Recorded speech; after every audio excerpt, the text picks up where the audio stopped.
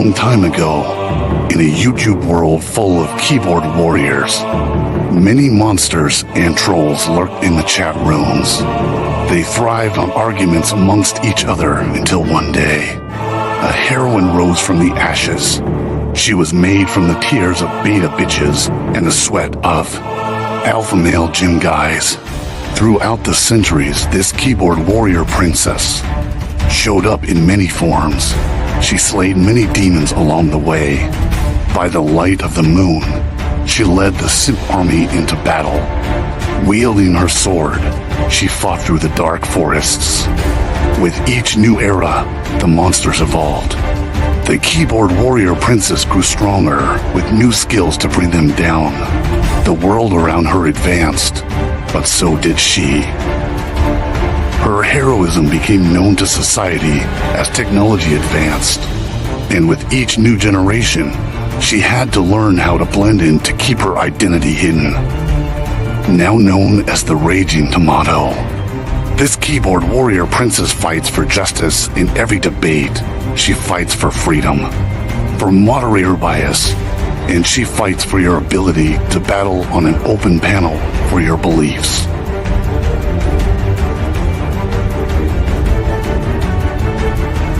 She protects the simp troopers from destruction. She fights to create peace among troll wars. She storms the battle zones without hesitation and leaves the battleground with her pockets full of souls. Are you ready to battle your fellow trolls? Are you ready for a moderator to give you time to talk? Are you ready for justice, peace, and a fair fight? Tune in every Monday night to watch your friends duke out their issues, or join the open panel so that you can fight the good fight and find resolution with your peers.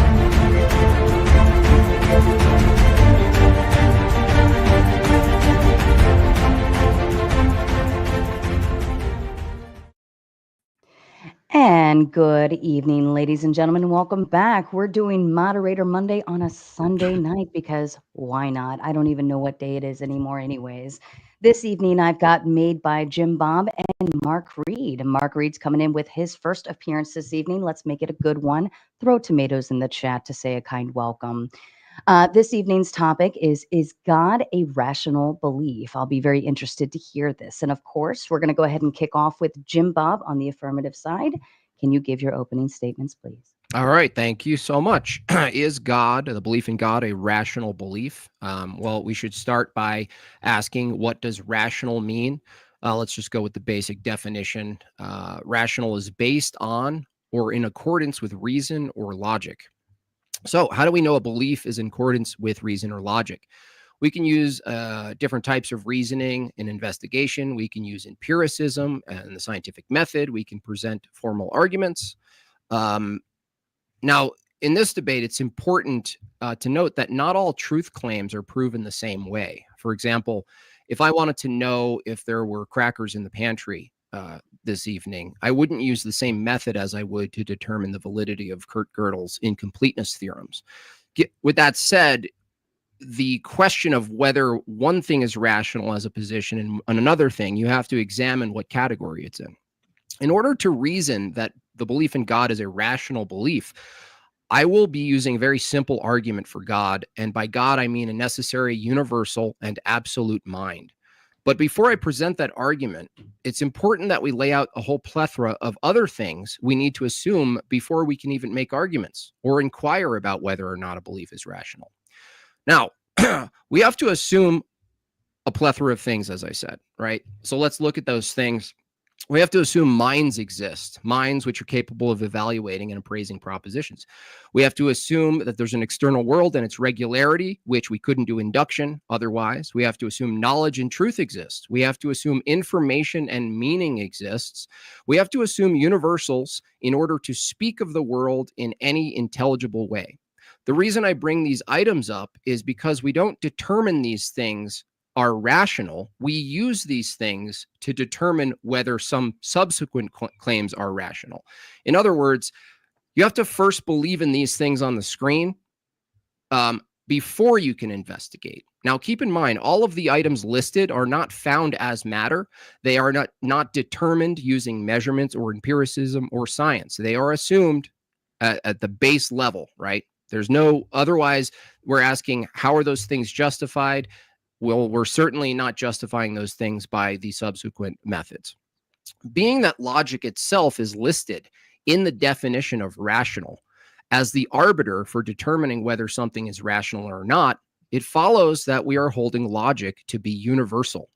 By universal, I mean it applies to all potential circumstances. I would also argue that logic, specifically the classical laws of logic, or the laws of thought, are absolute and universal. By absolute, I mean unchanging. They're not dependent on human opinion or convention. I would also argue that the laws of logic are conceptual and abstract. These three properties give me my first premise tonight. Premise 1, the laws of logic are universal, absolute, and conceptual. Now, what do we know about concepts? Concepts are mind dependent. There is no concept we can refer to without assuming a mind. So my second premise is, premise 2, concepts are mind dependent. But these aren't just any concepts. The laws of logic are universal and absolute and conceptual. Human minds discover universal concepts, but human minds don't create absolute concepts. We cannot produce universal concepts. We discern and discover these things. Do we create our own concepts that are not universal? Of course. That's not what's in question tonight. So the argument goes like this. I'll bring it up on the screen here so you guys can read it with me. All right. Premise 1, the laws of logic are universal, absolute, and conceptual. Premise 2, concepts are mind dependent. Premise 3, universal concepts require a universal mind. Premise 4, universal concepts exist. Conclusion, a universal mind exists. Now, I could bring that back up if my opponent wants to examine it a little later. I don't expect him to copy the notes right away. But what I can predict tonight is that my opponent won't be able to reasonably reject any of the premises of my argument. I'll also add that by debating whether or not God is a rational belief, my opponent is already holding a position that we should hold to rational beliefs and abandon irrational beliefs. Now, the reason this is relevant is because we will find out tonight that my opponent does in fact hold some of his own beliefs, which under his own scrutiny would be reduced to irrational as well. So I'm wondering which beliefs he thinks are rational to hold and which he determines aren't rational. To close, I'm not only arguing that God is a rational belief.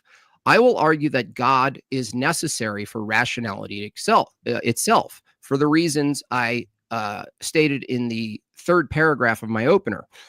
A reminder of what we're assuming tonight when we debate. These are the things that are held to, that are assumed, that under my view require justification, need some sort of binding, ultimate unifier. I would say God would be the binding ultimate unifier. Again, let's just review those items here. Mind. What is a mind?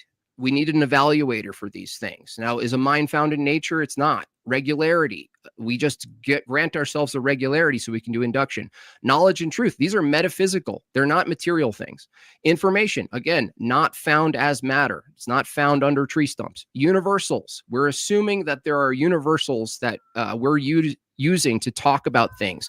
In fact, in the method of determining whether something's rational or not, you're actually appealing to this whole slew of things. Now, are these things that I just listed themselves rational beliefs? Like, we could swap God for the sake of argument with any of the things I listed. Are those things rational to believe in?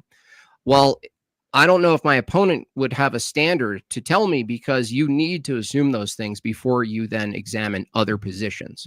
I'm going to ultimately argue that truth and knowledge is discovered and not created. That is to say, it's theonomous and not autonomous.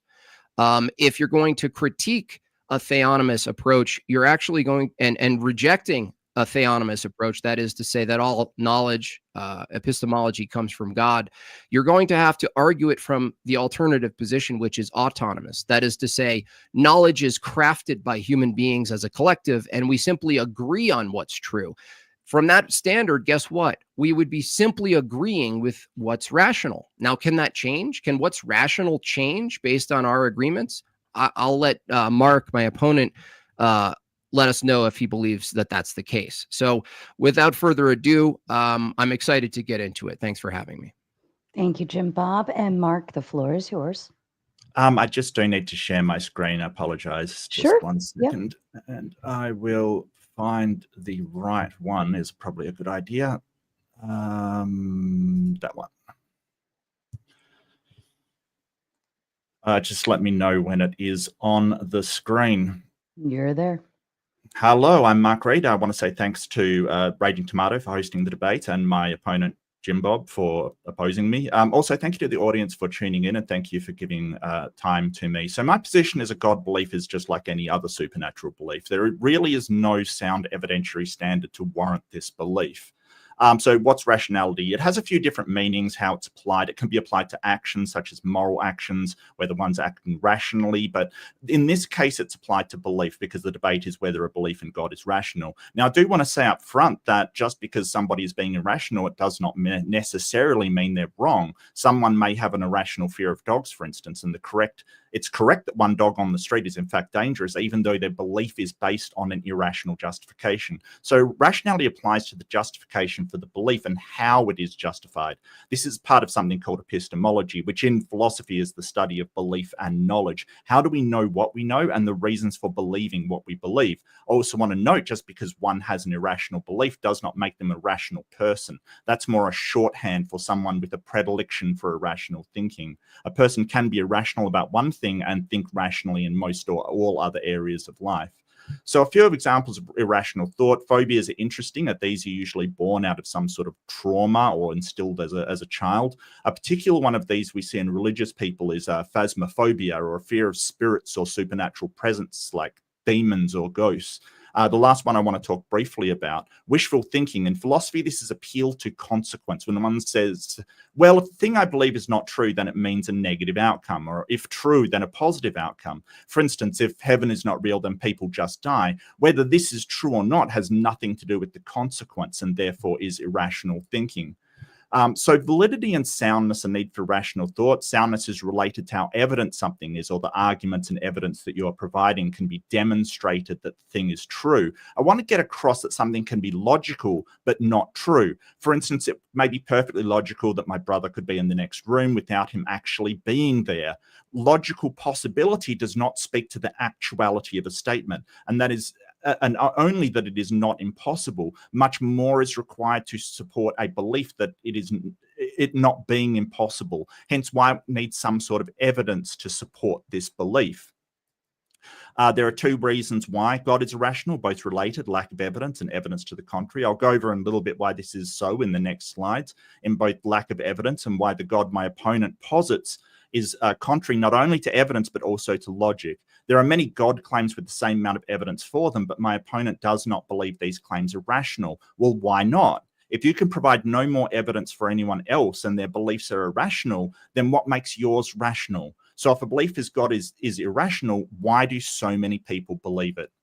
This is where faith comes in. Now, I want you to pay a lot of attention to the definition of faith in the Bible. What do you notice about this? Substance of things hoped for. This is things hoped for do not have substance, nor any material structure at all. Evidence of things unseen. Things not seen and not observed and not evident. So this is a paradox or a contradiction in terms here. Essentially, it is saying faith is believing without evidence, without any good reason to justify the belief. Faith shores up where a lack of evidence fails, and for this reason alone, a God belief is irrational. Some theists I met would agree and reject that rationality is required for their belief and accept that faith is a decision to believe without justification because it is required by a God. My opponent, I assume, disagrees. Now, I want to get into a logical problem, the Trinity. This has violated the law of non-contradiction, which basically states something cannot be both true and false at the same time. So something cannot be a cat and not a cat at once. The assertion that God is both one entity and three persons is a problem, as a person is an entity. So they are saying that God is both one and three. Three is not one. So they are saying that God is both one and not one at the same time. This makes the God posited logically impossible. my last one is the problem of evil. This is where the theist claims that a God is all-knowing, all-benevolent, and all-powerful. However, we see evil in the world, and a God that is described would know how to stop it, have the power to stop it, and would want to stop it. However, this God does not, showing that God cannot have one of the aforementioned attributes. If God is evil, this would solve the problem, but this is not the claim. If the God has no power to stop it, again, it solves the problem, but this is not the claim. If a God does not know that suffering is happening, it solves the problem, but this is not the claim. The suffering can be claimed to be a good thing, but it solves the problem, but it creates more, which we can discuss. But I think I might be getting short on time, so I'll wrap it up there. Thank you. Yep, no problem. And as a kind reminder to everyone watching and new information for the new viewers here, we will do open panel at the end of this. So we will have the debate, do closing statements, read and respond to all of the super chats, and then we will go into open panel dumpster fire. So if you do have something to add to it, you will have your time to do so. And for the record, there's over 400 of you watching right now. Please do the kind courtesy and hit the like button, subscribe, share, do what you need to do. Outside of that, gentlemen, I leave the floor open to you. Sure, yeah. In your opener there, Mark, you said rational belief is something that's backed by evidence. Is that correct? That's correct, yes. And do you hold that we ought not believe things that are not backed with evidence? Well, it depends on what you mean. There may be other reasons for believing something apart from rationality, but if you want to be rational, then yes, you would have to believe that. For instance, you could believe something on necessity, for instance, like it's necessary in order to live my life that I do believe something, but it certainly wouldn't be a rational belief. Okay. However, having a non-rational belief in one area doesn't mean you're irrational everywhere. I was just wondering because I was wondering if you, if there was an example of something that you believed in that was under your own standard irrational, or no, you think? I think people have a propensity to drop into irrationality. I'm certainly not claiming that I'm perfectly rational all the time. I think that people are predisposed to emotional reasoning, for instance. They will go, okay, well, I feel a certain way, therefore I'm going to make a certain decision. I'm sure you have done it yourself upon certain occasions and looked back and said, hey, that is irrational. But we're not really talking about my beliefs here. The problem with what you've said is that it's something called a tu quoque fallacy. It means in Latin, and you also. Even if I was irrational, it doesn't show that you are as well. No, I understand. Like the whole proposition that you're rational or irrational about your God belief is completely independent of what I understand. Well, I understand that position, but if your standard for determining what's rational, if you don't have one that you use, then that's why I ask, like, for instance, do you believe in human rights exist? Well, it's not about my beliefs. It's no, about it is whether because the God belief is rational. Because basically, if we're looking at where we are rational, dude, let me just say one thing. You asked a question. You asked a question, so I'm answering it. I'm saying that my beliefs have nothing to do with the debate. All you are trying to do... Go ahead and let him land the plane. All you're trying to do is poison the well by basically saying, hey, you've got this problem, and I think all my beliefs are rational, or at least I try to make them as rational as possible. And when I look back and see something that is rational, I try to correct it and say, hey, that was an irrational thought. That is what we strive to do. And just because I am irrational in one area doesn't mean I'm irrational in all areas. Do you think if a person is irrational about one thing, they are irrational about everything? Nobody said that. Nobody said that. Okay, so the reason I ask about rights, I'll make it about me. I don't believe human rights exist. Is that an irrational position from your point of view?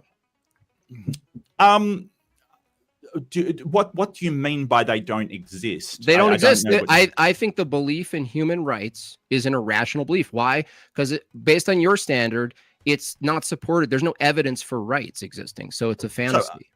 Yeah, so I think they're a social construct. And to say that a social construct doesn't exist, it's like saying that America doesn't exist, because that is a social construct. There is no objective thing to say that America borders should be here or there or anywhere. I understand. Or the properties Dude, that we you didn't answer my associate with question. America I answered a should simple be an question. actual thing. I didn't Just ask. like this, human I rights asked you a are simple a social question. construct. Like, I'm I didn't talking about ask what human I rights. didn't ask what you think the right is. Can we let's go ahead and let Jim Bob I clarify, and didn't then ask Mark you can you. respond. I didn't ask you what you think what a human right is. I ask you, is it irrational for me to say that human rights don't exist because there's no evidence? Is it irrational for me to say that? So the problem is what you have with exist, because sort of social constructs exist. They don't exist and they're not real, but they don't exist in the world. But we have social constructs like the law. It's like saying, well, the law doesn't exist. Great, go out and break the law and see how far that gets you, mate. Well, that's the problem. You're not answering my question. Because it's a social No, I'm answering your question. Because it's a social construct, it doesn't exist. And yeah, I think that's is it irrational for me to believe in social constructs, or is it more rational for me to accept social constructs? Do you believe social contracts exist?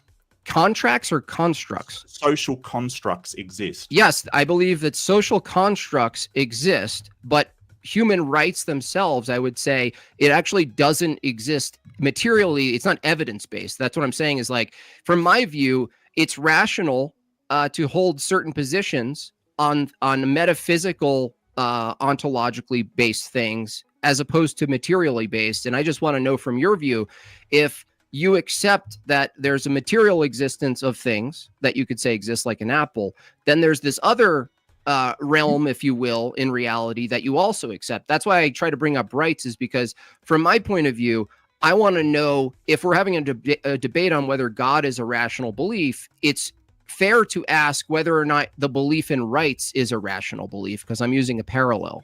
Now, I still don't have an answer. Is it rational to believe in the social construct human rights? Is it rational? Well, I can answer that now that I've got clarification. Okay. If you think that social constructs exist and human rights is a social construct, but you don't believe that human rights exist, even though you believe that social constructs exist, yeah, that's irrational. Yes. Okay, so I don't believe actually that human rights exist as an item, but I believe the construct that's backed with force exists, that the agreement to say, well, we'll just say human rights exist and we'll back it with a gun. I see that exists. So yeah, if you agree, okay, great. Exactly the same as America. It doesn't actually exist. They back it with a gun. What's the difference? If you agree that human rights don't actually exist, but the social construct does exist, would you agree that the belief in God is a social construct? The belief in God exists. Yeah, that's a social construct. Just like the I'm belief in the rights. I'm not arguing that the belief in God does not exist. I'm not arguing about that. Hold on a second.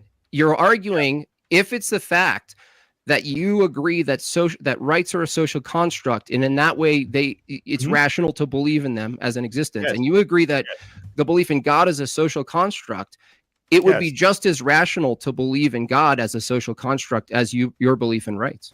That's the end of the debate. Yes. No, it's not. So you conceded the debate. No, because we're not. That's the end of the debate, dude. God as a social construct is rational to believe in. We're talking about God as an actual thing is rational to believe in. You're committing something called. Wait, no. Actually, no. The debate isn't. No.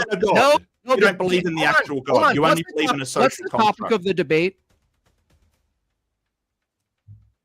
What's the topic of the debate? What's the topic of the debate? Belief in God a rational belief? That's right. The question isn't, does God actually exist? You notice that that's not the topic of the debate? You're arguing God doesn't. I asked you a question.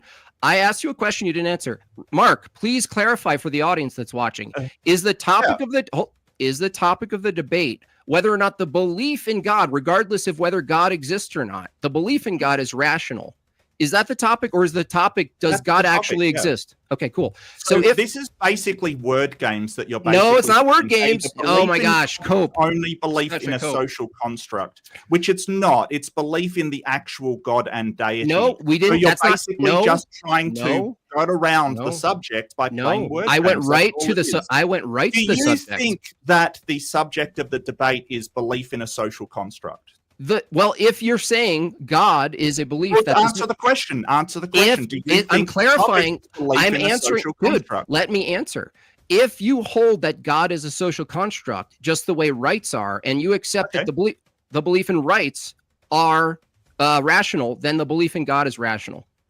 Do you believe that God is a social No, I don't personally believe No. that. Do Christians believe that God is a social construct? Where in my opening did I say anything about Christianity? I pointed to the argument. Do The you law- think theists believe hold in a on, God as a social dude, you're not construct? engaging with my arguments. You're right. You prepared for the wrong debate, by This the way. is semantics. No, it's not semantics. It Look, is I'll give you semantics, my yeah. argument. Let's see if you can hang with my argument. Where nothing about Christianity, nothing about the triune Godhead, by the way, in my opener. Premise one, the laws of logic are universal, absolute, and conceptual. Do you agree with premise one? I don't know that for absolute sure. They seem to be. I wouldn't Okay. say that is So for the sake of argument, how do you know they're absolute, universal, and how do you know that? how do you know that the laws of logic are absolute and universal? Yeah. How do you know Because that? I would know that by any attempt to argue otherwise would assume those laws.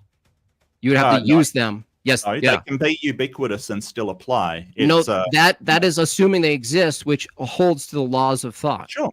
Yeah, so Yeah. that's what I'm saying, is that to argue against premise one would be a contradiction. That's why I know premise one is No, true. it wouldn't. No, it Yes, it wouldn't, would. because I can assume those Argue- are true. argue without it. Actually, we'll argue against them without using the laws of logic. Yeah, argue against them without assuming they're true. Go ahead. No, I can assume they're true without claiming to have knowledge they're absolute. This is what's called black and white thinking. So okay, so you're basically assuming. saying that Okay, in one case you either have can't even absolute assume. knowledge or you have no knowledge at all. And this Dude, is what's does this is the a premise- fallacy called Let black him and finish, white. Jim Bob. Okay, dude. Basically means that you're either assigning 100% knowledge or 0% knowledge with Wait, any kind of okay. if you'll just let me speak, Jim Bob, because I'm trying to speak and I let you speak because you don't seem to have any filter on yourself.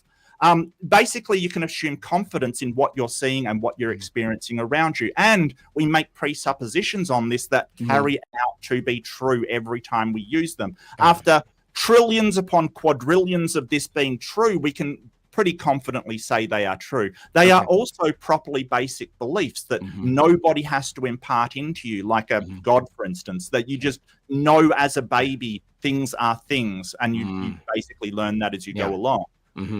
So with that said, so it's not, from your view, it's not actually true that based on that rationality itself, to call something rational is basing it on or in accordance with reason or logic. That's just an assumed thing you can't actually know from your view.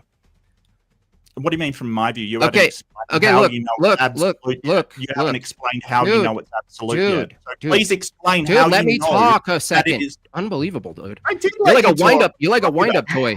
Okay, I Listen, said up and then Mark, you try to Mark, go and then ahead, let Jim me Bob. interrupt me. Mark. Wow. Jim Look, Bob, finish your thought, look, and then Mark, look, you respond. Mark, my premise one, for the sake of argument, was the laws of logic are universal, absolute, and conceptual. You said I can't know that. I said, okay, let's swap the premise one with the definition of rational. Is it, if premise one said rationality is based on or in accordance with reason or logic, are you going to say the same answer? I can't know that. Are you going to say that?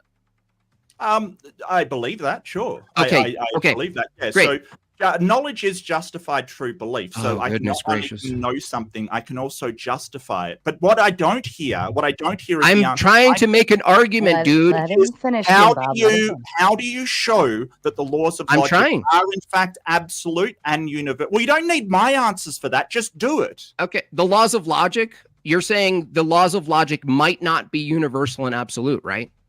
I believe they are. Yeah. Okay, let's just believe they are for a second, okay? Because we're talking about belief. So let's just take all these premises as beliefs, okay? Is it rational to believe that the laws of logic are universal, absolute, and conceptual? Well, what I'll go back to is my question, Unfucking believable. which is basically, can you show that they are absolute and universal, which you haven't done. All done is ask me Mark, questions which isn't showing Mark. it. What I'm saying I'm here trying is to run an able to argument. You show won't even it. do the argument with me. No, I Look, won't. You're not look, answering my question. Is Why it don't you reason? answer the question? The title of the debate is it rational? Is it rational to believe in God? So I'm going to stop for a second. As I said, which you ignored, there are properly basic beliefs. I There are don't beliefs care. that I'm you asking don't- about a premise.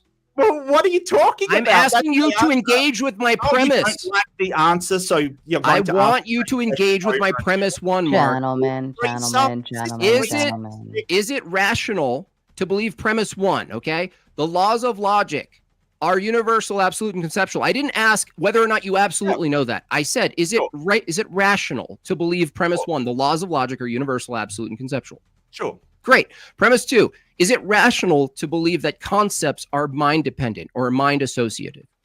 Sure. Yeah, absolutely. They are. Okay.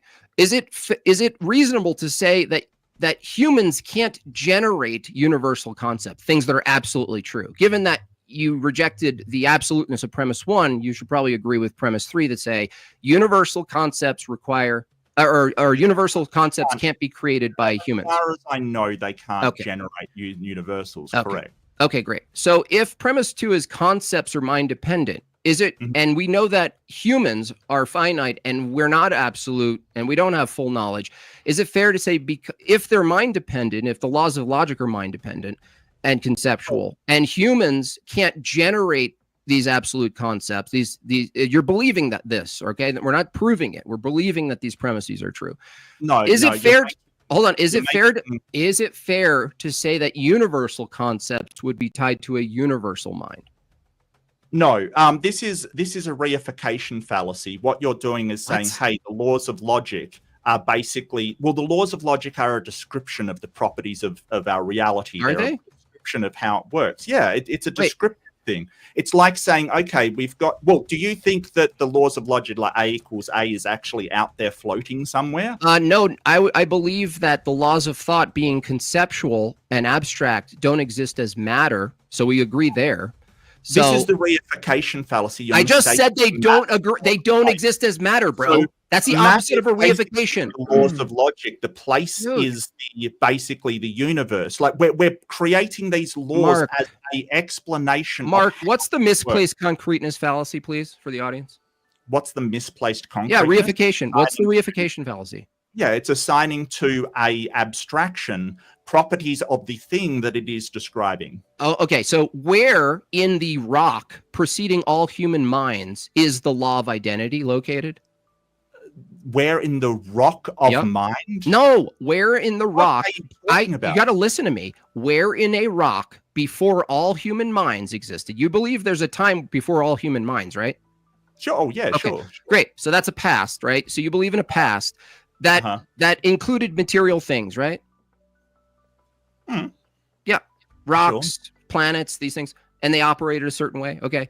I'm saying that in that way it operated, we describe with the laws of logic. You weren't there to watch this, okay? I'm saying in the past, dude, in the past, there's this reality of that's a hard reality, right? It's concrete. I'm asking you, does that reality abide by the law of identity? It does, yeah, but the law of identity is a description that we've given to How is it? No, hold on. Properties. It just has the properties Bro, you of just being something. Let him finish, Jim Bob. Let him something finish. is not something else. That's the property. We have codified that into the laws of logic. We say I understand that, but I understand what you're saying. But exclude. Yeah, I don't know why he just keeps interrupting. It's absolutely Jim Bob. Is that a urine At jar? least.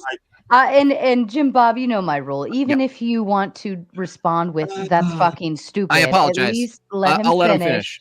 Thank you.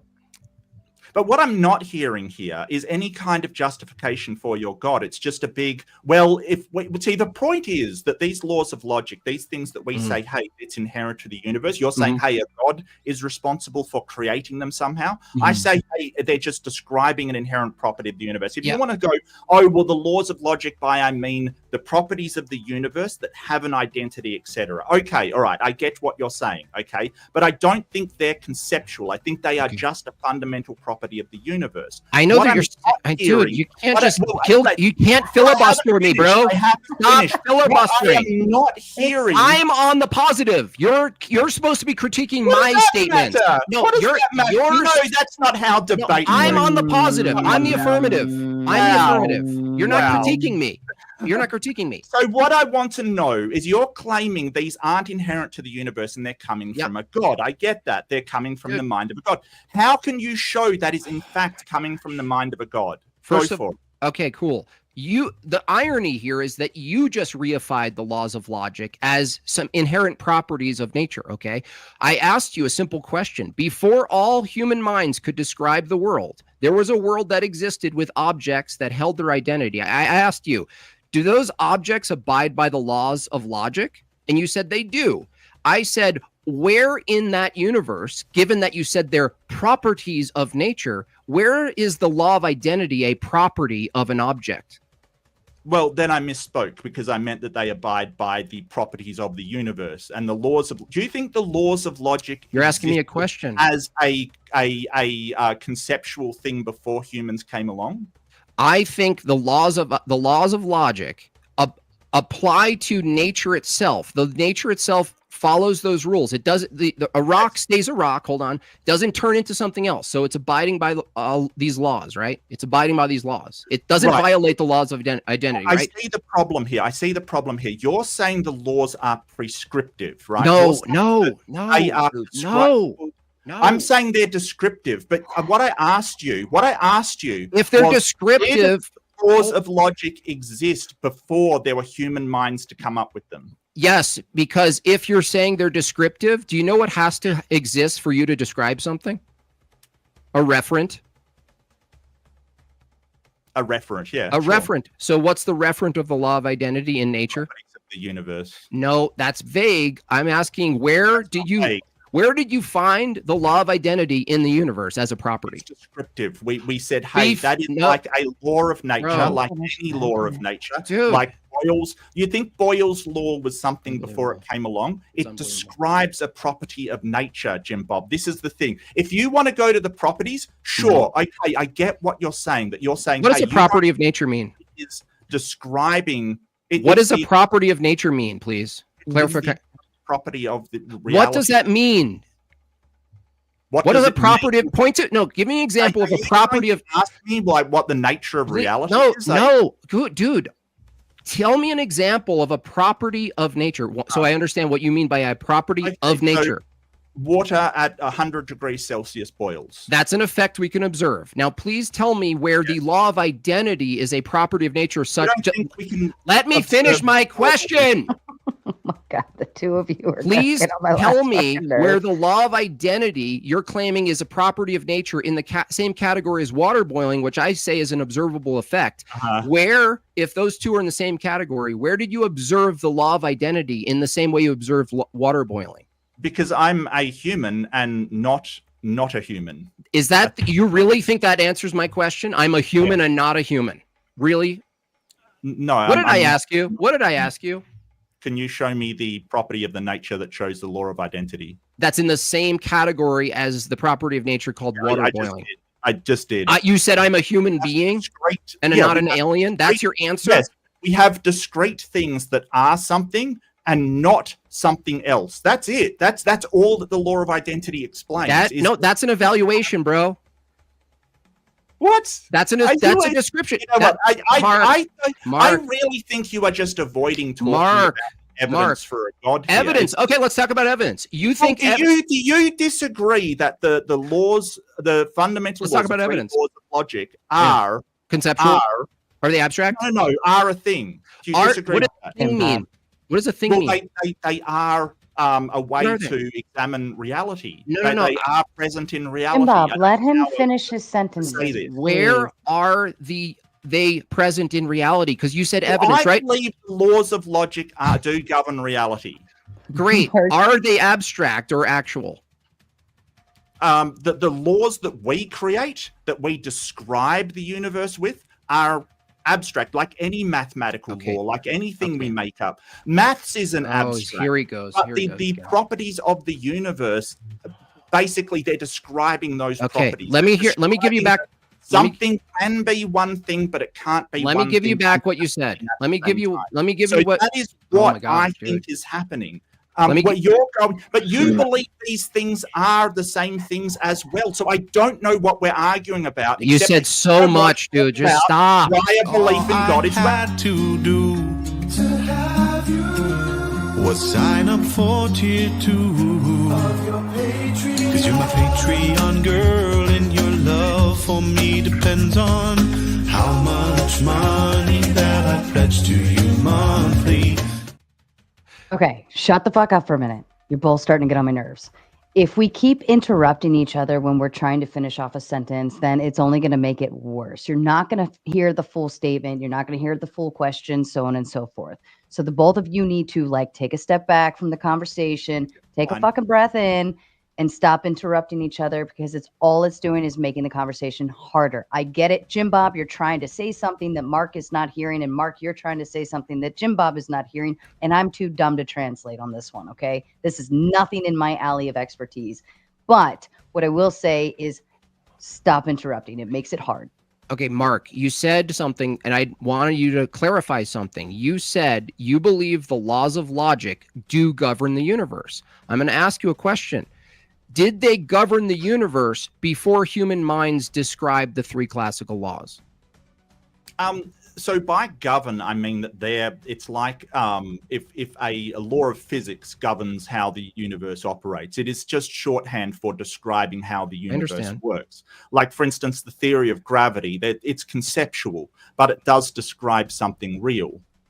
This is the problem. You're not answering my question. Oh, well, I am. No, what did I ask you? Well, it's like saying that, hey, you've got a map there of the landscape. Is the map conceptual? Well, yeah, the map's conceptual, but that doesn't mean that the real place does not exist. Well, I'm explaining this to you, Jim. What did I ask you?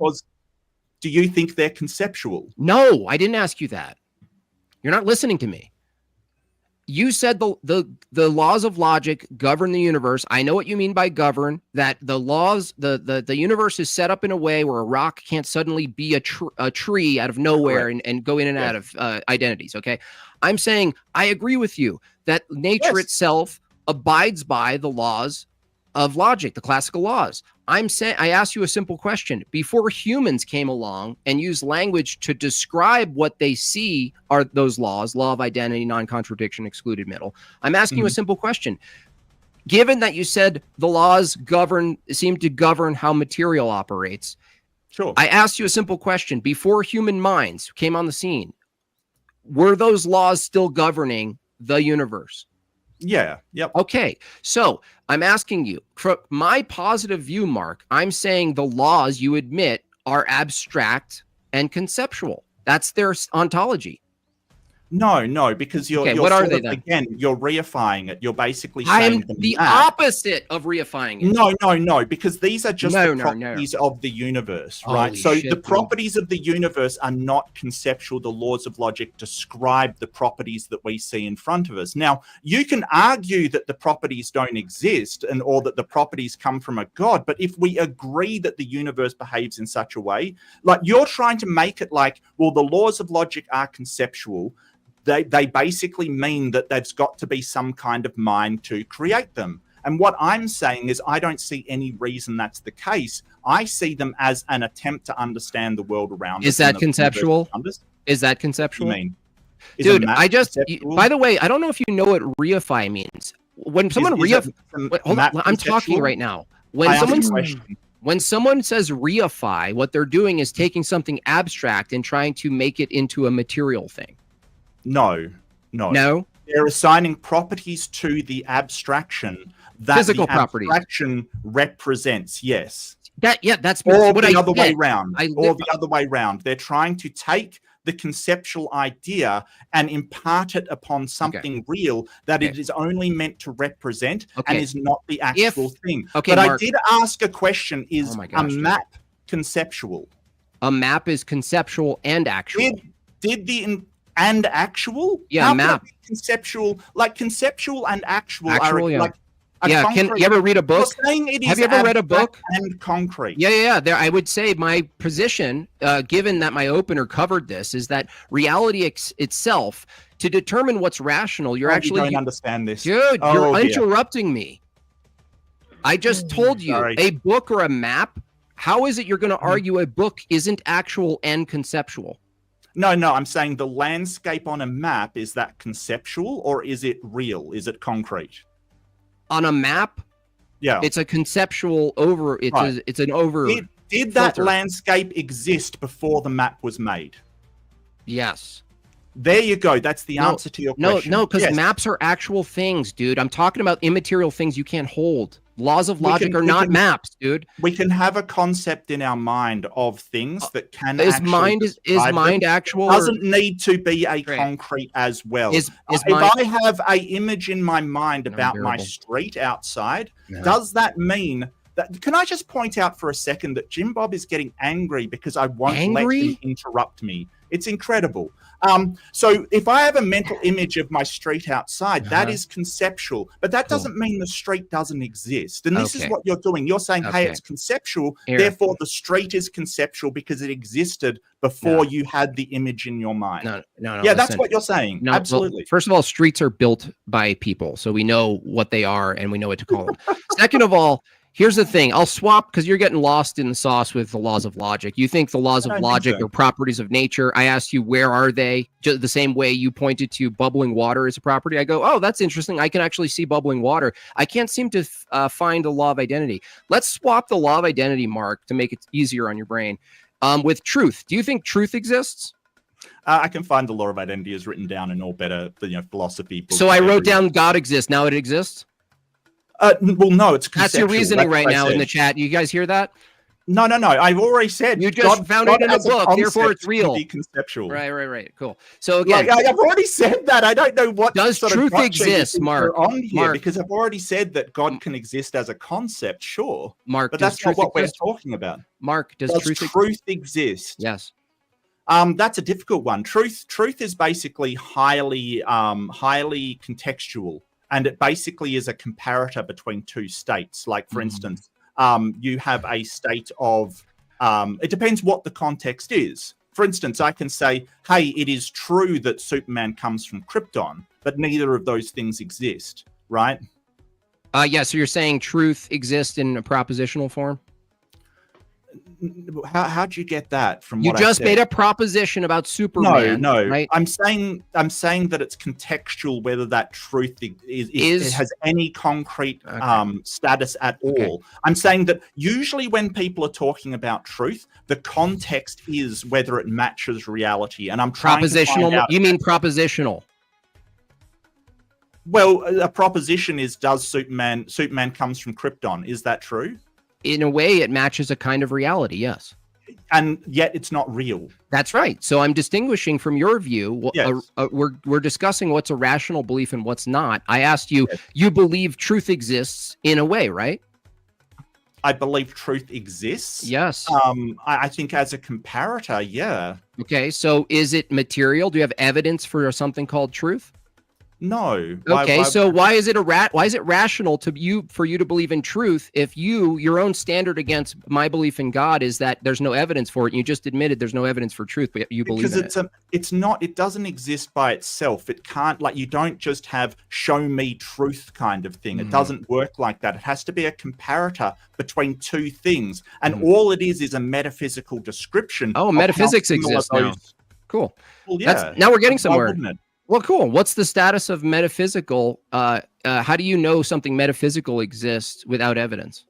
Well, metaphysical just means, like, meta means about whatever it is that you're talking about. So metaphysical is talking about physics. It's just one layer up. But that doesn't mean it's wait, supernatural. excuse me?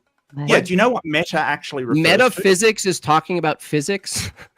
No, talking about physics. Oh, really? So time's physical? Well, yeah, it's talking about really? about physical. It's Okay. meta. That's the whole point. Meta means, like, sort of one step removed, talking about what it is that you are discussing. Does it right? mean So discussion of a discussion is a meta discussion. But that doesn't mean it's supernatural. We're simply giving a name to a state of two things being similar. Like if I say, hey, I am bald, right? And that is reflected in reality, then that has the status of being true. It doesn't mean it exists as a thing. Like, can you show me truth without showing me something else? Just truth by itself. Show me that. Truth? No, I would argue that truth is outside of the evidential category, which is a point in my direction, being that dude, let me talk. You just talk for a lot. Let me fucking talk. Oh my God. You guys are going to be fucking prick. It's a meltdown. No, it's not. You're annoying as fuck. This dude. actually isn't as bad as the gematria. The gematria debate was just horrible. Is this a child? Have you got a child on? Wow, dude, that's listen, incredible. Mark. No, you just don't stop. Hilarious. You're still talking.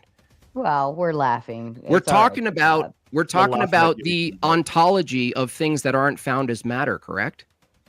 The ontology of things not found as matter. Yeah, I guess so. So is it rational to assume there is an existence that's not material and evidential? No, because I don't see any evidence for that. Dude, you just wrecked your own epistemology. Look, knowledge. You believe knowledge exists? Do I believe knowledge exists? Mm-hmm. What do you mean by exists? Yeah, exactly. So if you say knowledge exists, and I ask you what's the ontology of knowledge such that you assume it exists, and whether or not that's a rational belief that knowledge exists, if I asked you that, obviously you're not going to pick up a petri dish of knowledge, right? So the problem that what you're saying with sort of saying dude, you don't engage with anything I'm saying, dude. Hold on. At least let him not engage. The problem, you can't answer a fucking question. But let him finish. At least you can still come back and say you're absolutely retarded.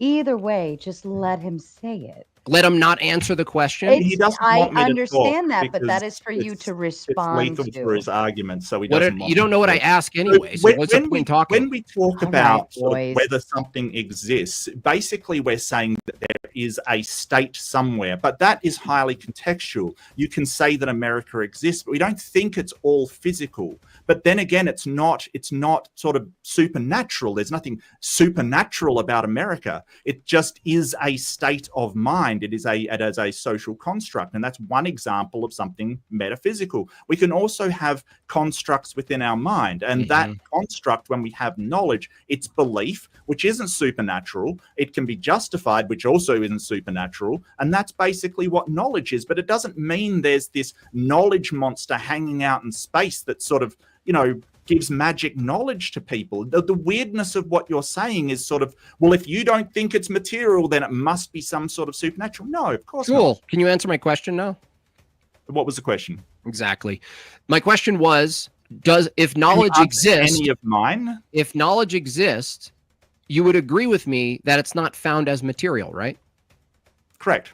Okay, so actually, that's not true necessarily. I mean, you could make a statement that, hey, the belief is a thought, and we know thoughts exist materially because it's made up of electrons in the mind. Oh wow! So the thought of God exists as electrons in the mind. So God exists? No, that's a conceptual thing. Okay, cool. So we're talking about knowledge, right? We can get back to the actual subject of the debate. Yeah, we are.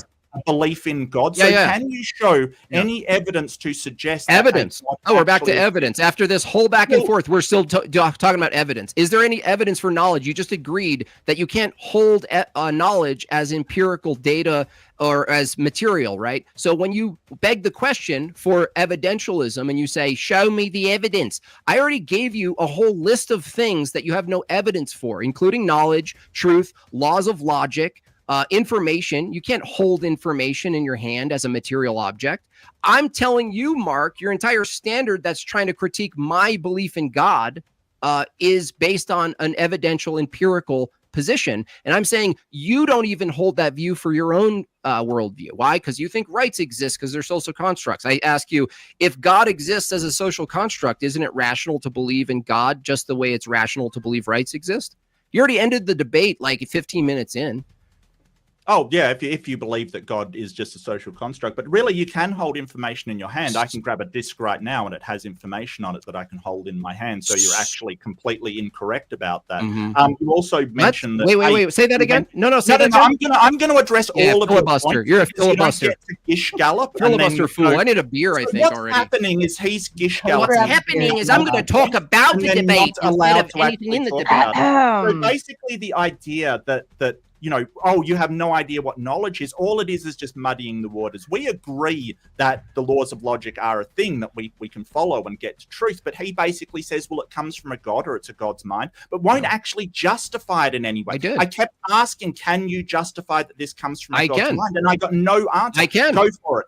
Good. So how do you know that? First of all, you say the laws of logic are a thing. Obviously, you don't mean an apple, right?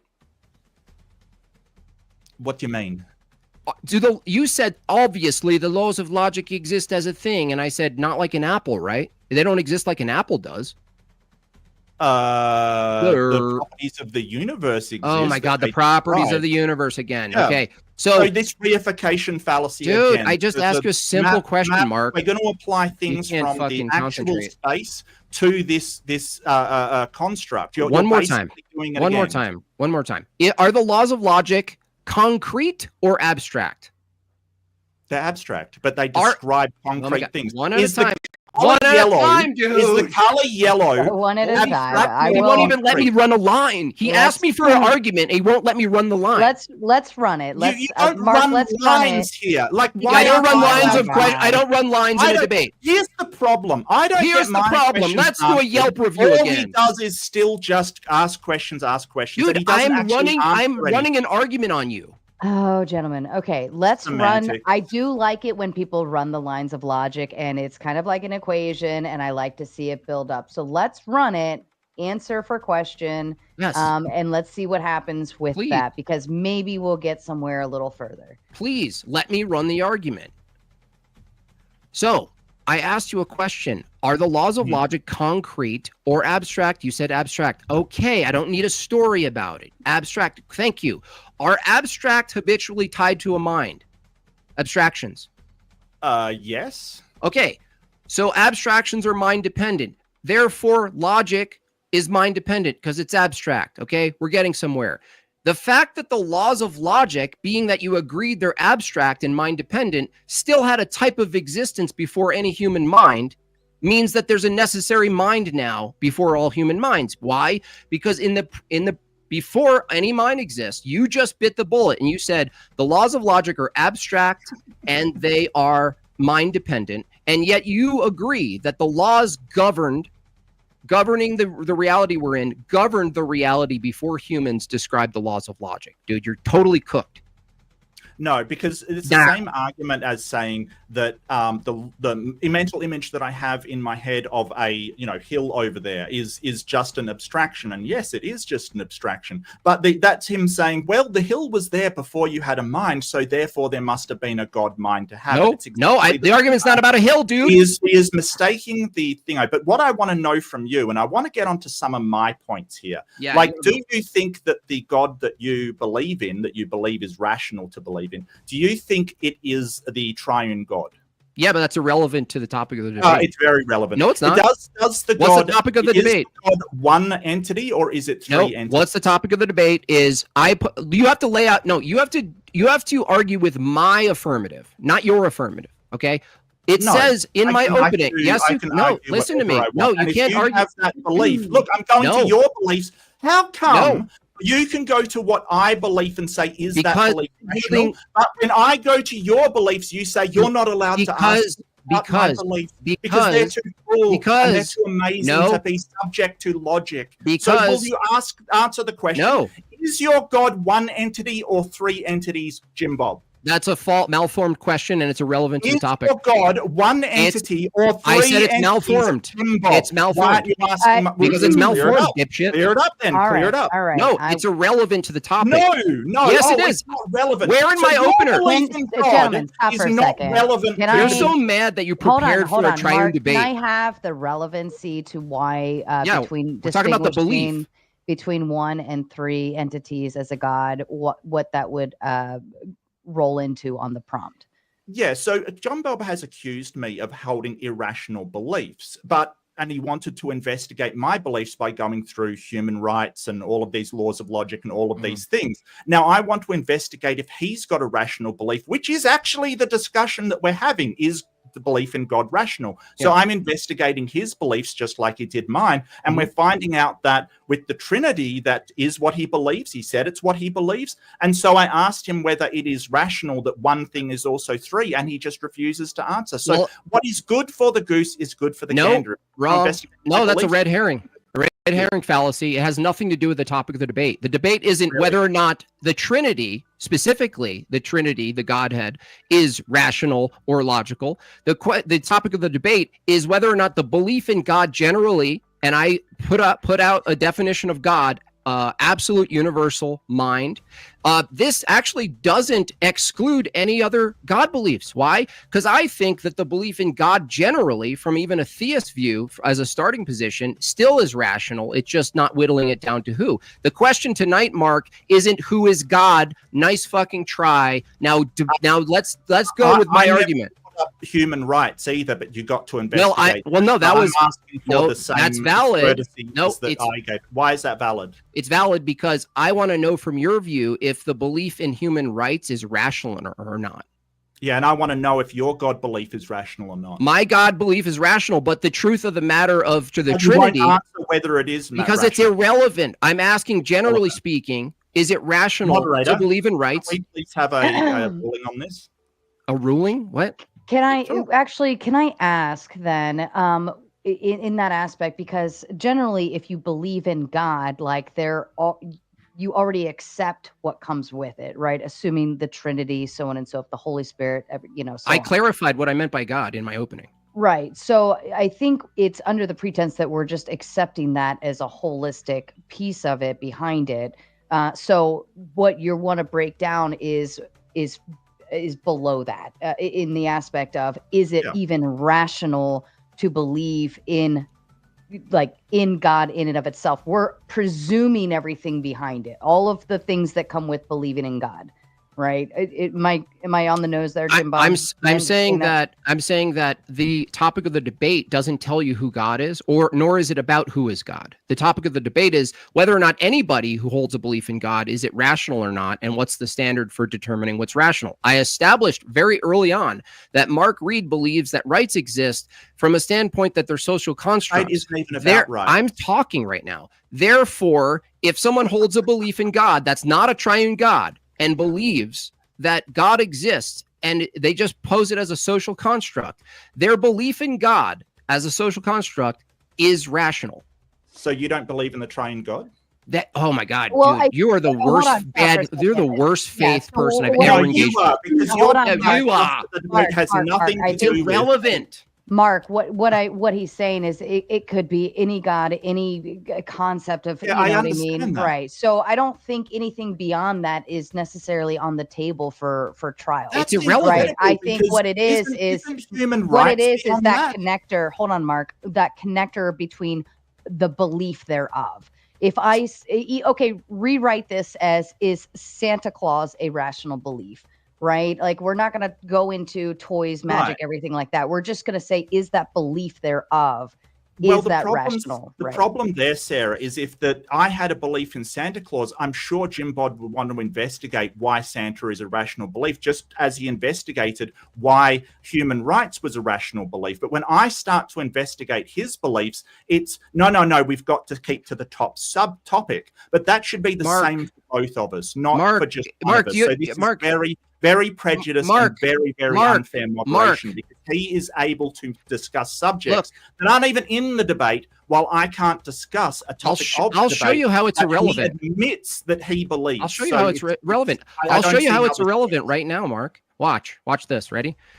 Even if the triune Godhead, as explained, didn't make any logical sense at all, and it violated every single problem in logic, right? Every violation, right? Let's just say it does, right? Let's just grant it for your sake of argument. If you agreed that believing that God is a social construct was justified and wasn't irrational. The question wasn't whether or not the examination of the triune Godhead is rational. The question is the belief in an irrational God is rational. By your own admission, early on, you took the L and you misspoke, either misspoke or took the L, because you said the social construct can be totally false and rational to believe in. It could be totally false that human rights exist, but it's rational to believe that they do. Well, it could be totally false that the triune Godhead exists, and it could be rational to believe. You literally lose the debate explicitly. No, yes, you do. No, just say now. The debate is not whether it could be rational. It's whether it is rational. Yeah. And just because it could be doesn't mean that it is. You seem to have this problem with black and white thinking that things are either 100% true or 0% false. And that is not how we ascribe confidence level to what we do. Cool. Yeah. So coming back to the Trinity, you're saying that the Trinity is completely irrational. Well, thank you for admitting that. I didn't admit that, you snake. I granted it, you little snake, you little shiny, slippery snake. Do you know the difference between granting and conceding, you little fucking snake? I'm going on to... You're a snake. This is hilarious. Let's just presume. You're such a little slime ball, dude. Okay. To a child. You're a little slime ball. You're a liar. Both of you. I said thank you for I didn't admit it. I didn't admit it, you creep. I granted it. Do you know what that means in a debate, dummy? Can you grow up? I'm asking you a question. How old are you, by the way? Do you know? Is this an adult that I'm talking to? I feel like just get this out, or you know the difference between granting and conceding, Mark? I never said you conceded it. You said you admitted that's a concession. Sure. So you did say conceded. You're a liar. So you're no, you're just a liar.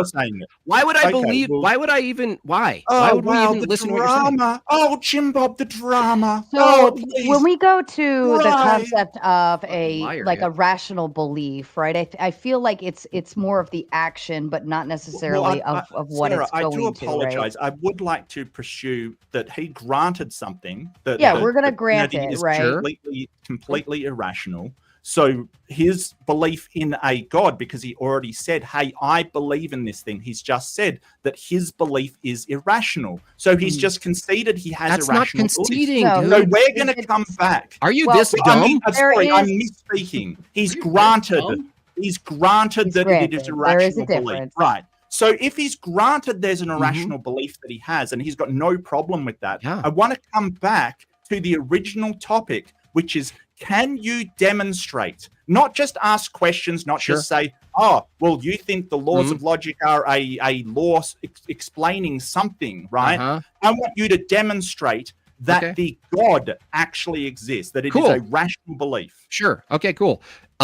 Again, what you just said earlier on, I already demonstrated, right? I already demonstrated. This is how I demonstrated, okay? You agreed, premise one, that the laws of logic and truth are abstract and absolute. You believe that, right? Being that they're abstract, you admitted premise two that abstractions are mind dependent. You believe premise two. I never said that. Yes, you did. I didn't. Okay, fine. They're abstract, and are they universal? Do you believe they're universal? I think so. I think okay, great. So they're abstract and universal. So premise one, truth is universal and abstract. Premise two is abstractions are mind dependent. You admitted that before any humans came on the scene, the laws of thought governed matter before any humans existed. I've never said that. Yes, you did. Yes, you did. No, rewind the tape. You did say it.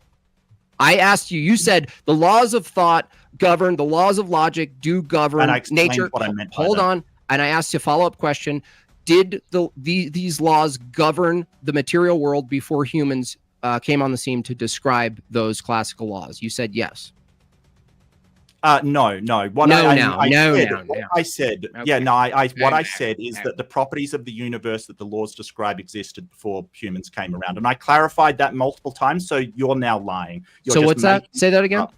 That the properties of the universe that the laws describe existed before humans. But you're trying to say, hey, the map and the place are exactly the same thing. The laws of logic, they're an abstract and they're exactly the same thing. Dude, listen. I don't really care for what you're trying to... Let me clarify something. Here into the conversation. All right, let me tell you when you're done mumbling. Really, what I asked and that I got no answer for, can you Metaphysics is physics, right? Yeah. Hold on, Jim. Can you demonstrate that that God is a rational belief, and all we hear is this semantic. I already demonstrated games. I already demonstrated it. Oh, but if you get this and do this, then no, you demonstrate it again. I'll demonstrate it again. Yeah. Ready? Do you believe human rights is a rational belief? Yes. Okay. Do they actually exist? Do they actually exist? Yes. Really? They exist? Did you see one? As a social construct. Oh, okay. Okay. Does a belief in God actually exist as a social construct? Does a belief in God actually exist as a social construct? Yes. Cool. So it's rational to believe in God. Debate over. No. I don't know the entailments of my own fucking view. What you're saying, you're sort of saying W's in the chat. This is over. If this social construct does exist, is idiot. it rational to believe in it? Just because a social construct exists doesn't mean it's rational to believe in it. How do you not know you lost? A social construct of, Jabal Jaya, the country that no man can enter. You're confusing. And it wouldn't be rational to believe in that, even though it is a social construct.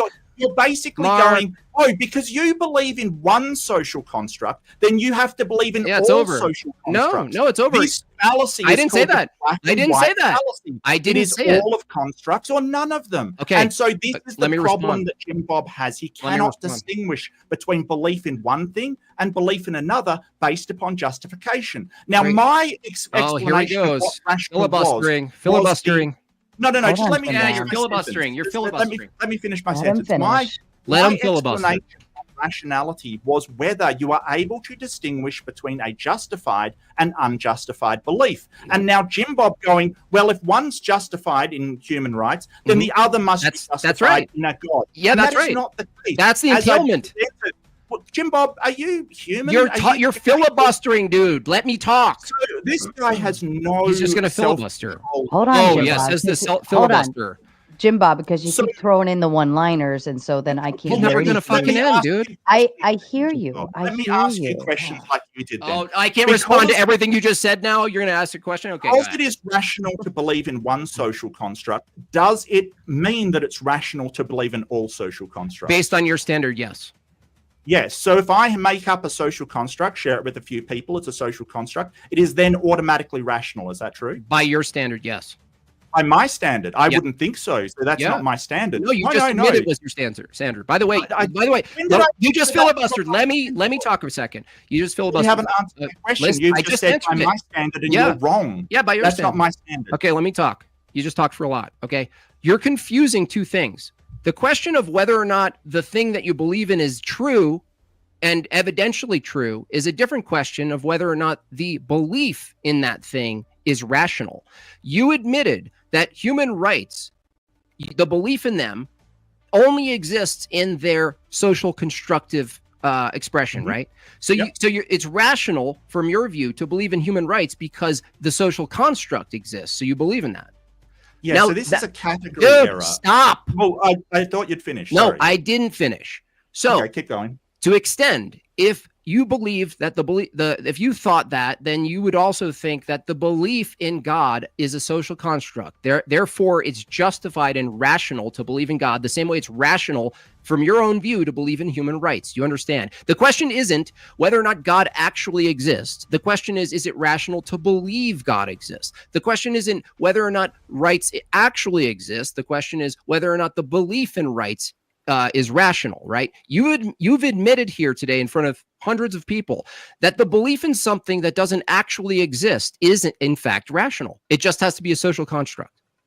Well, you're making a category error because I know that you didn't watch my presentation because I pointed out that there's a number of different ways that we use rationality. So the belief sort of rationality of why we have human rights is more linked to a moral rationality. And I even pointed that out in my opening as it's used in multiple different ways. So you're just conflating the two. And the whole idea that, you believe in God, nobody thinks that means you believe in the concept of God. Right? Nobody thinks that. Okay. Everybody is saying the belief in God is believing that he is actually a concrete thing. So that's not true.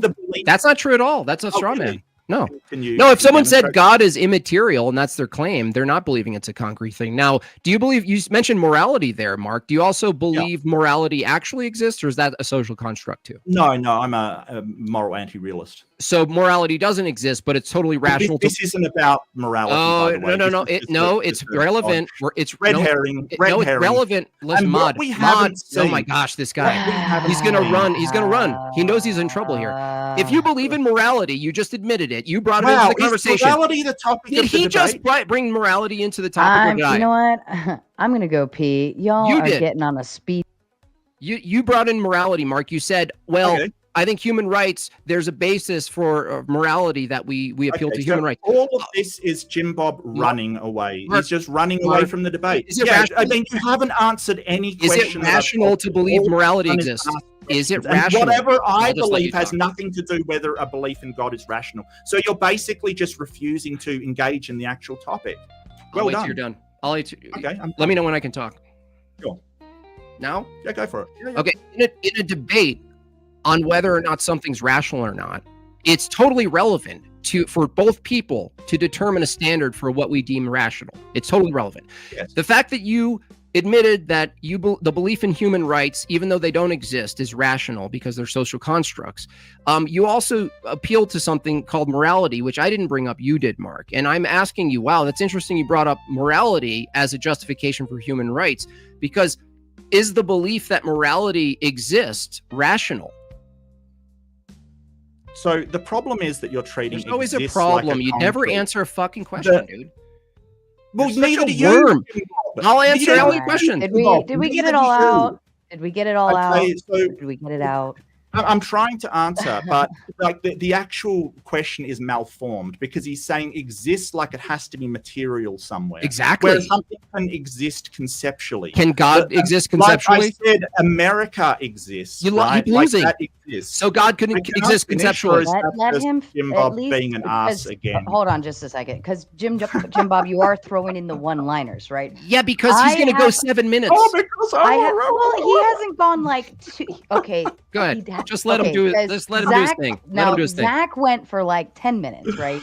But I will say Mark is at least only going for 3. So it's not too bad. But every time you throw in the one-liners, it throws him off. No more one-liners. Jim Bob doesn't want me to talk. I love the one-liners. Okay, Jim Bob doesn't want me to talk because he's just so scared of me actually talking. He wants to interrupt. He wants to act like a child. He wants to like do all of this stuff. Yeah, grow up, Jim Bob. Go ahead.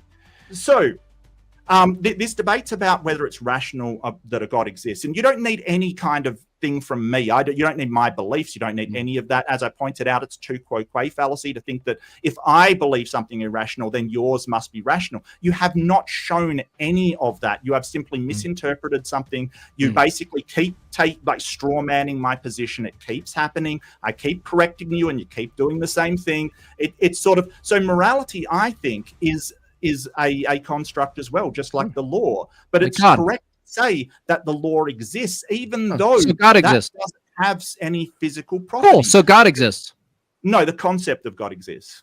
So it's rational to believe in the concept of God. That's a belief, right? Rational is to believe in the concept of God, which is different than the God. So you lost the debate again. This is just word games. We're not debating whether it's I rational to believe in the concept of Okay. God. We're debating whether it is rational to believe in God. Look, if your best Tell me when you're done. defense is, Tell me when you're if done. your best defense, Jim Bob, is, well, it could be a concept. Like, if that's your best defense, I really worry about Let me you, know when mate. you're Like, done. seriously. I'm done. That's Okay, hilarious. cool. So from your own standard, it's rational to believe in something that doesn't actually exist, like rights, because it's a human construct and it's a concept. But it's irrational for someone to believe in God as a concept. No, I never said that. Yes, you did. You literally just said it. I didn't say it was irrational. I said, yeah. Well, I mean, do you have? So let me. No. Hang on a second. I never said that it is irrational. Look, Jim Bob, if you think you don't have an accent, then you're stupider than you look, mate. Look, it's irrational. It's not irrational to believe in the concept of God. I believe in the concept of God. I believe that it's a concept. This is the thing. This is so cool. stupid. So human rights don't exist. I think it's irrational to believe in a God, and that is the topic of the debate. So you're just playing word games to try and go, well, it's a concept. Yeah, let me know when you're done. It's rational. So it's hilarious. So it's rational to believe in morality and human rights, right? Yeah, sure. But the concept of them, but they're not actual, right? They're not actual? Yeah, they're not real. No, they're not real. They're noble lies. What's your definition of real? Oh my gosh. From your view, what's real and worth justifying in a belief is empirically validated by evidence, right? I'm saying there's no evidence of morality and there's no evidence of rights, yet you believe and you think it's rational to believe in human rights. I think most things require evidence. There are some a priori truths that we may be able to get to. Sure, I don't think it's entirely necessary, but I think that, like, sort of without some a priori, deductive argument, I think that you're not going to get to something without evidence. And when I ask for evidence, you haven't provided anything. So do you have any evidence to justify your belief in a God? No, I don't hold that it's an evidential view. No evidence whatsoever. No, because it's not an evidential view the same way you have no evidence for truth existing and you admitted it exists. Do you have any evidence against any other God posited out there? Evidence against?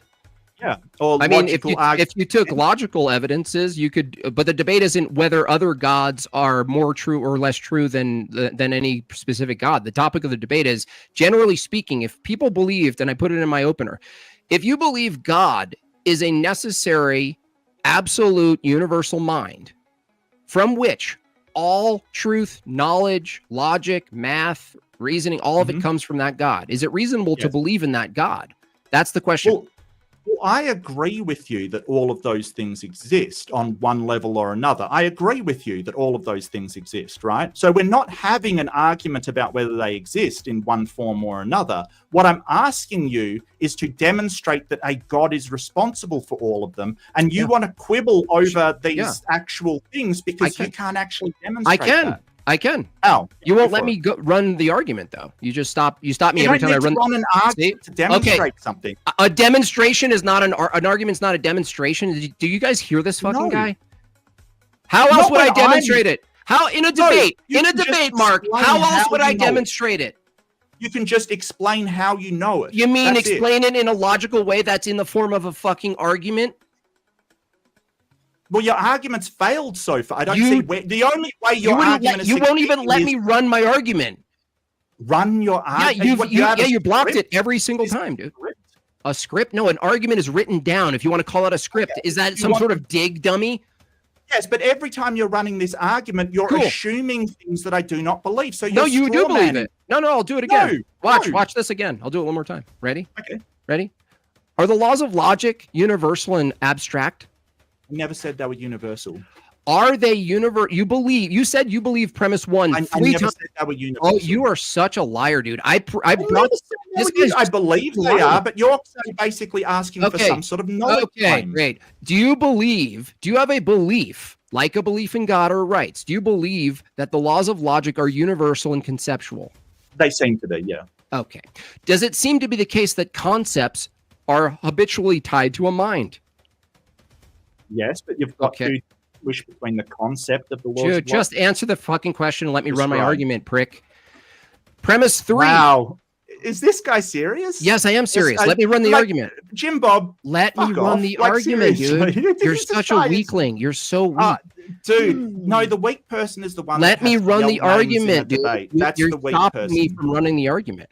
It's clear to the chat. You're just stopping. No, because arguments aren't yes, no. They're not. Yes, they are. Premises are yes, no. Yes, they're literally yes, no questions. Premises. No, this is sort of black and white thinking. Oh, okay. So arguments aren't yes or no to the premises. Is that what you're saying? Go for it. Go for it. Ask the question. No. Now we have to figure out what an argument is. Yes and no is. No. We should probably figure out what an argument is. Is an argument a set of... This is a pre-sup thing where they basically have a script they go down with only yes or no. No way to clarify what your actual answer is. It's dishonest, is what it is. But that's Jim Bob. Dishonest. Oh no. So again, what we're talking about here are premises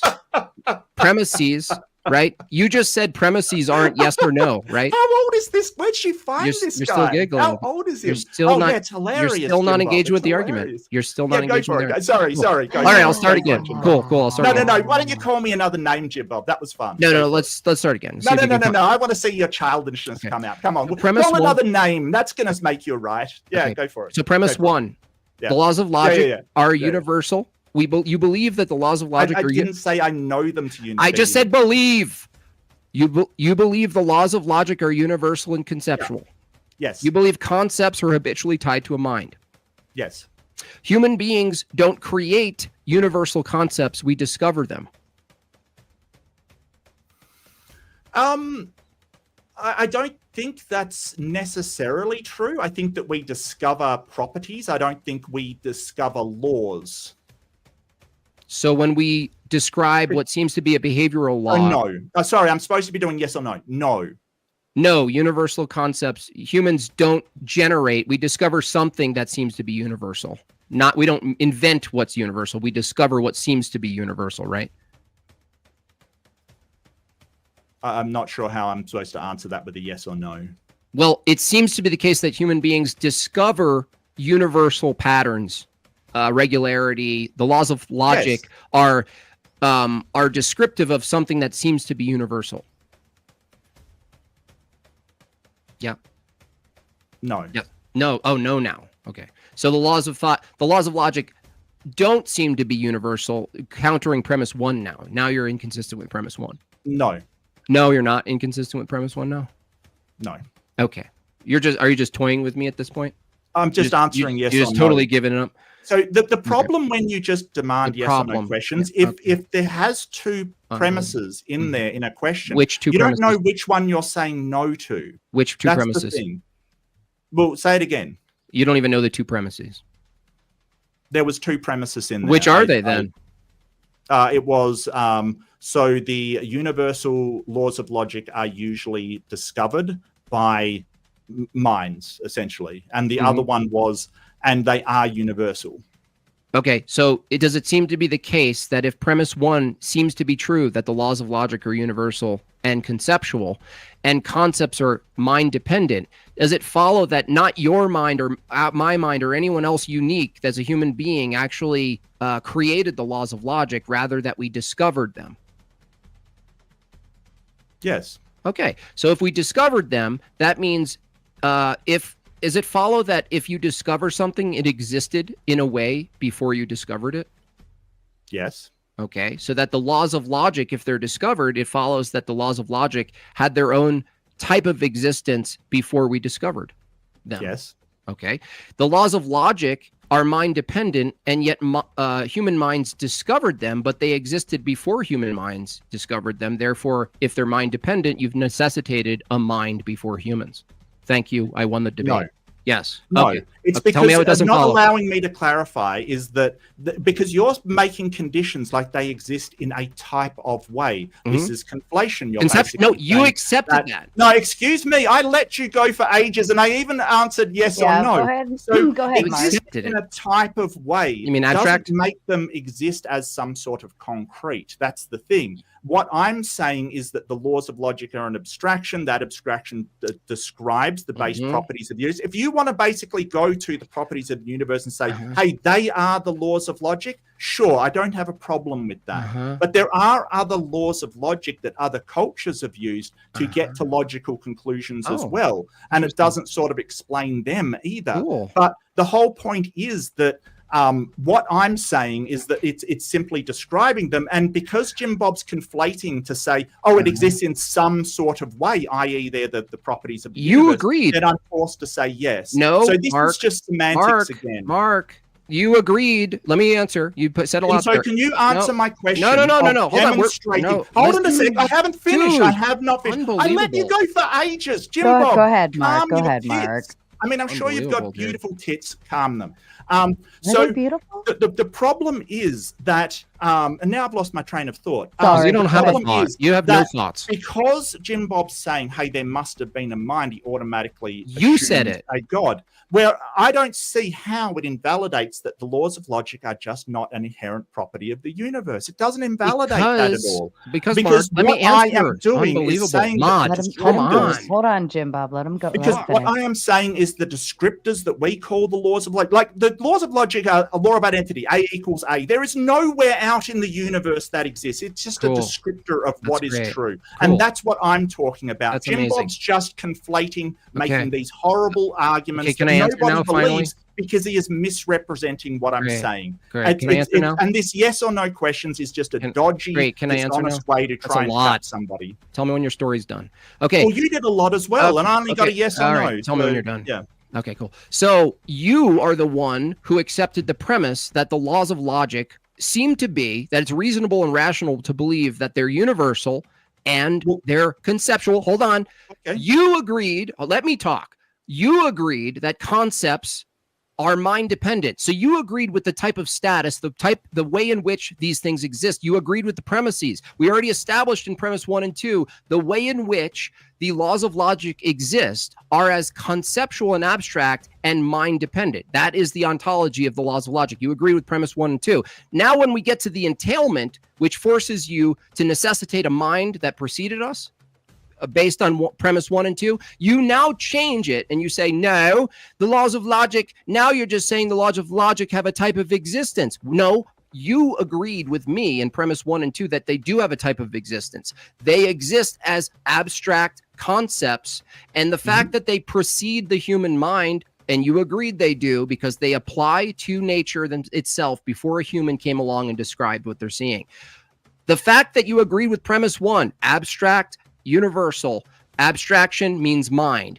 Previous to humans, the laws of logic had a type of existence. We already agreed the type of existence it must have based on our reasonable belief that it's mind dependent. You've necessitated a mind before us. You lose the debate. The mind before us, I call God. Done. No, it's justified. No. Yeah. Stop beating your chest. Yeah. So I'll explain what's happened here. You've been beaten. When Jim Bob, he let you go. They existed in some way, right? This existed in some way.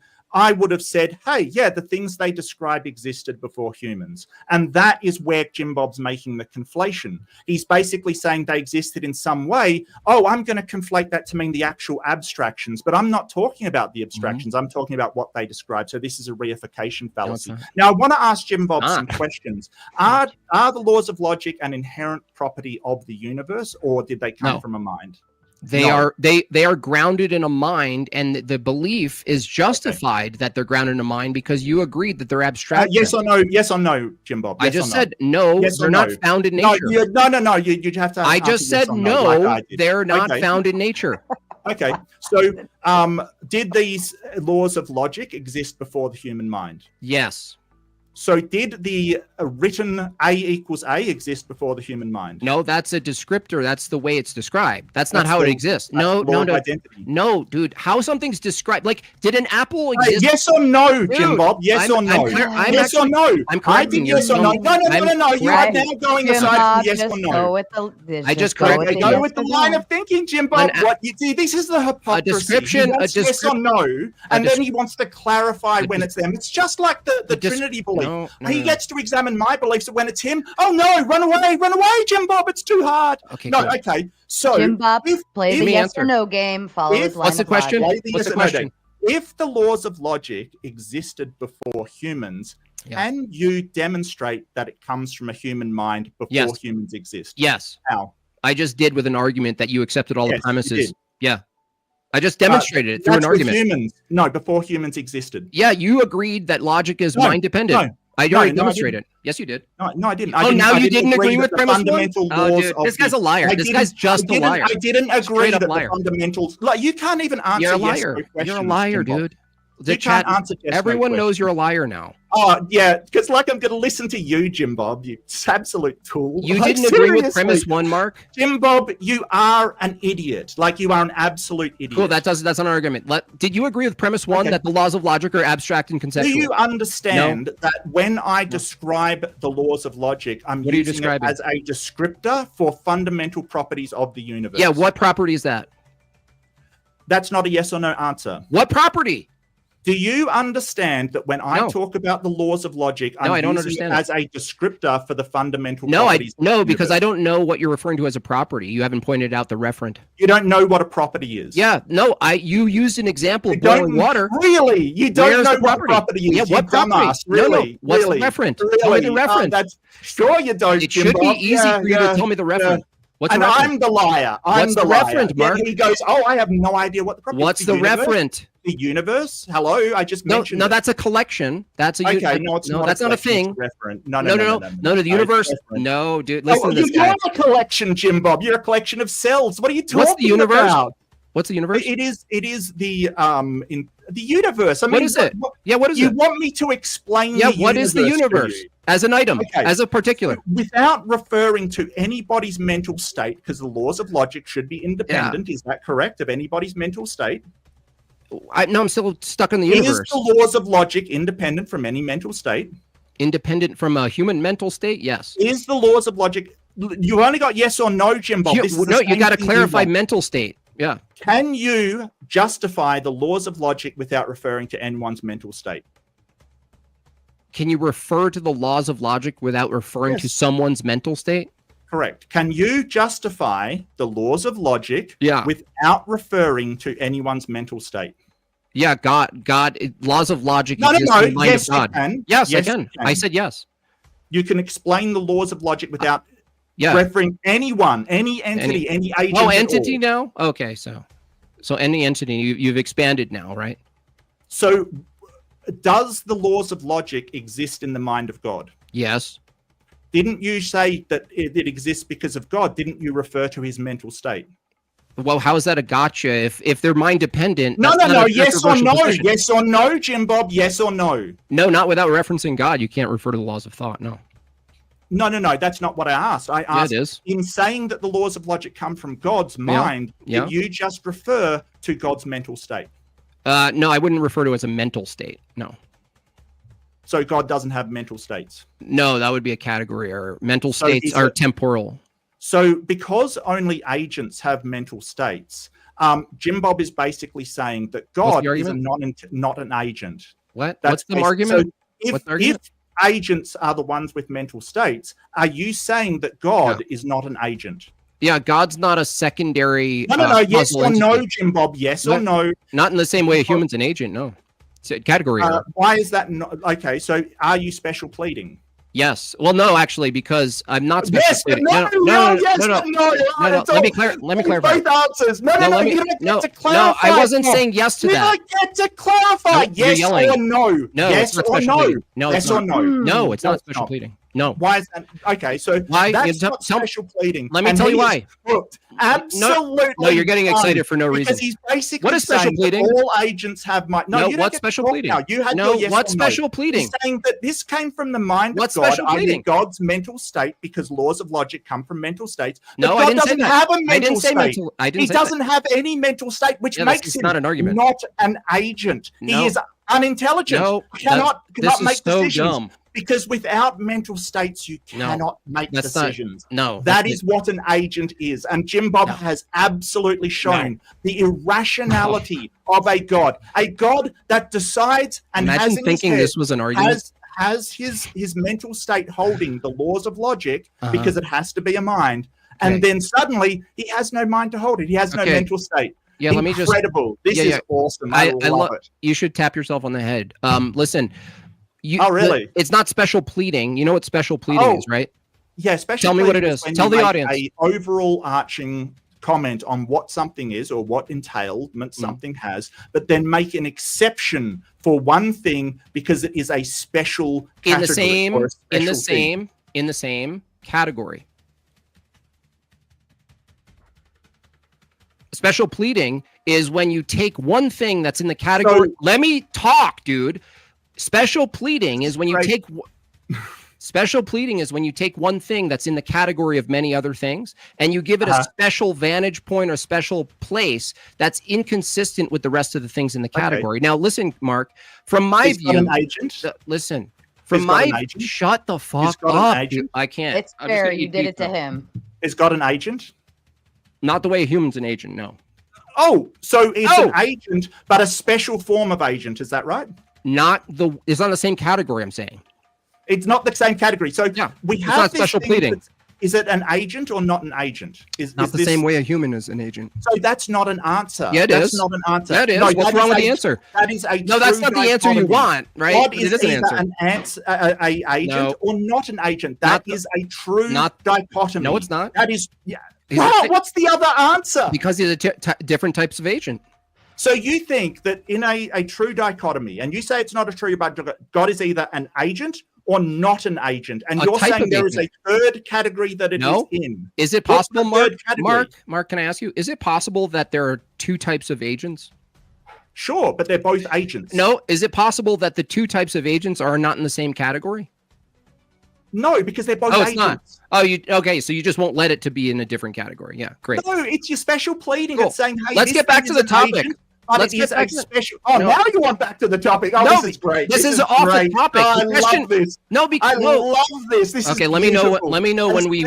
As soon as wow, this is awesome. How is it related to the topic? Tell me. You say, hey, something is either an agent or not an agent. Tell me how it's related. What Jim Bob is doing is he's basically doing the law of excluded middle. Okay, the law of excluded middle says that either something is either a God or not a God, something is either a cat or not a cat, something is either an agent or not an agent. And Jim Bob's saying, no, there is this extra thing that I can smuggle in there that says it's not either category, even though that's a true dichotomy. So not only can Jim Bob not tell me where the laws of logic come from because he can't demonstrate it, he doesn't even understand what they are. Let me just debunk you for a second. Do you believe that types of animals have a kind of mind? Your fake laugh isn't working. Do you believe that? I genuinely find it funny, mate. I really do. Hold on. Do animals have a type of mind? Shit, dude. I'm just gonna not. There's nothing to do here if you won't let me talk. Do you believe that? I won't let you talk. Oh, that's hilarious! Wow. Listen, you are both doing this to each other. Do you agree? Do you agree? Do you agree that there are types of animals who have a type of mind? I think animals do have a mind. Okay, cool. Are they agents? Yes. Are they the same type of agents with the same culpability as a human being? Yes, they make decisions. Is an animal. I said culpability. What do you mean by culpability? Like morally held culpability. Do we put bears in jail? Okay, cool. I don't think that's weird. Morality. Is that special pleading? No. Why not? Because morality. Dirt. Fucking idiot.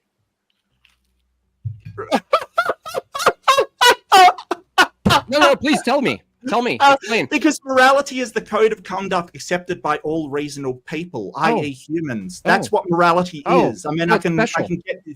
Oh, it's special for humans. Special. Oh, no, special to humans. No. Special pleading. But special pleading. No, because I don't think that morality is a real thing. I think it's a mental construct. Is it justified? Is it? Oh, cool. So again, we're back to. Is it rational to believe in morality, even though you don't believe it exists? It's morally rational, sure. Cool. Is it morally rational to believe that God exists? What do you mean, a God or a concept of a God? Well, is it a concept of morality that you're believing in? Well, I think that the concept of a God is rational to believe in, like the concept of a Super Mario brother is rational to believe in. But I don't think the actual Super Mario brother is rational to believe in. Like it's rational to believe in the concept of a Bigfoot, but it's not rational to believe in the Bigfoot itself. Okay, cool. But why, if you believe that it's, hold on, shoot, let me talk for a second. If you believe that it's rational to believe in the concept of human rights, but it's not rational to believe that human rights actually exist, why is it that we use force to literally use guns to make it exist? That should be irrational from your view. Why do we use guns to make America exist? No, that's a question that doesn't answer mine. Well, why do we use guns to make America exist? What do you mean, like borders? Yeah. So yeah, They're so not you're saying real. you're saying Are they're you saying irrational. that borders are objectively Another real? dodge. So It's not dodging. It's not dodging. It's providing an analogy. Are borders objectively real? Are they rational to participate as if they're real? No, to pretend. Are you in agreement? Who's immature now? It's unbelievable. Hey, I'm just doing what you do. Is it rational? Is it rational it's good for you, not for me, right? Dude. Is it rational for us to set up a country with actual guns and set up a border where we actually use force based on something that doesn't actually exist? Is that rational? Are borders rational? Actively. That doesn't. Is it rational? No. Is it rational? Unbelievable. Border objectively fucking real. Guy. Borders aren't objectively real. They're concepts, right? Well, then why is it rational to believe in them? So is it rational? No, it's not rational, right? Because based on your model, it's not rational to believe in borders because they're not actual. But it is rational. But it is rational to set up laws based on irrational beliefs, right? As I said at the start, you're not going to answer the question.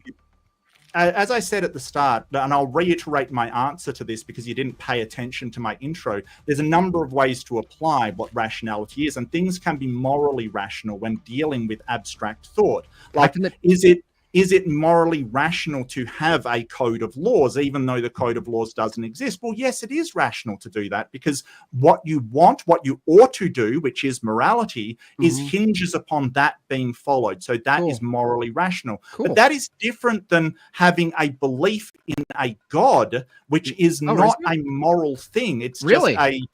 What? Well, that's not. Wait a second. Wait a second. Isn't it true that you can set up a country of laws and codes and enforce it with a gun and it be informed by God? What?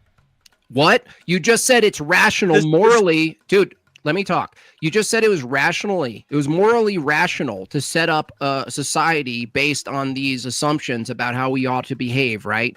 I just said, well, why wouldn't it be rational, like, to set those laws up based on a belief in a God?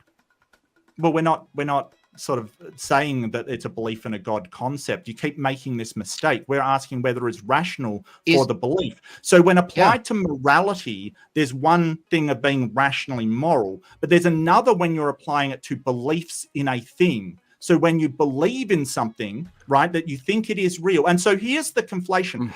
We're not talking about whether we ought to believe in a God or not. That's not what we're talking about. We're talking whether it's rational to believe in the existence of God. That is what a belief is. It's believing that thing exists. That is different than thinking if something is moral, i.e. we ought to do it. Completely different. So you're saying belief in something like human rights is in the same category as believing in God existing actually? No, I morally support human rights, but I don't believe they're an actuality. You don't believe morality is an actuality. So you're saying I morally believe in rights, even though morality I also don't believe exists. Does that make sense to you? That's rationality to you? Yeah.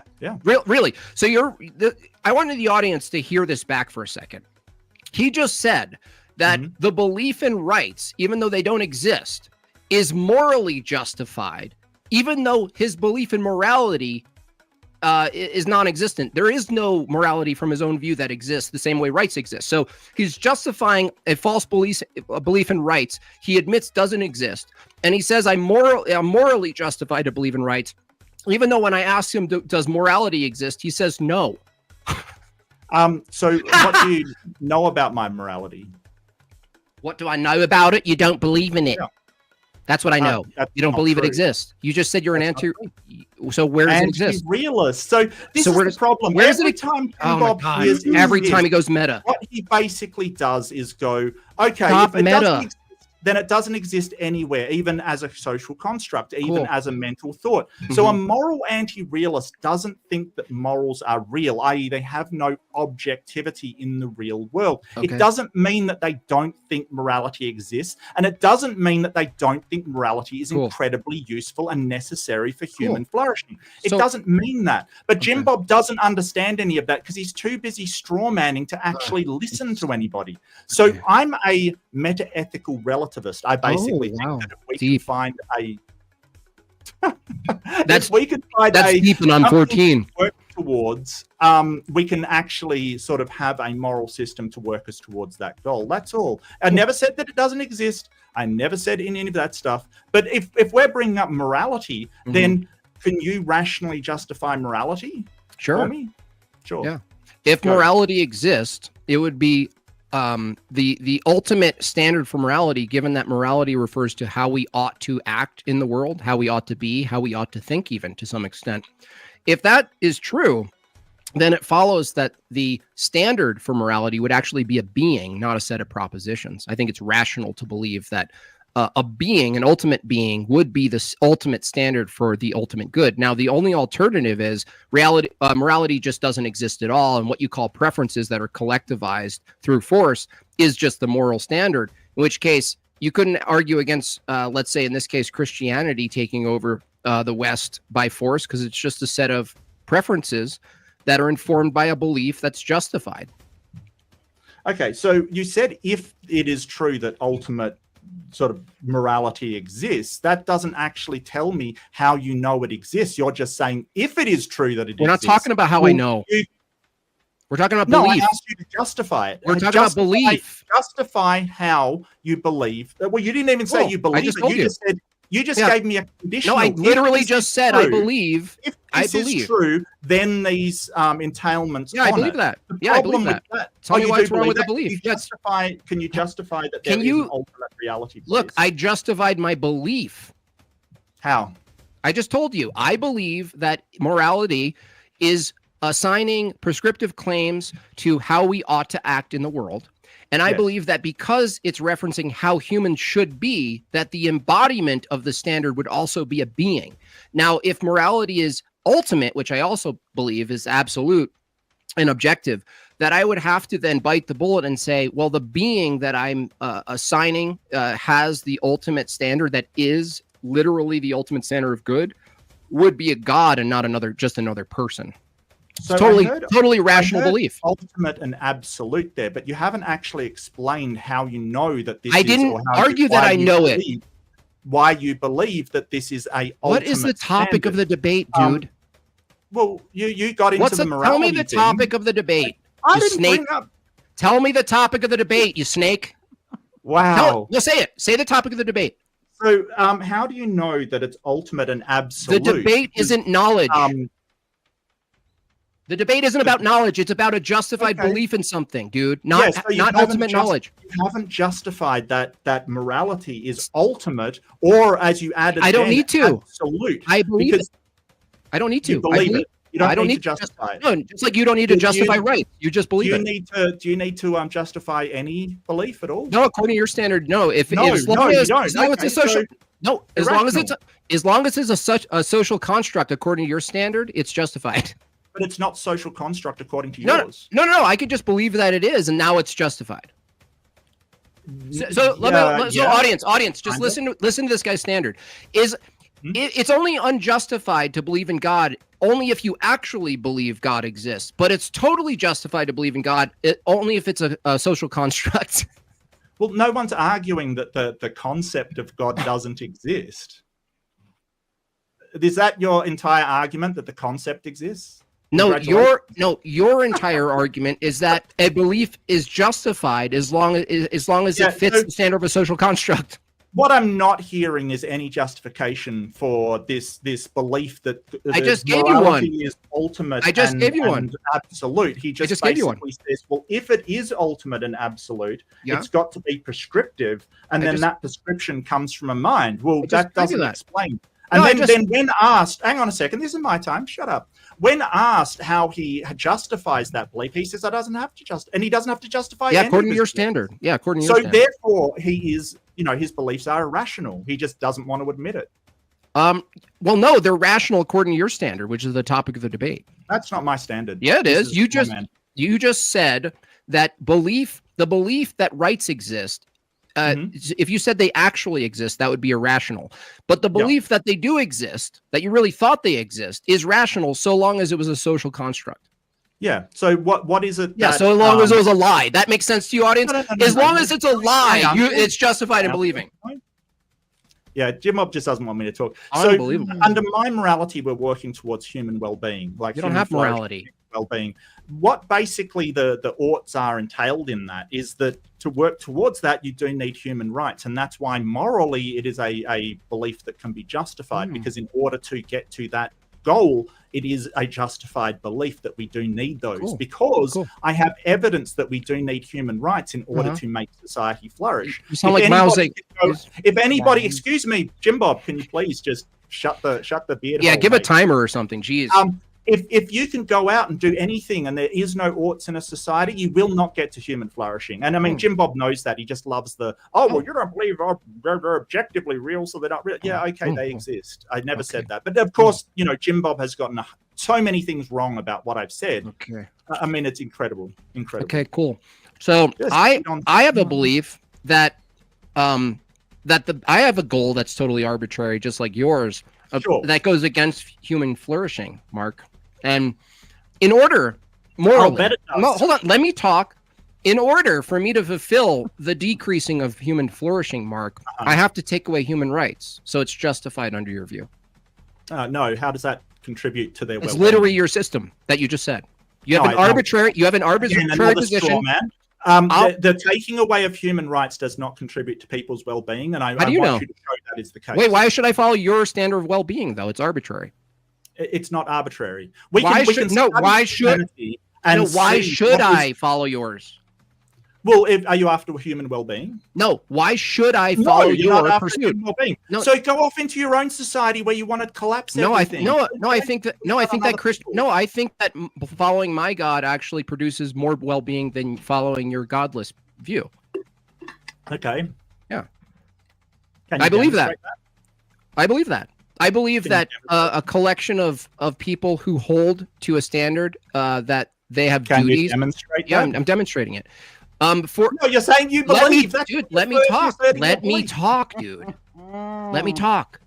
So, would you agree that human flourishing would require procreation? Just a yes or no. You're muted. Hello? Yeah, you're muted for a second. You're back. I'm back. Okay. No, what I said was human well-being. Okay. I just asked you a question, dude. Do you think that pursuing human well-being and human flourishing requires procreation? Yes or no? Yes. Okay, cool.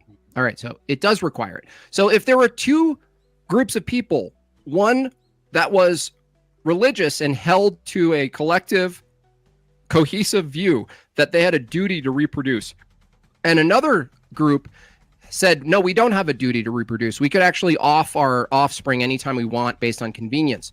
Now, isn't my view that's holding to a deontological standard for procreation and reproducing already better than the one that doesn't hold to a duty to reproduce? Not necessarily. It depends on the progression rates, how much resources we've got. If we are overpopulating an area, it depends on a lot of things. So that's the whole idea of moral relativism. It changes based upon what we need to get to the goal. That's great. So would you bite the bullet and say if the need to get to the goal was to delete 2 million people in a given society, you think that's the morally ethical thing to do? No. What do you mean? If it demonstrated empirically that it would increase the well-being and the standard for the remainder, why would you say no? How it, like, because we do have, like, it's not just the well-being of the society, it's the well-being of the individual as well. Explain how putting someone to death is good for their well-being. Go ahead, Jim. Well, well-being, you have to point to the collective, right? Answer the question. No, we're talking about I don't have to point to the collective. You're not talking about individuals. We're talking about the well-being of the collective. Now you're going to the individual. About both. No, I talk about both human well-being and flourishing. Sure. Can you have a entire society made up of people who are not well? Can you have a healthy society of people that are not well? Can you have a healthy society of people who are unhealthy? What kind of fucking question is that? An honest one. What? Can you have a bunch of tall people who are short? Is that your question? Well, society is made up of the members. So if you start doing that, it's going to be an incredibly unhealthy society. Wait, how do you determine health? What are you talking about? Well, we can take a lot of things with health. Usually it's medical and psychological health, basically. That's essentially what it is. Okay, cool. So if it was the case that the amount of people that existed in your society outmatched the resources, Isn't it true that you would have to come to a decision based on the scarcity, that the best ethical choice, you could come to a decision that the best ethical choice was to off 1/3 of them? Couldn't that be ethical under your view? I fail to see how you'd just stop procreating before then. Could it be ethical if you were under circumstances where you had? It could never be ethical. No, because it's not good for the human's well-being. Like, okay, this great. is the thing. Well, no. Look. No. This isn't you telling me what my standard of morality is. Dude, you're totally cooked on this. No, it isn't. It's not even the topic of the debate. I'm literally beating you on 2 debates now. Look, if your God told you to slaughter 2 million people, would you do it? If the outcome, if your God told you to slaughter 2 million people, would you do it? No, that's like. So you disobey the God. That's not moral. I would disobey the God. Yeah, I would risk being immoral for that example. Now let's move to your example. If it were the case, shouldn't you ought to do? Why ought you disobey God? Dude. Why ought you disobey God? We're not talking about oughts. No.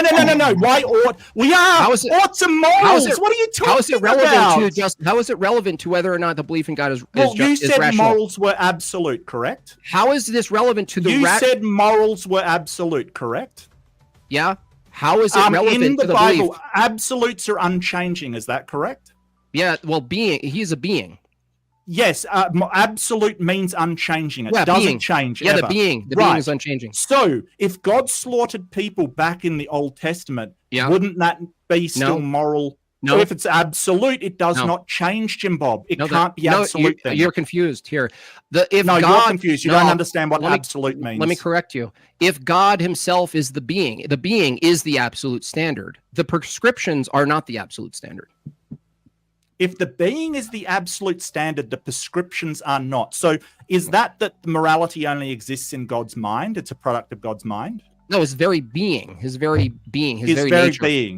nature, the morality comes from nature. So if God slaughters a whole bunch of people, how is that not in his nature? What do you mean? Why would it be inconsistent with his nature? Well, I'm saying it's not. Now, how is it inconsistent? Well, I'm saying it's not. Okay, so what's the problem?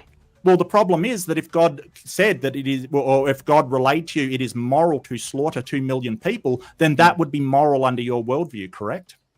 Well, if he said that, but the question is whether or not my view holds that he would say that. No, that's not the question, Jim Bob. If God relayed to anybody, or if it was the case that God's morality said slaughtering 2 million people is moral, would that not be moral? It probably would be moral, yeah. And would you believe that you are immoral for not obeying that or not doing it? If I truly believed it was from God, I would believe that disobeying God, I was doing an immoral thing. Immoral act, yeah.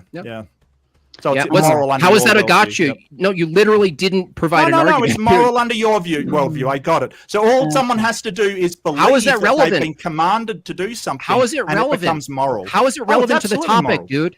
It's absolutely moral. Tell me how it's relevant to the topic. I don't know. You're the one that went down this morality track. Tell me how it's relevant. Gentlemen, we're going to go ahead and it's now been 2 hours. So let's do this. We can still continue the conversation, but what we'll do is we'll go ahead and we'll do our closing statements for now. Please be quiet when the other person is doing their closing statements. Then we'll go through the super chats, respond to those, and then we'll go into open panel dumpster fire, where I'm sure there will be a lot more turmoil that will come from that. Outside of that, anybody with a membership, I am going to be dropping the StreamYard link in a members only post on the community post. And then shortly after that, I will drop it to open public. All right. So Mark, do you want to go ahead with your closing statement? Oh, sure. So another of the questions that I asked off Jim Bob, how he explains how he justifies these things. He should be able to justify it. He doesn't have to go, like I said at the very start, even if I'm the most irrational person in the world, he still should be able to justify his rationality in some way, which he just avoids doing. He's gone to other topics. He won't look at his God belief. He wants to do this Mott and Bailey, like retreat to some generic God rather than actually talk about the one he believes in. It all shows the pure irrationality of it. He wants to believe this so badly that he will basically just make stuff up. Now, what what I say about things like the laws of logic, I genuinely believe, and I think I'm justified in that. But that justification, he doesn't want to accept what I believe about them. He wants to play word games and want to have semantics and misrepresent what I've said and say, hey, because you think something is right morally, then you have to believe it is a real thing in the real world. It's ridiculous.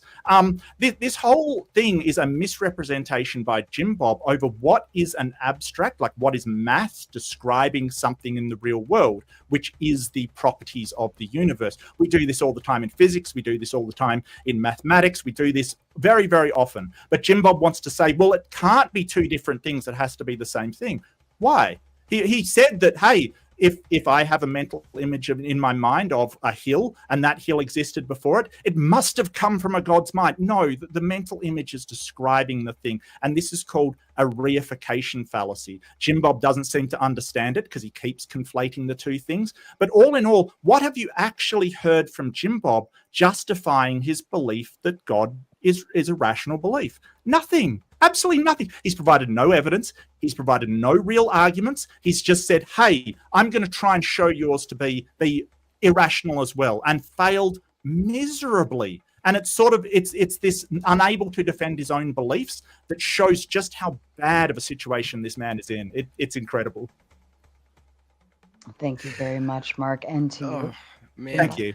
It's hilarious. I don't know how you can lose in your closing also, but I'll take it. So the topic of the debate is whether the belief in a God is rational or not whether or not God exists, not whether or not it's absolutely true that God exists. The question is it rational to believe in God? Now, I want to just point out one more time that Mark's own argument was that he believes in the construct of human rights, but he doesn't believe they actually exist. So believing they actually exist is irrational, but setting up your entire country with guns and putting people in jail and literally potentially killing them with capital punishment is totally justified because it's a construct. So all I had to do is say, well, if the belief in God is a construct, is still a belief in God. He said, yes, that's rational. But if you believe that God actually exists, then it's irrational. By the way, we could just as well set up our nation based on the construct that God exists, use guns to inform policy and jail people for indecency, and it would be totally rational under his view, so long as we agreed that God was just a social construct.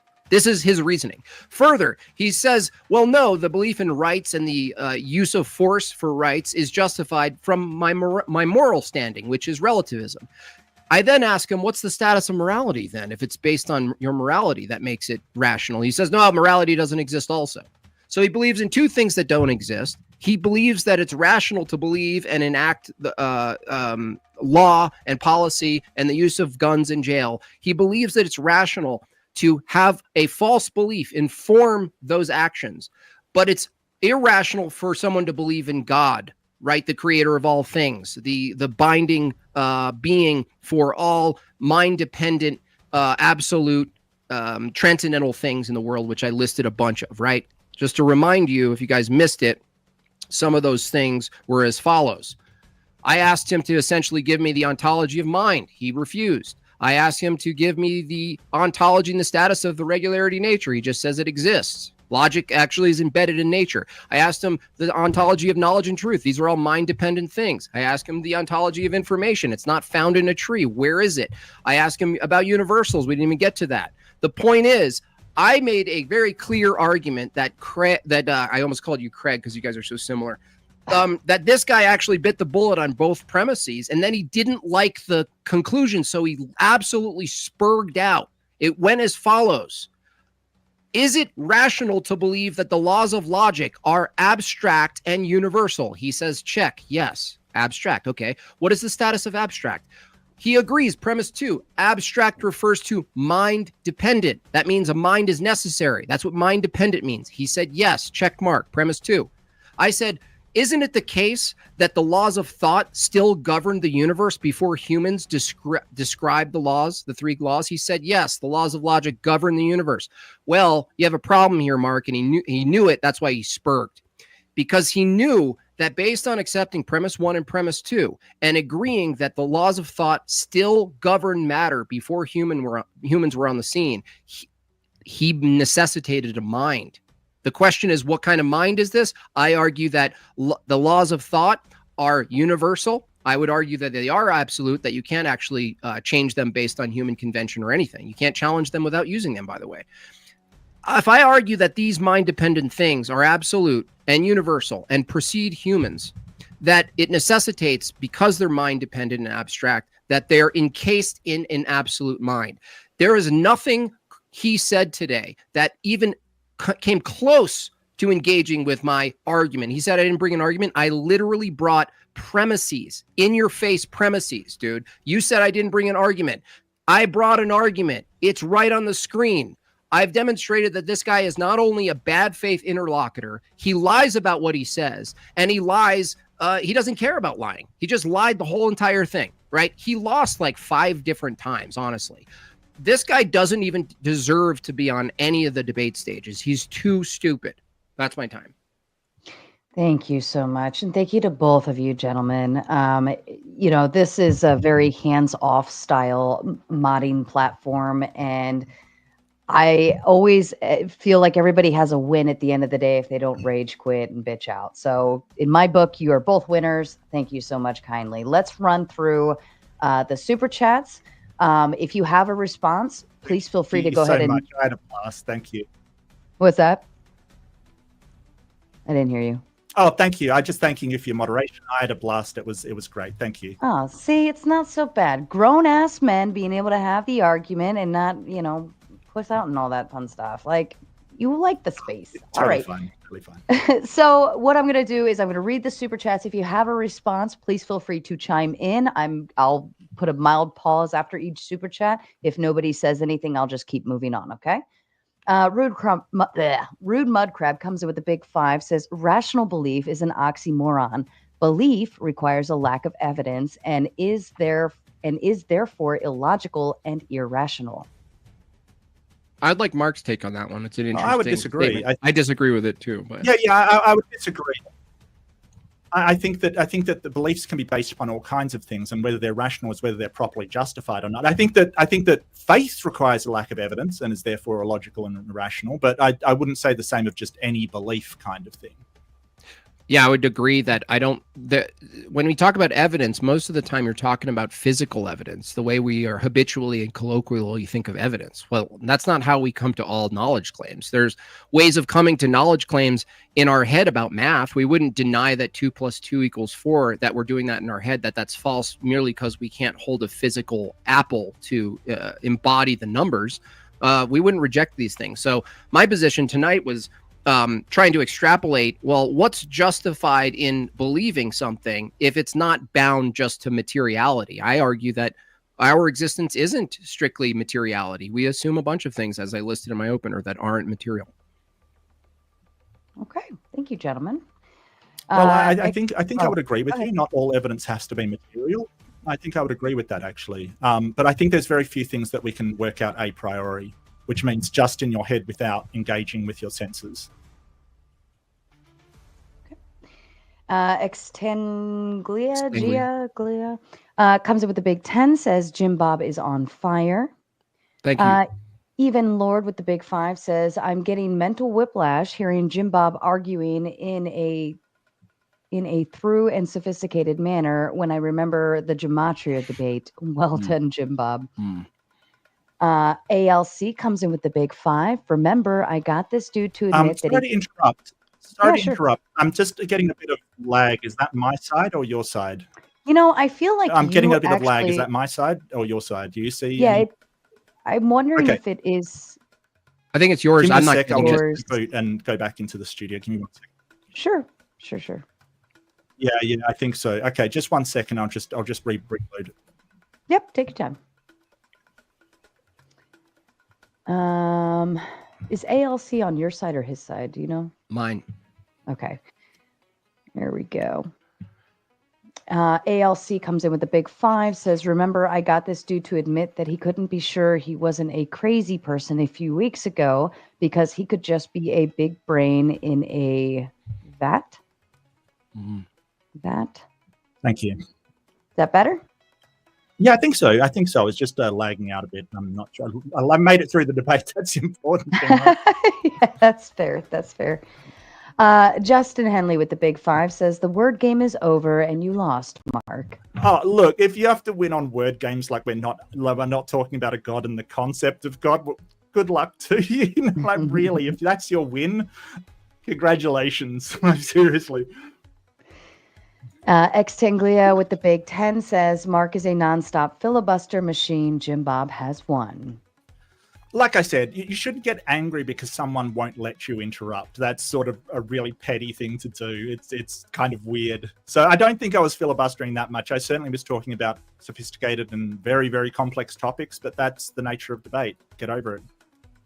Especially after the gematria debate. Like, Mark's really not going on that long. I don't think I am. So, Well, yeah, didn't think he relative was either. to Zach, yeah. Justin, oops, did I miss one? Left-handed Jedi with the big 5 says, if an event wiped out society, science would be rediscovered. Would religion be restored in full or not? I think religions would emerge, even ones that I would think are false. I think the nature of humanity, it's embedded in us to seek not only noble lies, but seek something that's transcendental. And so even if you're creating religions and gods in your own head, I think that's inevitable with human beings. I think the entire process would start again. Animism would come, then pantheism, then polytheism, then sort of, it would follow the same thing, but the religions would be nothing like what we see in the world today. But science would be exactly the same. So I agree with Left-Handed Jedi. Okay, that's fair. Justin Henley with the big 5 says left-handed Jedi, category error, science is discovered, religion describes a reality. All Bibles disappearing wouldn't mean God's not real. Yeah, either way, that wouldn't be an argument. I don't know if the guy before was trying to make that the argument, but if he was, I would agree, Justin, that even if you kind of wiped out everything and you were left with 10,000 people again, would humans discover the truth? I would say yes. And I argue that truth is discovered from a source, not created bottom up, like most atheists take a autonomous epistemology approach. That's fair. And thank you, Flow State, for the raid. And for the record, there's about 800 of you out there watching. Please be sure to do your job on your end. Touch the like button, rub the like button, do something to it, but give everybody a like all the way around. Thank you. Godzilla 37 with the big 5 says, Mark, that was a whole heck of a mess of words where a simple I lost badly would do. Sure. I mean, everyone's entitled to their opinion. It's totally fine. You can think I lost. Sure. I'm not stopping you. Opinions, everybody's got them. Alter Sure thing. Void with the big 10 says, I wish Guga would just admit he lost and move into making more stakes. What is Guga? I don't know. I have no idea. But thank you. Thank you. It's Guga? I don't know. I'm guessing that's a Hey, person. Maybe. Is it a chef, maybe, since he's saying move into more steaks? And then No idea. follows up to say, is Guga saying that recipes are matter just because someone writes it down on paper? It's actually kind of funny. Yeah, I remember that reference. Yeah, I'm not sure who that. I think that's directed to you, Jimbo. No. You said it was referencing. You said I asked if some XYZ existed, and you said, yeah, you could write it down on paper and it exists. And that's this what was like your the map? Yeah. Is this Well, referring I to think the map? recipe exists even if you've just got it memorized in your head. That's the difference. That's fair. Mike Ball with the big 5 says, I'm too retarded for this convo. Showing up for Sarah, stay for the chat. Yes, I am too. You guys went all over the Oh, place. sorry. I want to say so. I tried to keep it as sort of less technical as possible. I probably failed at that. So it's I feel like it was pretty layman's terms as possible. Like even I could get the grasp of where you guys were going with it, but in terms of like breaking down the logical, like the rules of logic and so on and so forth, or whatever, you either know it or you don't know it. Yeah. DeFree coming in with the big 5 says, believer here, but Mark deserves the highest respect. For your own good, he brings a lot to the table and much to offer. Hashtag Oh, thank Jim you, DeFree. Reid. Hashtag Mark Bob. I love that. That's good. Alter Void with the big 5. Mike Ball talking about retarded multiplied by retarded. Now we are in the next level retarded. So meta retarded. Maybe. I'm not sure about the medical. Sure. Exponentially, maybe. Even Lord with the big 5 says this debate is like Mike Tyson fighting Muhammad Ali. Mark Reid goes into smaller points, so Jim Bob's arguments don't land, but Jim has stronger arguments. Well, I would caution against overly simplistic arguments, things that, sort of assume a whole lot and you can only answer yes and no. I kind of veer away from them because you can, as Jim Bob found out, if you can't clarify, it becomes incredibly frustrating. And he found out himself when he's forced to do yes or no. I would probably veer away from that kind of engagement because these are complicated subjects. They deserve complicated answers. Mm-hmm. That's fair. Rude Mudcrab with the big 5. Observations and discoveries required mind. Existence doesn't. I'm not sure who's that to, but it sounds like an assumption that needs a secondary argument. That's fair. And he follows up and says, how is it relevant to investigate an off-topic belief and irrelevant to investigate the on-topic belief? Yep. You got to be more specific. What is this cryptic language? He's talking about going into the Trinity. Oh, well, even if you, Yep. that's rude mudcrab because you missed the distinction. The belief, whether or not the Trinity itself, as it's explained, is rational is irrelevant to the topic because the topic is it rational to believe XYZ? Like that would include, is it rational to believe in something that can't be fully expressed with language? It's the same topic of the debate. Like it doesn't matter if it was a Muslim God, it was the Hindu God, or the Christian triune God. The topic of the debate, rude mudcrab, is whether or not the belief in God itself is rational. And if it's a case that as long as it's seen as a construct, what if the construct was just an irrational Trinity God? What if that was the case? That would just be a construct. My opponent tonight, rude mudcrab, said as long as it was a construct you believed in and it wasn't actual, then it would be rational to believe in it. Yeah, so it doesn't matter anyway. It doesn't matter anyway. Well, I think it's a double standard here because he wanted to go into, is my belief in human rights rational? And that's not the topic of the debate either. He's basically making the excuse that, hey, I want to investigate to see if your beliefs are rational, even though they've got nothing to do with the debate. And that was basically why he said he investigated it. And Mudcrab, you're absolutely right. Why is it relevant to investigate off-topic belief like human rights, but irrelevant to investigate an on-topic belief like, is the God that you believe in logical? So I think there's definitely a double standard here, and I think that Jim Bob just cannot justify his belief in the Trinity, so that's why he ran. I wouldn't have taken a debate about the Trinity.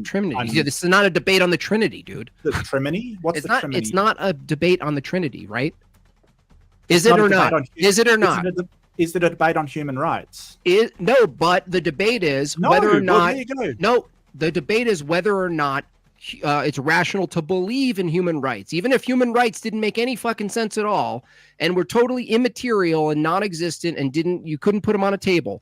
I don't care how mangled you think the Trinity is. I would just put it on the table with human rights anyway. And I've already demonstrated you basically admitted defeat when you said, well, as long as it's a human construct, it's rational. That's not what I said. Yeah, it is. It is what you said. Read, watch back the debate, dude. All right, please, boys. That's not what I said. But you know what? The reviews of these are always great, and we always discover more when we come out of it. Can I finish what I was saying before? Yeah, go ahead. Go ahead.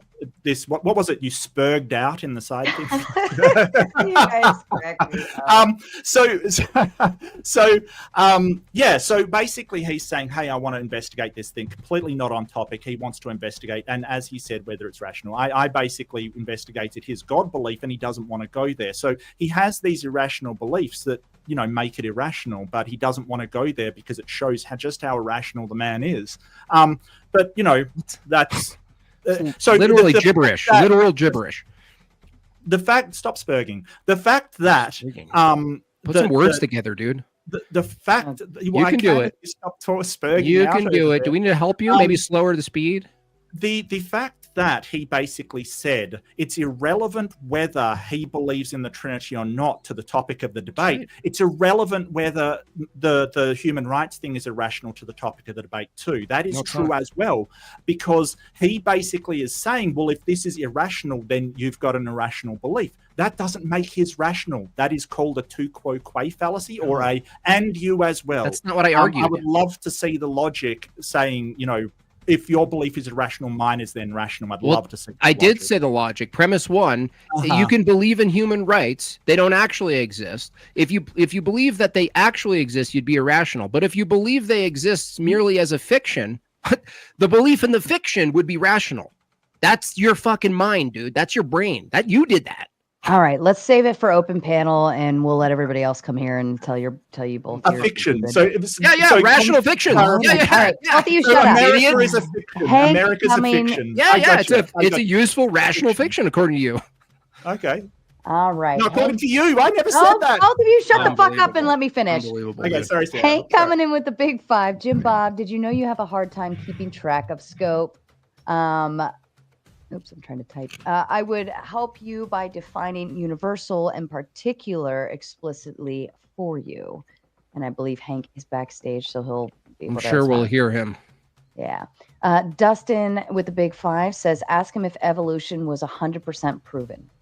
Okay, I assume this is for me. Nothing in science is ever 100% proven. We have levels of confidence, and this is what Jim Bob has a problem with. We assign levels of confidence to the evidence and the reasons and the justification we have for things. I mean, there is 100% proofs in maths, but maths, as I said, is an abstraction that describes things, just like the laws of logic are an abstraction that describes things. We don't ever 100% prove things. We just have them as theories until they are disproven. That's basically how science works. Daniel Zan with his 11-month membership, that's impressive, says game blouses, obscure Dave Chappelle reference. I don't know what that means. No, I don't either. Alter Void with the Big 10. Sarah, it is time for just closing. This is already done. Maybe they can move on to if Guga Prattle is rational. And this was at 10:30, so it wasn't even like barely over an hour in. Soul with the Big 10. To throw Mark a bone, Jim Bob, is it rational to believe in generic theism? If it is, then you can't run tag. If it is not, then you can run your arguments from tonight. Defend the Trinity, nothing else. That's a good question, actually. Thank you for that. Is it rational to believe in generic theism? Yeah, from certain arguments, you can argue that you can get to a generic theism and it would be rational.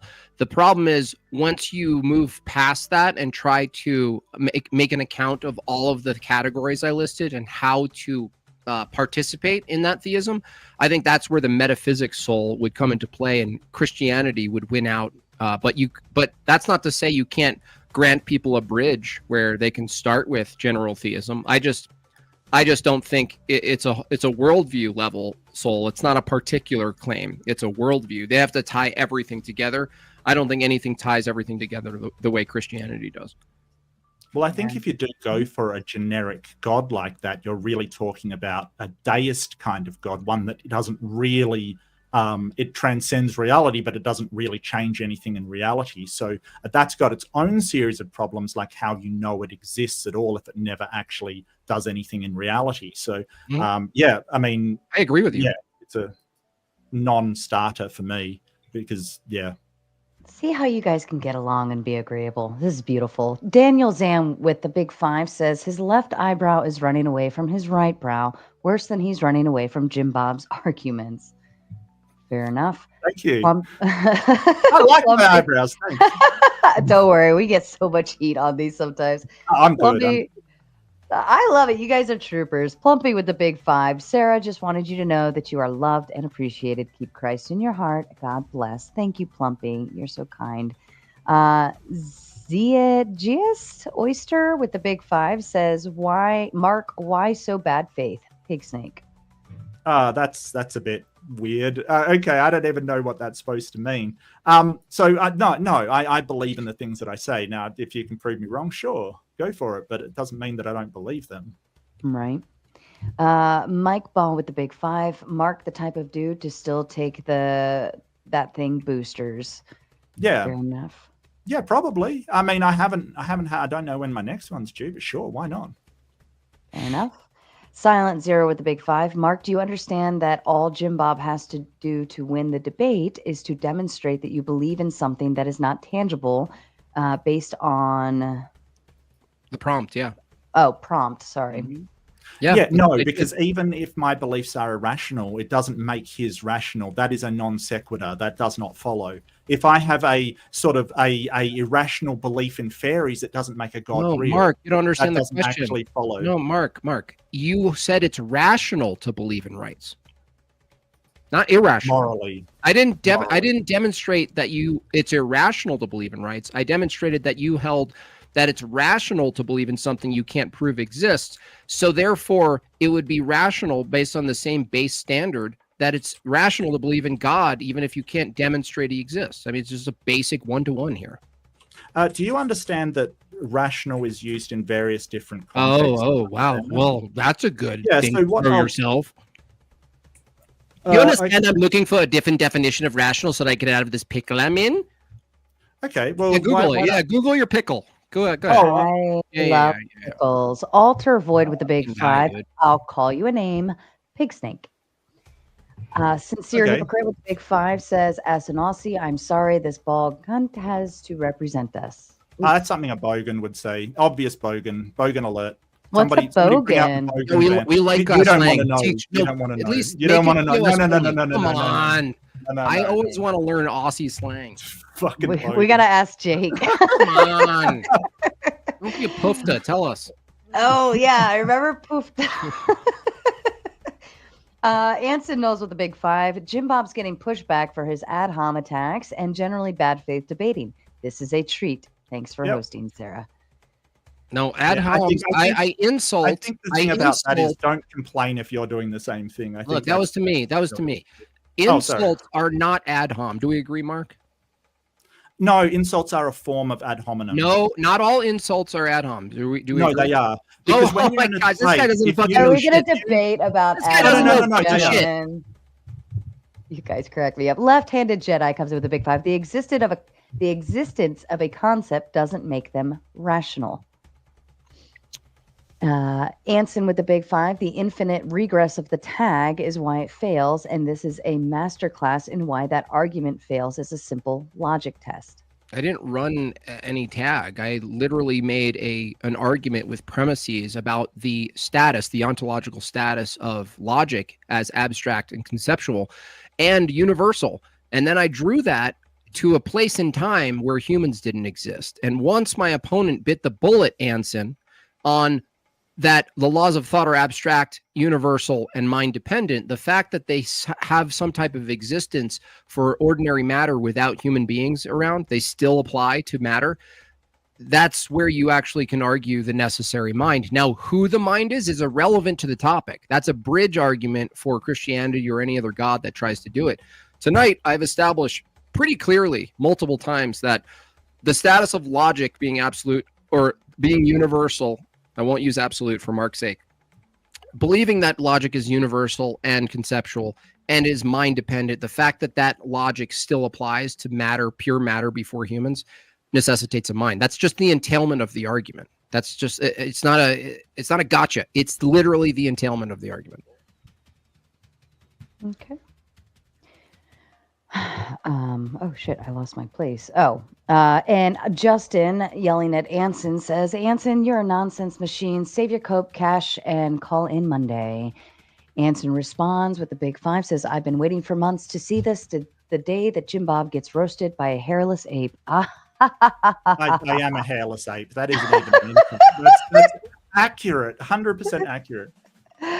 ALC with the big 5 says, Sarah, can you go to 2-minute sessions? Also, Mark, stop your fake laughing. No, I'm generally a happy guy. I'm sorry. I generally am.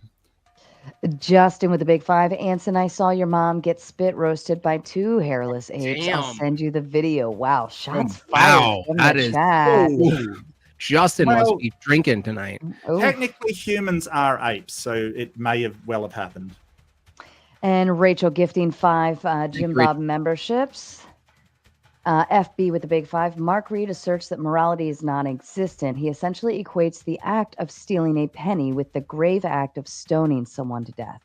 Yeah, no, that's a misrepresentation. I never said that morality is non-existent. I said it's not real. We've got to understand the difference between real and exists. Like things can exist, like a character like Donkey Kong can exist. It doesn't mean it's real. So Okay, God it's could important not to exist, separate- but what? I don't even know what you're talking about, Jim Bob. So I never said it. Morality is non-existence. I'm a moral anti-realist. I don't think there is any objective thing in the universe that gives us morality. It'd be nice if there was. I just don't think. Including genociding 2 million people? Not immoral, right? From your view? We went through this. Yeah, not immoral. Just no, it is immoral. Yeah. Oh, it's actually immoral.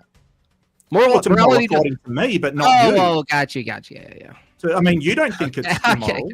So you're think it's God. perfectly So you're the moral. absolute standard. Oh no, I never said I was an Okay. absolute standard. Oh, okay. So it's not absolutely immoral then. Yeah, and this is the straw manning we got throughout the debate. Is it I'll say immoral? one thing, and then Wait, is it always immoral? Straw man my position. Is it always That's immoral? basic.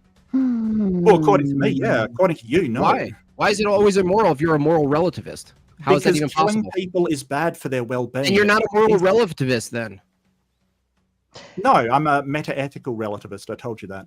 What? Anson coming in Killing with people's big- always wrong. Well, if I come into your house and I try to rob you and you shoot me, how is that wrong?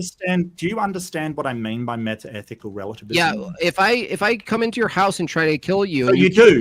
me, is it wrong to kill me if I come into your house? I asked you a question. Do you understand what I mean by that? No, not from your view. I Okay, don't understand. So you don't have any basically, meta-ethics. so basically, it means that if I take an ethical goal, right, that's relative. I could decide to implement Christianity, or I could decide that my goal is to provide for the health of humanity, or well-being, human well-being, which is my goal. It doesn't, like, cutting off people's heads will always be against that. It's relative what we decide to do, but from there we can make some really not objective, because it's still based on things will be objectively good or bad in virtue of that goal. Mark, can I ask you a question? If you thought it was good for people to believe in God, even though you thought God was false, and it improved their well-being, even though it was a fiction, would you stop debating against it based on your well-being principle? Well, I don't think that. I think it negatively harms. Do you know what a well-being. fucking hypothetical is, you retard? I do. It's just. you're trying to Obviously, say- you don't. Did you eat breakfast this morning? Oh, Jesus. Here we go. All Well, right. If somehow Anson- reality You're so fucking changed, dumb, dude. You're If so somehow- dumb. Both of you stop You're it. dumb. We're You're going to one move of on. them. We've got You're just a dumber couple than more Zach to Hubbard, go dude. through. Just Can gotta- Can I just no, stop, move on. if No, we're reality done. No, changed stop it, and stop it. somehow, yes, I would think Just that was good stop for it. people, Get out of here. but it's not. Just stop. Anson coming in with a big 5 says Jim Bob throwing out straw men, make him steel man, Yeah. bald apes. Call in, position. Anson. Call in, Anson. He's back there. Rachel coming in with her membership for 26 months says, ask this Australian if he supported the suspension of his rights during the pandemic. The Absolutely. argument for that was human flourishing to prevent death. Correct. Yes, and I absolutely supported it, as did most Australians. The stuff that you got on the news was a tiny fraction of the population. You also might want to look at the death rates, like the ratio. You mean of myocarditis? You mean that? Excuse me. You wanna The look at death that, do you? ratio between people in the United States and Australia, like 2 million people. Really? Cool story, bro. Yeah. All right, one more, and then we're going into open panel, and I'll get to the rest. I know you're spurring. Cool story. Great. No. I think it's right in line with your other irrational beliefs. It's I need a fantastic. sandwich. As long as it's a social construct, it's rational, dude. No. Your beliefs. Yeah, no. Anson coming in with a big 20 says, with God, morality could still be relativistic if aught comes from God's will. What Yes. stops that will from being arbitrary? If What? God says, thou shalt not kill today, but smite the Amalekites. Amalekites. tomorrow, is divine relative. No, again, what the hell, dude? What's wrong with your brain? Do you wear a helmet indoor and outdoor, Anson? God being his very being is good. Okay, his very being. It's not relativistic. If God says XYZ and says XYZ tomorrow, that it conflicts with XYZ yesterday, it doesn't follow that he himself, his nature himself being good changes. That's not relativism. You're just saying, Anson, that if God says different prescriptions for people over the course of humanity, then he must be some sort of relativist. That doesn't follow, because the standard isn't the prescriptives, it's his very being. Do you understand this, dummy? So if morality is so we're really talking about morality from a human perspective. So if that's the same regardless of what God says it is and prescribes, then why does he prescribe anything at all? Why does he prescribe anything at all for his children? That's like saying if you're the standard in your household as a father and you're the standard and the model for your kids, why prescribe anything to them at all? Is that your question? Well, if they're supposed to do whatever your nature is, copy whatever you're doing, right? And that is moral. How do they learn what you're doing? We don't say that. We say that what the parent says is the moral thing to do. Well, I understand, but like if the parent was the embodiment of the good, and the parent said do X, Y, Z, it wouldn't change the moral standard that the standard itself is ontologically grounded in the being. It would just change what the prescriptives is. Now, Mark, I don't know if you have kids, you don't need to tell me, but it is the case that over time, even for families, for fathers and mothers, when they teach their kids morality, they actually don't teach them all of it at once. They teach them in parts over time. So the progressive delivery of the moral code doesn't say anything about the changing of the nature of God being good as the standard of good. It just says something about the prescriptives given the times. That's totally compatible. It's not a contradiction. No, it's kind of weird that the one of the weird isn't an argument, though. So stop saying weird, dude. Just who knows? Yes, and I do want to extend my appreciation. I do think that Sarah has been an adequate moderator. I think that there's times where she needs to mind her own fucking business in this space, but she's been an adequate moderator, and I do appreciate her having me on her channel. Listen, I love you, the Raising Tomato, but I would kill myself doing more red pill debates, okay? The Raging Tomato, at least she is attempting, like, she's trying to be a comedian. You know, she's trying to be funny.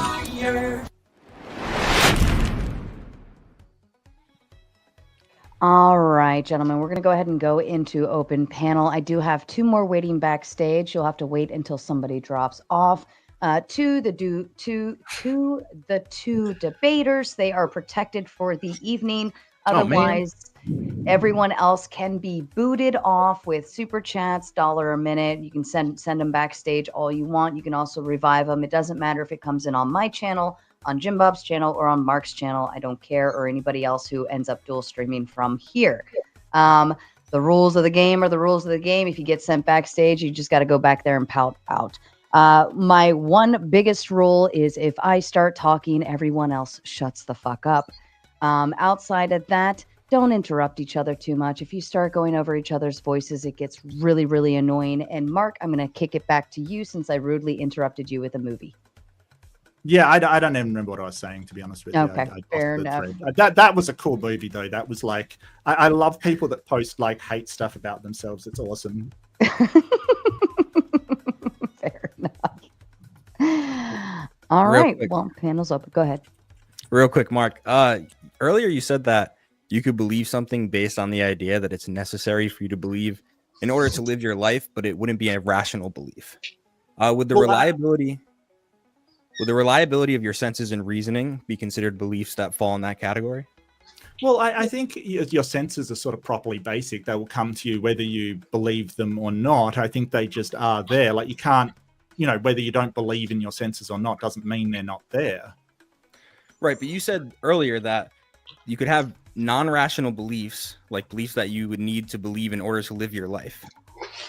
And in previous conversations, you said you wouldn't be able to justify the reliability of your senses and reasoning, that you just need them in order to live. Are you saying that people shouldn't believe that? Are you gaslighting people's entire source of knowledge? So when we're talking about justification, we're talking about evidence to support at least a reasonable amount of confidence in that belief. So if you're sort of saying, hey, you don't have any evidence of your senses being correct, I would disagree with you wholeheartedly. I think there's a lot of evidence. Does that mean I can absolutely prove it? No, but again, you're making the same mistake as Jim Bob. You're an all or nothing, black or white. We can have a large amount of confidence without saying, well, I need to absolutely know it in order to believe it. That's not what we're saying. So it wouldn't fall in that category. That's fine. I can move on to my next argument, which is the black and white thing. Okay, fine. Okay. So you accuse Jim Bob of being black and white. You accuse him of believing that you either have 100% knowledge or 0% knowledge, and there's no in between. You see, that's wrong, right? You said rather you can assume confidence in what you're seeing and what you're experiencing around you without needing to know it 100% for it to be considered knowledge. Right? Yes. Yep. Okay. What you're espousing is called fallibilism. The problem with fallibilism is you're making the distinction between belief and knowledge completely arbitrary. If we don't need to know something 100% for it to be considered knowledge, what level of confidence do we need to have? Like what percent? You can't know something 100. Can you know that? Can you know that, buddy? Yeah. Knowledge is a subset of You belief. can't prove a negative. Row. No. You just made a positive claim, epistemic claim. Okay. That's sure. I don't know that 100%. I don't know that. Yes, but you can't prove a negative by definition. You can prove a negative. Yes, That's actually can. false. Especially not if he doesn't believe in senses. Hank will correct you right now. You can prove a negative. Go ahead, Hank. Yeah. No, you but we prove haven't. negative by contradiction. Yeah. So also, Well- I'm here to congratulate Jim Bob for winning this debate by using the fictional theism argument I used in him last year. Nice. Atheism will be on the one for the next decade if we keep this up. Can you Congratulations. play the saxophone for us, please? Because that's the only thing that matters. I just want to say hi to Hank. At least It's give me a good red to see pill. Alex as well. Hi, Alex. So it's good to see you Mark. again. Yeah, I didn't know. Give Are you you the doing shows violin. again? Because you kind of stopped doing shows for a bit. I Yeah. wanted to come back in, but I'm preparing for a couple of debates, so I've been using cool. my stream time to do that. And then Joel he's been doing them once a month. okay. Well, maybe we Let's should talk debate to at some point. That would be cool. Yeah, absolutely. Yeah. Sorry, but yeah. So when you say like, can you know that for sure? Again, you're doing the same thing again. You're doing this absolutist view. I can be very, very confident that we can't know things absolutely. And so, but this is the difference between infallibilism and fallibilism. And you can hold to fallibilism. Many epistemologists do. The problem is, and this comes from The Myth of Knowledge by Lawrence Bonjour. It's a philosophy paper if anybody's interested. What percent, like what level of confidence turns a belief into knowledge? Is it 50%, 51%, 90%? And any number you give me kind of seems arbitrary. Well, I think you're confusing ontology with epistemology here. You're sort of saying, when does that, with you talking about a knowledge claim, become actual knowledge? Like, even if I am, because the belief certainty has nothing to do with whether it's true. Would you agree with that? Right, but if you're saying that if it's ontologically true, but you just can't know it, then you wouldn't be able to know it's true either way. It is an epistemic claim. Here's the thing, like when you sit there and go, well, I have a knowledge claim that say my wife is in the next room, right? And I can be absolutely certain I hear some noise, but it certainly meets an amount of reasonableness, and I can say, hey, I have that knowledge. But the only way I really find out is if I go into the next room and she's either there or not. So at that point, my knowledge claim is either true or false, right? I could have thought that I had 100% certainty and still been wrong. So you're mixing up the ontology of what the actual, whether you did have knowledge or not, with the epistemology, which is the claim that you're making. And so when we say we have knowledge, it may be a percentage. I mean, I wouldn't put a hard percentage down to it. I would probably say, over 70% or so. But we don't ever I don't ever claim to have absolute knowledge of anything, except maybe that something exists. I think maybe you can get there. Oh, sorry, Jim Bob. You could see her in the next room, and you could still be wrong because someone played a trick on you. Someone made a put stunt double. It was actually Hank dressed as your partner. Well, you can't get to ontology, right? You can't get there because no matter what, we never can get to ontology. Very, very few things. Like I said, there may be what? one or Like two one things. Well, like that something exists. And how would you even know that? Well, because thoughts. I experience thoughts directly, therefore something. And I'm not even making any designation of what that is. It is just something. Similar to the cogito, you're assuming the self. Well, no, I'm not assuming the self. I said something, not me. You have to evaluate it. No, you have to evaluate what you just said, though. That well, I'm not saying I exist. Well, can I finish? Because this is a panel discussion. So if you say, look, a thought, You actually first start with there's a you, and then you have a step where you evaluate the thought itself. So it's not just my thought. It's not. Well, I mean, you're saying I exist. I think he's right. You're basically taking the. I'm not saying I exist. I swear to God, I if never we start said I debating solipsism on this panel, Yeah, and I think it's who pointless. who because it's burped? Who completely was the unjustifiable. burper? I did. Oh well, you can't get timed It was a out, weak so. burp anyway. So I did that for you, Sarah. I made it sure it was a weak timed burp. out for it. It was a so weak Yeah, and I'll Thank stay you. a bit of Be time, better. but I do have a couple of super chats to go through, and I would like lunch at some point. Would be nice, but I will stay Oh, for yeah, a you're little in bit. I Australia. think. Yeah. It's like Is oh, it it's rational one to of live in the- Australia? I'm pretty sure it is. No. If not, where am I? I don't know. So really, what I'm saying is that I'm not saying it's me. I'm not saying it's I, and I'm saying I think like the cognito is good, but it takes one too many steps that assumes that it is an I that exists and not just anything. Like I'm not even putting an A identity on You it. It's repeat just- then how you know that something exists, because maybe you misspoke or I misheard you. Well, it's just that directly I have thoughts Not exist, right? Just thoughts. There's thoughts, so therefore something must exist, and I'm not. For you to know the thoughts, you would have to assume self. Well, no, Mind. not necessarily. I mean, I could be a partition section of some kind of computer simulation, and there is no I. It is simply a amalgamation of an identity provided by something else. In that case, I am not I. I am part of something else. That Who's generates- categorizing That's the a thought? context issue. Who's categorizing the word thought though? Because you're using the word thought, Something. right? Something is really your argument. Because once you distinguish a thing like a thought, you're actually assuming that a past that gives you the word thought in the category. And Well, so the you, thought's just a label I've put on. yeah, but if you were to be, Whatever I it is. understand. But if you had no labels, what you're really saying is basically something. I'm just arguing to you the have no contrary label. of nothing exists because there is Stuff. an experience. So, And so Thought I Mark, did. Mark, even if you were a I'm not- process I on a am- computer, it'd be a context issue. So there's a context where you would exist still.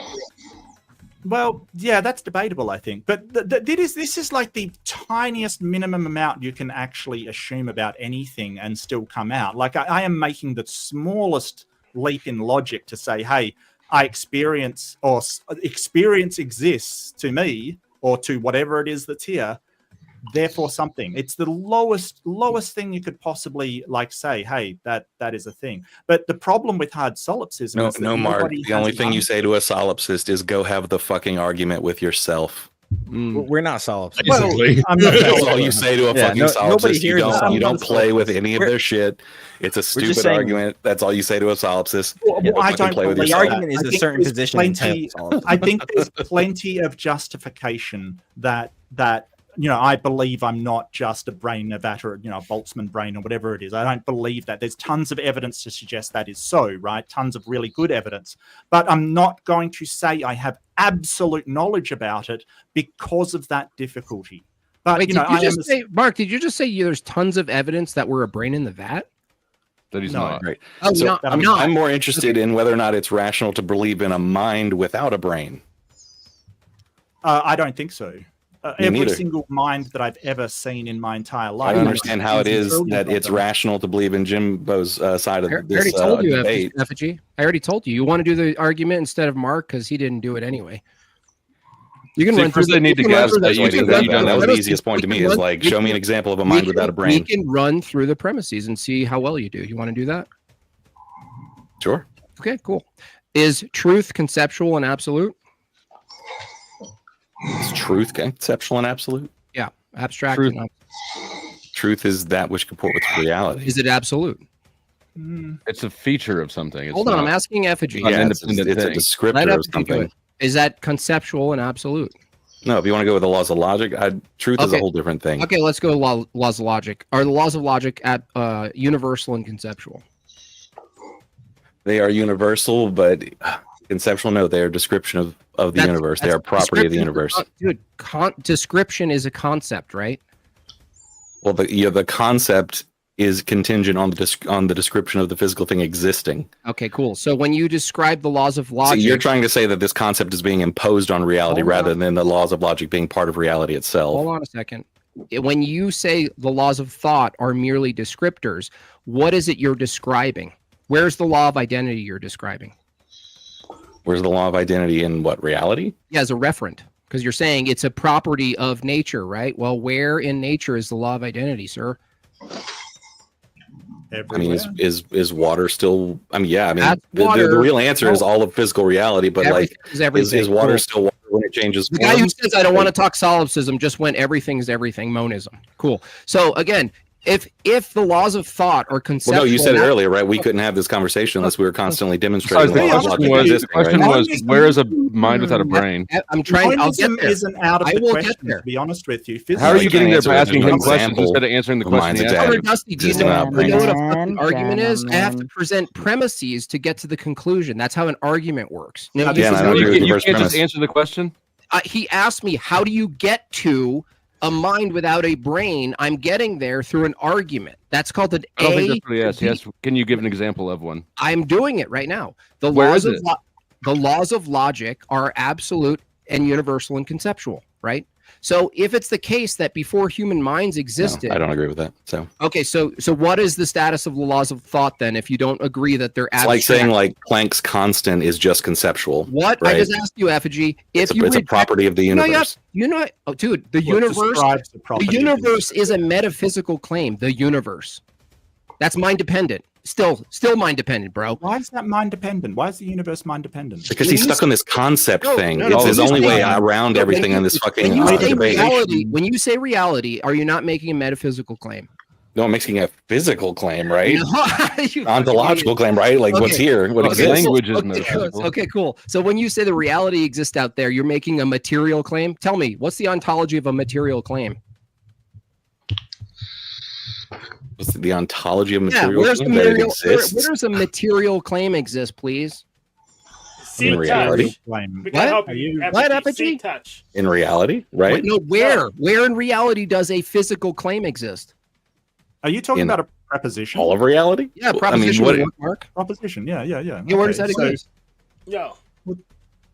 Well, a proposition doesn't exist anywhere. It doesn't exist, so that doesn't exist. You just No. said something that non-existent. Good job. No, Effigy. no, he's saying where's the material thing that is Yeah. the mind. Are you saying or that the- I'm saying the law of identity. Look. Before any humans on the scene, there's a world with objects and rocks and space and all this physical shit, right? properties, yeah. All these things. Okay. Do yeah, I would say necessarily the universe couldn't be the way it is without that property, right? If things weren't what they are and what they have to no, be, that's right? actually No, he's right. That's actually He's not right. true. No, that's not He's true. right. No, that's No, not it's true. a fundamental part of reality, right? Yes, No, that's yes, question begging. absolutely. It's actually not the case, Mark Reid and Effigy. It could be the case. You have no reason to actually argue against this. It could be the case that the universe. Sure, let me just take what you say. My thoughts are. Look, Jim Bob, let me finish my sentence, dude. All right. Finish for once. We're not saying that God didn't create. the I'm not universe talking with about these God. properties. I didn't say God at all. Well, Shut where's up. the mind without Shut the brain? the That's not a fuck God. up. Ham face. Shut up. Effigy. Wow. Effigy. What I'm talking about is it could be the case that reality is composed of particulars that become not themselves in and out of existence to the extent that a human mind would be unintelligible to the human mind. Isn't that logically possible? That question was unintelligible. I wouldn't use you as the barometer for that. I'm asking you, Effigy, is it logically possible for reality, the material world, to mimic what is said to be particles becoming one thing and the other simultaneously to the point where you can't discern what things are? Isn't that logically possible? Yeah. Are you talking about like the lower levels of reality, like quantum physics and all that? Like, Or sure. Electrons not existing in one spot. Sure. Yeah, things get weird on different levels of reality. I just want to point out in quantum physics, there's a concept. There's a concept. You mentioned monism and said it couldn't be monism, but there's something in physics called quantum monism, that the connections between quantum particles are actually there, and everything is just one thing. There is this concept. We don't know if it's true, but there's no reason why it couldn't be. Well, I'm not even talking about that. I'm saying that we're talking about the laws of thought. And the question here from Effigy is, does it make sense to assume that there's a potential for a mind without a body? And I'm trying to just take the laws of thought as an example, because laws of thought are abstract, conceptual, and universal. And if you agree with premise do you mean one, the laws of logic? Yeah, the classical laws, they're conceptual and abstract, right? So if you're asking whether it's possible that a universe exists that doesn't have the laws of logic, I don't know the answer to that. That's not what I'm discussing right now, Mark. Try to follow along. Maybe get yourself some lunch. He's still, I'm trying. He's still demonstrating a brain. Premise one. Let's see if you guys can do it. Let's say if you guys can do it. Maybe take your helmets off. Premise one. We can't even get past premise one with you guys. No, because you keep trying to smuggle in the conceptual thing. No.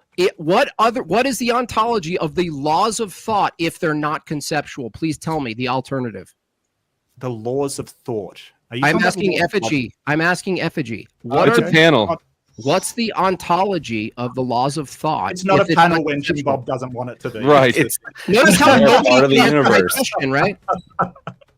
Yeah, you say part of the universe is there's something that unseen that derives the rest of the universe from us. Yes. Okay, unseen. Now you got there. It's like many constants in the universe that we cannot see yet determine most of the fucking physical reality we live in. Is mind unseen? Sure. So can mind exist in the unseen world you just granted? We have no examples of any existence without a brain. It is logically possible for a mind, which is unseen, to exist in the world you just said other unseen things like logic could exist. Why is it you now negate that a mind could exist in the unseen world? Because the word mind is directly connected to the physical reality of a brain. I want to say something. No, I'm not an idiot. Yeah, you just have this concept that you're disconnected from everything you know about the world.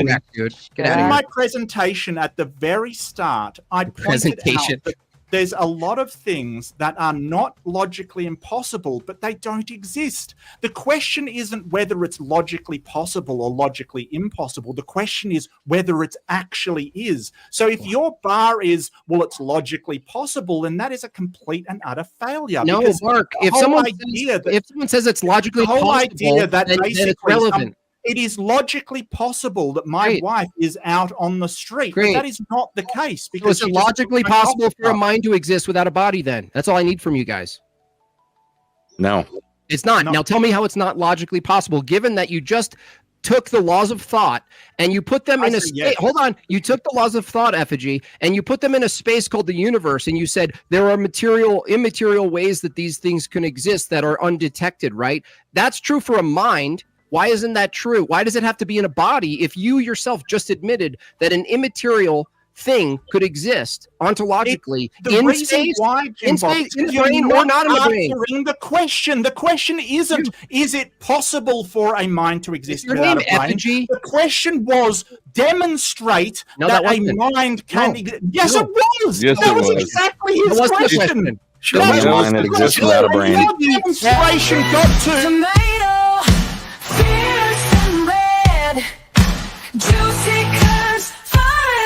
This message is sponsored in part by y'all getting gay. The answer to demonstrate Sarah, I was almost there. Full completion. Two different not statements. Impossible. It doesn't answer the question. You disagree? Then you disagree with Effigy. Thank you. Yeah. It's not impossible. Great. So demonstrate that a mind can exist without a brain. I would demonstrate, even in my debate, I demonstrated with you based on you accepting premise 1 and 2, right? That a mind is necessary before human minds. You didn't demonstrate that. I did demonstrate it. You demonstrated it for me, dude. No, you didn't. No, that's not what happened yet. Does that even mean a mind is necessary before human minds? Doesn't demonstrate something. What does it mean? It means that was the laws of thought. Let me read a couple of these because we were a little behind on them, and I wanted to at least let it go, but you guys are still going. Anson coming with a big 10 says, language is a social construct and works for debating this very point. Morality can be a shared framework built from human experience and refined through reason without needing a cosmic referee. That doesn't say anything. All that says is we can change it to whatever we want, and there's nothing actually wrong with anything we're doing as long as we agree. Great fucking job, Anson. Hey, you're welcome, Jim Bob. And I got to point out that cosmic referee also makes it okay for Jim Bob to slaughter people in the millions as well. What's wrong with it, Mark? I have a lot of things wrong with it. I didn't ask you what's ultimately wrong with it. Nothing. Get out of here, Shine. That's exactly what Jim Bob just accused you of being guilty of. So anything can go in Jim Bob's world, right? If God says this is good, then anything's good. Yeah, and because God is the how's definition it of good. So you inconsistent? have actually no. That's This is relativism, wild though. and fun, but I'm That's going not to relativism. Hold on. things to read Before you and, do, Rachel has know. a question about even your relativism. irrational Sarah, belief thank in you so morality. much. It was All a right. pleasure to meet you. Shut up, Absolutely idiots. pleasure to meet you. Yeah, I'm going to take off, but this has been a wild ride. Thanks everybody. It was. Oh, Mark, how- before you how take far off, are we can I ask going? you a quick question there, Mark? Real quick. I really want to get to these. Is it super chats. rational to believe in things that are unperceptible? Unperceptible? Is it rational to believe in things that are imperceptible? I think you mean, yeah. Unperceptible. You can't perceive them. Is it rational? Unperceptible. Like you can. What? Like rights. No. Rights It's are not rational. perceptible. Is it rational to Well, believe in I don't- eternality? Is it irrational to believe in eternality? Well, it depends on what you mean. Like, do you mean moral rationality, or do you mean rationality for believe things? Do you know what unperceptible means? Unperceptible. No, I You know mean what imperceptible means. You can't perceive. Do you know? You're having a hard time There's with that there's one? no word. That imperceptible isn't a word. Imperceptible is what he's looking for. It's imperceptible. whatever. I've been saying all this. Is it rational Dude, to believe in? Is it rational to believe in an imperceptible thing? Yes or no? I think I'm a empiricist, so I think that it's irrational to believe things are real that are imperceptible. Answer my question, bro. I just did. Yeah, it was a good answer too. So is it irrational to believe in things you can't observe? You believe in human rights, therefore you're irrational. Is it irrational to believe in? But I don't believe they're a real eternality? thing, Jim Bob. This is where you're strong. So you don't believe they're a real thing, but you believe in using guns to put people in cages based on them being not real things? Great, that sounds rational I too. believe in putting. You don't using believe in guns to justice put people in system? cages. You don't believe in jailing someone who violates someone's rights? I do support the justice There you go. system, yes, There you but go. I don't So you- believe it's a real thing. Like So I you believe that believe- my coffee cup is a Yeah. real thing. So This you- is conflation No, and just using word games. That's Dude, all it is. Listen how This insane is you are. Precept This is 101. Just conflate. Look how this is Mark Reid's rationalization here. He doesn't believe rights exist, but he believes in a system that believes them the lie that they exist, such that it results in people who who violate the fiction that doesn't exist should be thrown in jail based on something that doesn't exist. Do you think social? Oh, good constructs answer. Good answer, exist? Do dummy. you think social constructs exist? Social, not as actual items in the world. No, Do social constructs exist? not as matter. Do social constructs exist? Yes. I'm They clarifying. do exist. Okay, so you think they exist? So God is a social construct. It exists. It's You rational think to they believe in exist? God. We're back to square one again. How many times are you going to lose tonight, dude? Another win for fictional theism. And How just do to you say here- lose on purpose? Just to So clarify, you Mark, think they exist? Do Yeah. you believe in human rights? Do I believe? I don't believe in human rights. I believe You don't believe in I- human rights. So you don't believe you should believe no. in things that I exist. believe. Well in done, force. dummy. I believe in force. Well done, dummy. I believe in force. And listen, Mark Reid, you think you won You there? believe in force. I believe in force Okay. exists. That's actual. And I believe that human beings have minds that inform when and where to use force. And the battle between you and me ultimately is who's informing force in a system. That's all that we're arguing about. That you think humans' right exists, but you don't believe them. Good one, dummy. No, Good I one. don't. No, I Good don't. Dummy. No, I don't. Dummy. Nice one, dummy. You just lost the debate again. I just wanted to point Oh, out, you don't Mark, believe in that things that actually exist. Congratulations. You think are- it's rational to believe in things that don't exist? I think that they exist as constructs. Yeah, you believe that God exists as a social contract, therefore it's rational to believe in God. and you Yeah, also they're think it's different. rational that you can believe in eternality. And if you don't think it's rational to believe in things that are unperceptible, like eternality, then your entire Imperceptible. foundation is nothing, and you have no gauge to say what is rational or not. That's your whole foundation. Imperceptible. Are you still having a hard time with this, bro? No, Okay, no, not I'm perceptible, having fun with fine. it. Can you perceive eternity? Can you perceive that? I'm not even sure that like eternity, like infinite things. Are you saying infinite things exist? What's your Infinity? foundation? Does stuff come from stuff? What's my Where's stuff foundation? come I don't from, think bro? infinity is a even mean? mathematical term. That Good lord. Is that the What? technical No, I question? just- Does stuff come I- from stuff? This guy, he doesn't have like he basically wants wrecked to you, dude. He wrecked what's you with your one question, foundation bro. Of what? go eat your Yeah, lunch, yeah. dude. Go eat your lunch. No, You're getting dude, wrecked here. Test them more. I mean, like this is the thing. Dude, People one that have made question good wrecks arguments don't have to carry on like this. One fucking question wrecks you. You're an idiot. You're trying to assign idiot. rationality, bro. And when you're assigning rationality, you have to my understand what your foundation? standard is for rationality. And if you think that things that are imperceptible are rational, and you believe What's in your standard for eternality, then how? rationality? Where do you What's throw your standard stones for at? rationality? Where do you get to throw stones at people who believe in a creation factor? Where's You your yourself standard for rationality, Joseph? Answer me. Where's your standard? for rationality? Yeah.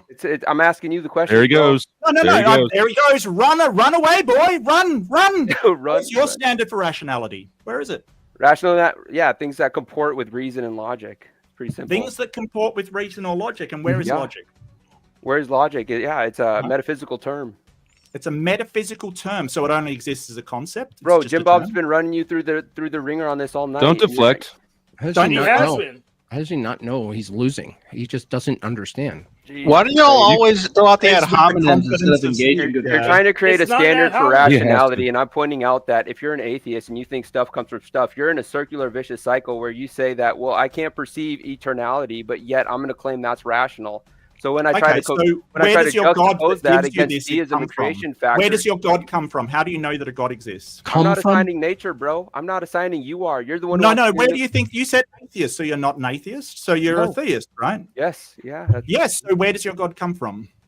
His preference. He's eternal. How do you know your God exists? He prefers that book over another book. Well, I don't know anything. You don't know. So you've got no basis for rationality because you don't know God is giving you So rationality. are you saying that you have no rationalization for your foundations, just like a theist? Or I don't know what you mean by that. I've got So no idea. the question isn't whether we know. The question isn't whether we know. The question is whether or not a belief is rational here. That's the topic. No. I'm asking him what he asked You're me. asking Like me how if I God's know real. that That's not logic the is a question. thing. The So it's question like- is No. it You're rational, just bro? dodging away from the question. I'm not That's okay. dodging. Dodge away, Joseph. Dodge away. You don't know that your God is real, so you just Let me ask you believe again: it. is it Why do you rational to believe believe it? in something that's unperceptible? Yes or no?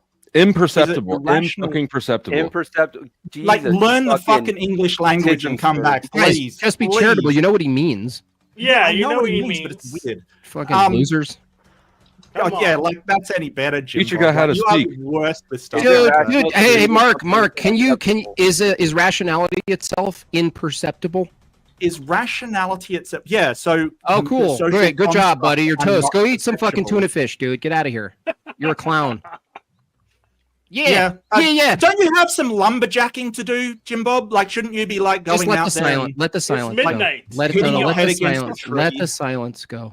Let You- him you feel are the silence of such a- that. Let him feel the silence of that. Yeah, and you're just a fool, Jim Bob. You're an Wow, absolute top moron. tier rhetoric here. Rachel Wilson That's coming exactly in with a big what you funny. do, Jim Bob. You No, absolute Jesus. hypocrite. This is the thing. Is Every time is Jim Bob does rationality something, imperceivable? He thinks it's so clever, so amazing. It's all Sure. great. As soon as somebody Sure. else does something, he's like, "Oh, that's so fail." Like, yes, we saw you go off your nut in the debate, Jim What? Bob. You basically just cried. What are you talking about?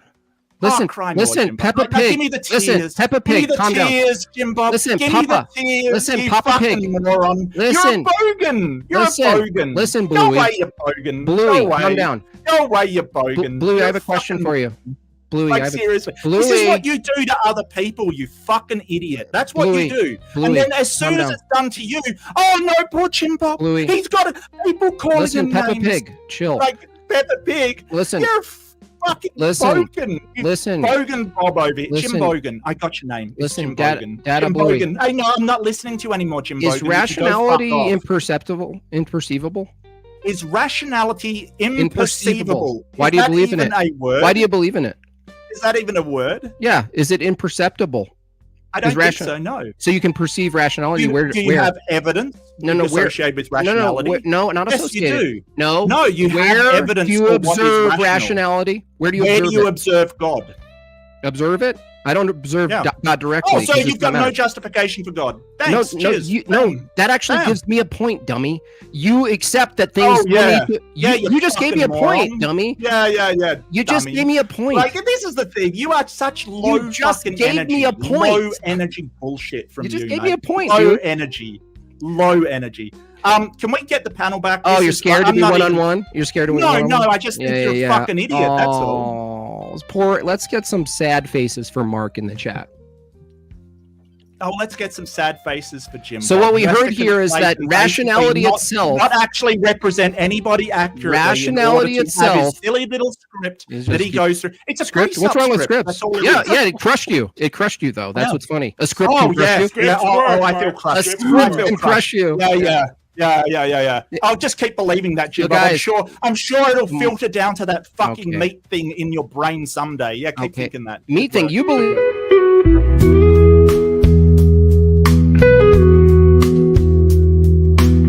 This message is sponsored in part by.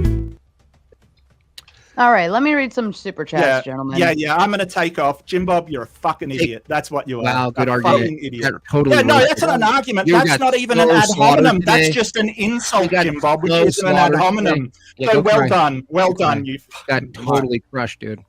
Mark, is that? Oh yeah, is that- sure. Go Go eat some tuna fish, boy. Does anybody have any real questions aside from this fucking that- hillbilly? Yeah, I do. Go eat some tuna fish so you at least smell like how you look. Get out of here. Oh well, I mean, I do eat lunch. I don't know about you. What I are you eat lunch. not eating That's my lunch? big comeback. I eat lunch too. Get out of Mark, here, fucking Baba Mark, Booey. I'll Get out of I've here. got a- more, mate. Look at you. Mark, break I've got down. a question for you. Look Get at out of you here. break down. So No, shiny. look at you. You're so You're a shiny. child. You're a child. Mark. You are a child. Yeah, mate.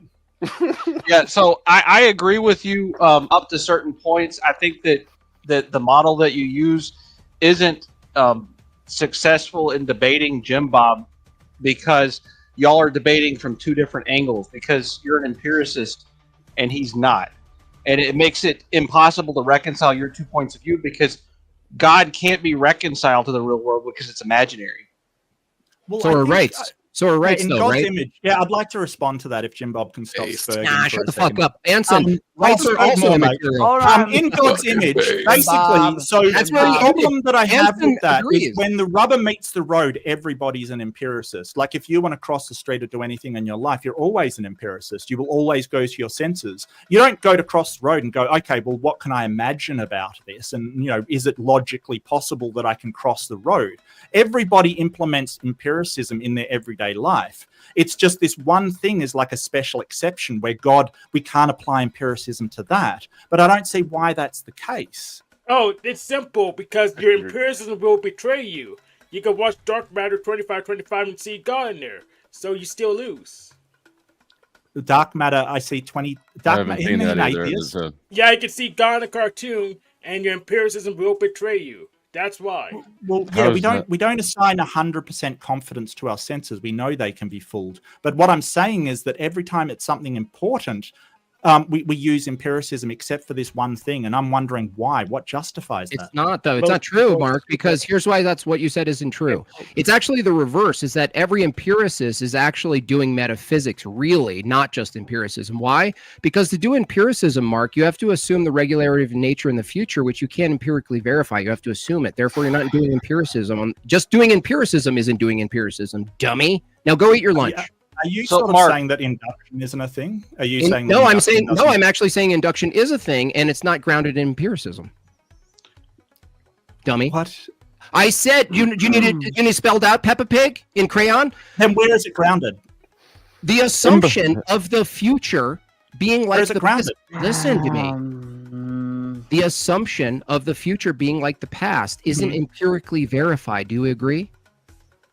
The present, yes, I think that is empirically verified. Yeah. No, the future is empirically verified. Nice job, dude. You definitely need lunch. You definitely need Because- lunch, dude. Go get Does your science do Ozempic, dude. Go empiricism? take some Does Ozempic science now. do You're close. empiricism? Does You science do prove, empiricism? you prove the future with empiricism Do you mean like we can make Unbelievable. inductive processes on the future? without Or are you the just No. playing more words? He's pointing out No. that the future hasn't happened yet and you can't prove it. empirical. Well, we Exactly. can't 100% prove it, but induction gets us the best idea of the future. You and should we bring wanna your know what sandwich happens back in to the future. panel because Jim Bob really wants you to leave. Yeah, well, I mean, he's just a coward, and we all know that. Like, Coward? seriously. No, To me, Mark, Yeah, yeah, you're Not a coward. What is a All right, coward? nobody's Yeah, going I- everywhere. yeah. Shut up. Mark, you've said you're going to leave like 5 times. Yeah, You're yeah, still okay, here. okay. I'm going to start reading super chats. Rachel coming in with the big 20. Climate change folks think that depopulation would increase human flourishing by saving the planet. Nazis thought eliminating certain people would promote flourishing for Germans. Jim Bob, is Right. right, you have to answer this. He didn't answer it. This is what I gave him the hypothetical, which he totally dodged. I said, if it's the case that human flourishing is your ultimate goal, isn't it the case that if you had 1 million people that with very little resources would live a life of 100 years of suffering and starvation, and the option was to eliminate 1/3 of them, wouldn't that be the ethical thing to do? And he was like, I didn't eat breakfast this morning. I ate breakfast this morning. It would only be ethical if God told you to do it. Well, again, how would that be inconsistent with my view, though? I'm demonstrating an inconsistency with your view, Flo. That's internal. That's not my view. No, whatever His it view is, isn't my view. Hold on, fine. His view isn't my view. Your assumption or your implication that this is a terrible thing that he would support. No, you're not implying that. No, I'm saying under his view, he's going to say it's a terrible thing, and he's going to be stuck in a contradiction. If God says eliminate the Canaanites, right? How are you going to argue that's a bad thing? Please tell me. If God actually talked to me, but that's not what we're talking about, actually happens in the real world. So anything you find wrong, because you're going to point to any biblical narrative and say, well, if God told you to do it, wouldn't you do it or whatever? Even if I bid every bullet, Powder Dusty, guess what? Whatever you thought sounded absurd, you couldn't tell me why it was wrong. It's wrong because you haven't talked to God. It's wrong because you haven't talked to God. I ain't getting his membership. William Bones throwing a big 10 out there just because. A rude mud crab coming with a big 5. If the belief is rational, why was he unable to rationalize it? You can be more specific, dude.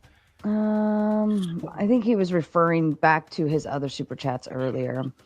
Soul with the big 10. Jim Bob, is generic theism a rational belief? If it is not, then you can't bring generic theism to a debate as though it's a rational belief. If it's rational, then you couldn't run tag against it. Yeah, we covered this, that theism itself, you could actually use arguments that are baseline that get you to a general belief, a justified belief in a let's say an eternal mind or something like this, but it doesn't tell you who it is. So Soul is right to ask this, but to say just because theism gets you to a rational general belief in God, it doesn't mean you can't further examine who God is, metaphysics, what is the ethical codes, how do you justify mind, knowledge, truth? Is God revealed? Is there any revelatory system in the theology? And that's where theology meets theology. And that's where the good debates are, in my view. Within people who already accept the premise. No, who accept the necessary conclusion, not the premise.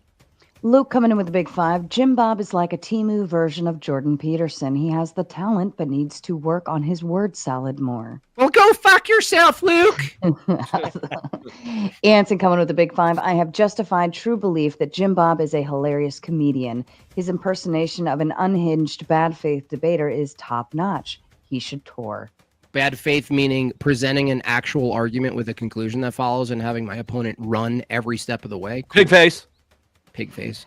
ALC coming in with a big 5. Can both sides steelman the other's position for the debate and give a rebuttal for why they think it's wrong? Well, he's gone, but I'll do it, and someone else on the panel can do the opposite for me, for me or whatever. So his position is, in his opening, Mark said a rational belief is based on empiricism, evidential.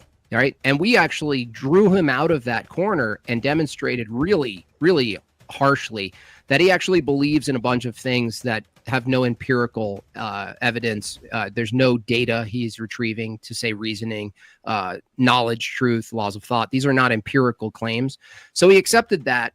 And then his argument to steelman him is, well, just because I hold a belief in rights that's not grounded in evidentialism, which is my standard for a justified belief, it doesn't mean I can't believe in the imaginary fiction of rights and make it justified. And I go, cool.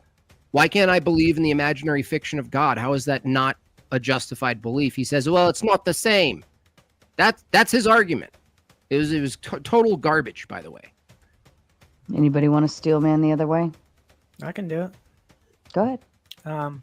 So your argument would be that logic is a conceptual thing and not a material thing as well. And therefore, these laws of thought actually are dependent upon a mind, which you're saying is God. Almost one step. They're mind dependent.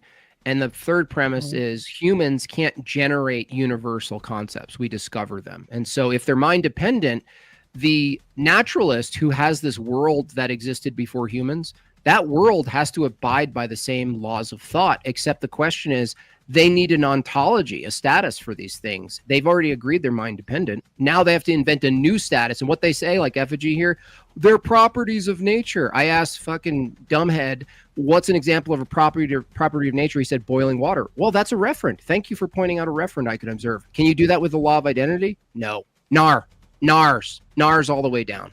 So that doesn't work because there's no mind that can generate universal constants. Because all minds are contingent upon universal constants. No. The premise isn't all minds are that. That's you have to present an argument for that claim. I'm claiming that it's mind dependent. That doesn't tell us whether or not there's a difference between a human mind and an absolute mind that precedes us. I'm just saying that the minds that we have discover universal concepts, but we also create non-universal concepts. So we discover one and we create a bunch. So if that's the case, if you argue, if you agree with the premises that logic is mind dependent and yet precedes humans, you've necessitated a mind. That's the base core of it. Now, if you're going to say, no, that's not true, you actually need to then create a new ontology for the laws of thought that aren't mind dependent. How are you going to do that without a mind? So it's impossible for logic to be mind dependent because all minds have to be dependent upon logic. No. Yeah, you can't form thoughts without the law of identity being true. No, that's a conclusion. Explain to me how a thought can exist. No, I don't get to. I don't have to explain to you your argument. Yeah, you made you try to do a haphazard argument. Now give me premises where your conclusion follows, please. I'm all ears. So, in order for that to be true, you need to have if the law of logic is dependent upon a mind, that means that a mind can both be a mind and not be a mind at the same time because it's not dependent upon the law of identity. No, that doesn't follow. Yes, it does. No, premises, please. You just said a conclusion. So a mind and not is a mind a mind? I didn't ask for a question. I asked for an argument, dude. Premise one, a mind follows the law of identity. A mind follows the law of identity? Yes. It is bound by the laws of identity. Everything a mind does, everything a mind is bound. A mind has an identity upon the law of identity. Okay, a mind follows the law of identity. Go ahead. Okay, you agree with that? Yeah, a mind has an identity. Yeah. Sorry, my mic. Is my mic? Mind. Okay. So a mind is an identity. That means it's consistent with the laws of logic. Yes. Means that it can't both be a mind and not a mind at the same time. Okay. Okay. So therefore, a mind is contingent upon a law of logic. No, that's where you're incorrect. Like the ontology. That's where. No, because so a mind follows the first law of logic, but you're saying that the mind that therefore it doesn't follow. No, it being it being consistent. Thank you for that contradiction. No, it's not a contradiction. You're framing it as one absolute contradiction. No, it's not, dude. I'm reframing what you're doing a sneaky framework. Here it is. You're conflating. You're trying to use language to mispresent if whether something's consistent and follows and is consistent with the laws of logic, and you're arguing that being consistent with the laws of logic is somehow dependent on the laws of logic, as if the laws of thought are external, right? Well, the problem for you to make that argument, James, is that James talking? Or no, that's not me talking. So it's the one in the bottom center. Okay. So if you make that argument, you actually, to make that argument work, you're going to have to present an ontological status for the laws of thought without that mind. Because from our view, from a Christian view, the laws of thought are bound in God's mind. They're bound. They don't exist without God's mind. Could I add something to that quick? But hold on. If you argued the laws of thought have an ontology, and you're going to make you're going to try to do a contradiction here. For you to make that argument, you actually have to then present the ontology of the laws of thought without mind. No, you don't. Because there's already a contradiction between No, because mind being you're dependent. no, or no, mind you- to, no. upon God's logic mind being is not. dependent No, upon mind. God's mind and existent is eternal and non-dependent. So you're not doing an internal critique. You're doing a sneaky external critique. You could try again if you want, though. That's like saying that God's mind is a square circle. You can just say whatever you not want. saying but that. That's doesn't Yeah, I mean, mean yeah, so. it's constant special No. pleading. Like No, this can't add a agree that characteristic, minds add a follow the law. characteristic. Spurging, effigy. What is You special agree that pleading? minds follow the law of identity. hold on. Therefore, the mind is dependent No, upon they're the not. law of identity. You keep The adding mind cannot characteristics so exist. that it fits your argument, Mind man. cannot It doesn't exist follow that they're without the bound. law of You're identity. confusing consistent and bound. Now, effigy, can you tell me what special Then pleading show is? me how mind can exist Hold without on, the law of Spurg. identity. Hold on, weird stare guy. Show me how Effigy. mind can exist without the law of identity. Effigy. Oh, he's running away. No, Don't ignore him. No, Come on, answer him. Dude, that's the same question. If How they're bound in how the is same a thing. mind a mind and not a No, mind? they're bound in the same thing. What's the problem? They're bound in the same thing. They're together. They're bound in God's mind. You can't separate them. That would violate the law of Being a identity. mind There's and your not being a mind at the same time. No, the laws Is of God identity. and not God? Dude, Or you're God spurging. You're doesn't not exist? letting me answer, dude. Shut up for a second, dude. If Then stop running God's, away from the question. I'm telling you right now, if God's mind is inseparable from the laws of logic, that they're bound into the same thing, then you making a distinction between the two isn't an internal critique. Yeah, it is because No, God it's is more not. complex than the law of identity. God is more than just the law complex. of identity. No, So they're not complex bound is in- just the no. That's a cope. And effigy, No, a it's not. special pleading. Hold on, let effigies talk for a second. Oh, you special want to run pleading- away? You want to No, change no, the I've subject. already corrected you. Effigy, you're just doubling down, you Spurg, in the wanna middle. dodge, No, you don't wanna no, talk you're, about you're Stop. double down Stop. on false premises. That's all you're doing. You're just going, no, God, complexity and shit. You got nothing. Effigy, special pleading is when you take something that's in the same category as everything else, and you give that one thing a special status that doesn't apply to everything else. Correct? Like a mind without a brain. Nope. Just accept the premise, right? Like Is a it- mind without a brain. Nope. Is God's mind It has one characteristic that every single other mind doesn't have. Shut up, dude. Like a mind without a brain. Come on, you're being hit right in the face with this. You're too fucking stupid to admit it. Stop Spurging. Watch. Watch this.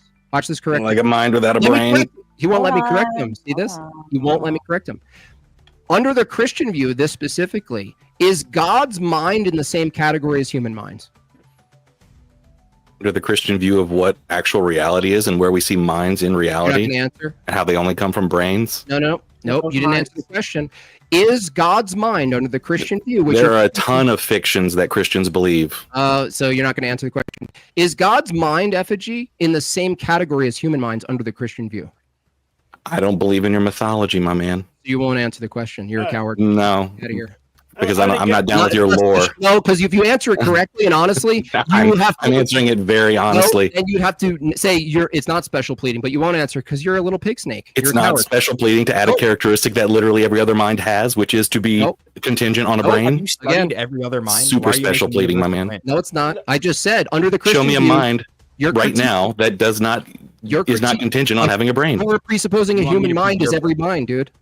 Cool precept, bro. Every All demonstrable right, mind. children. Let's Human let's- mind. let's Human ask- mind. That's a better way to Let's put it. ask a few more. Let's see. No, I lost my point. Wait. Tonight, the theory of stuff has improved if we talk about stuff multiplied with more stuff, now made of stuff. ALC with the big 5 says, I sent in another super chat about both parties steel manning the positions, the other's position on Jim Bob's channel. Please read that one. We just did that.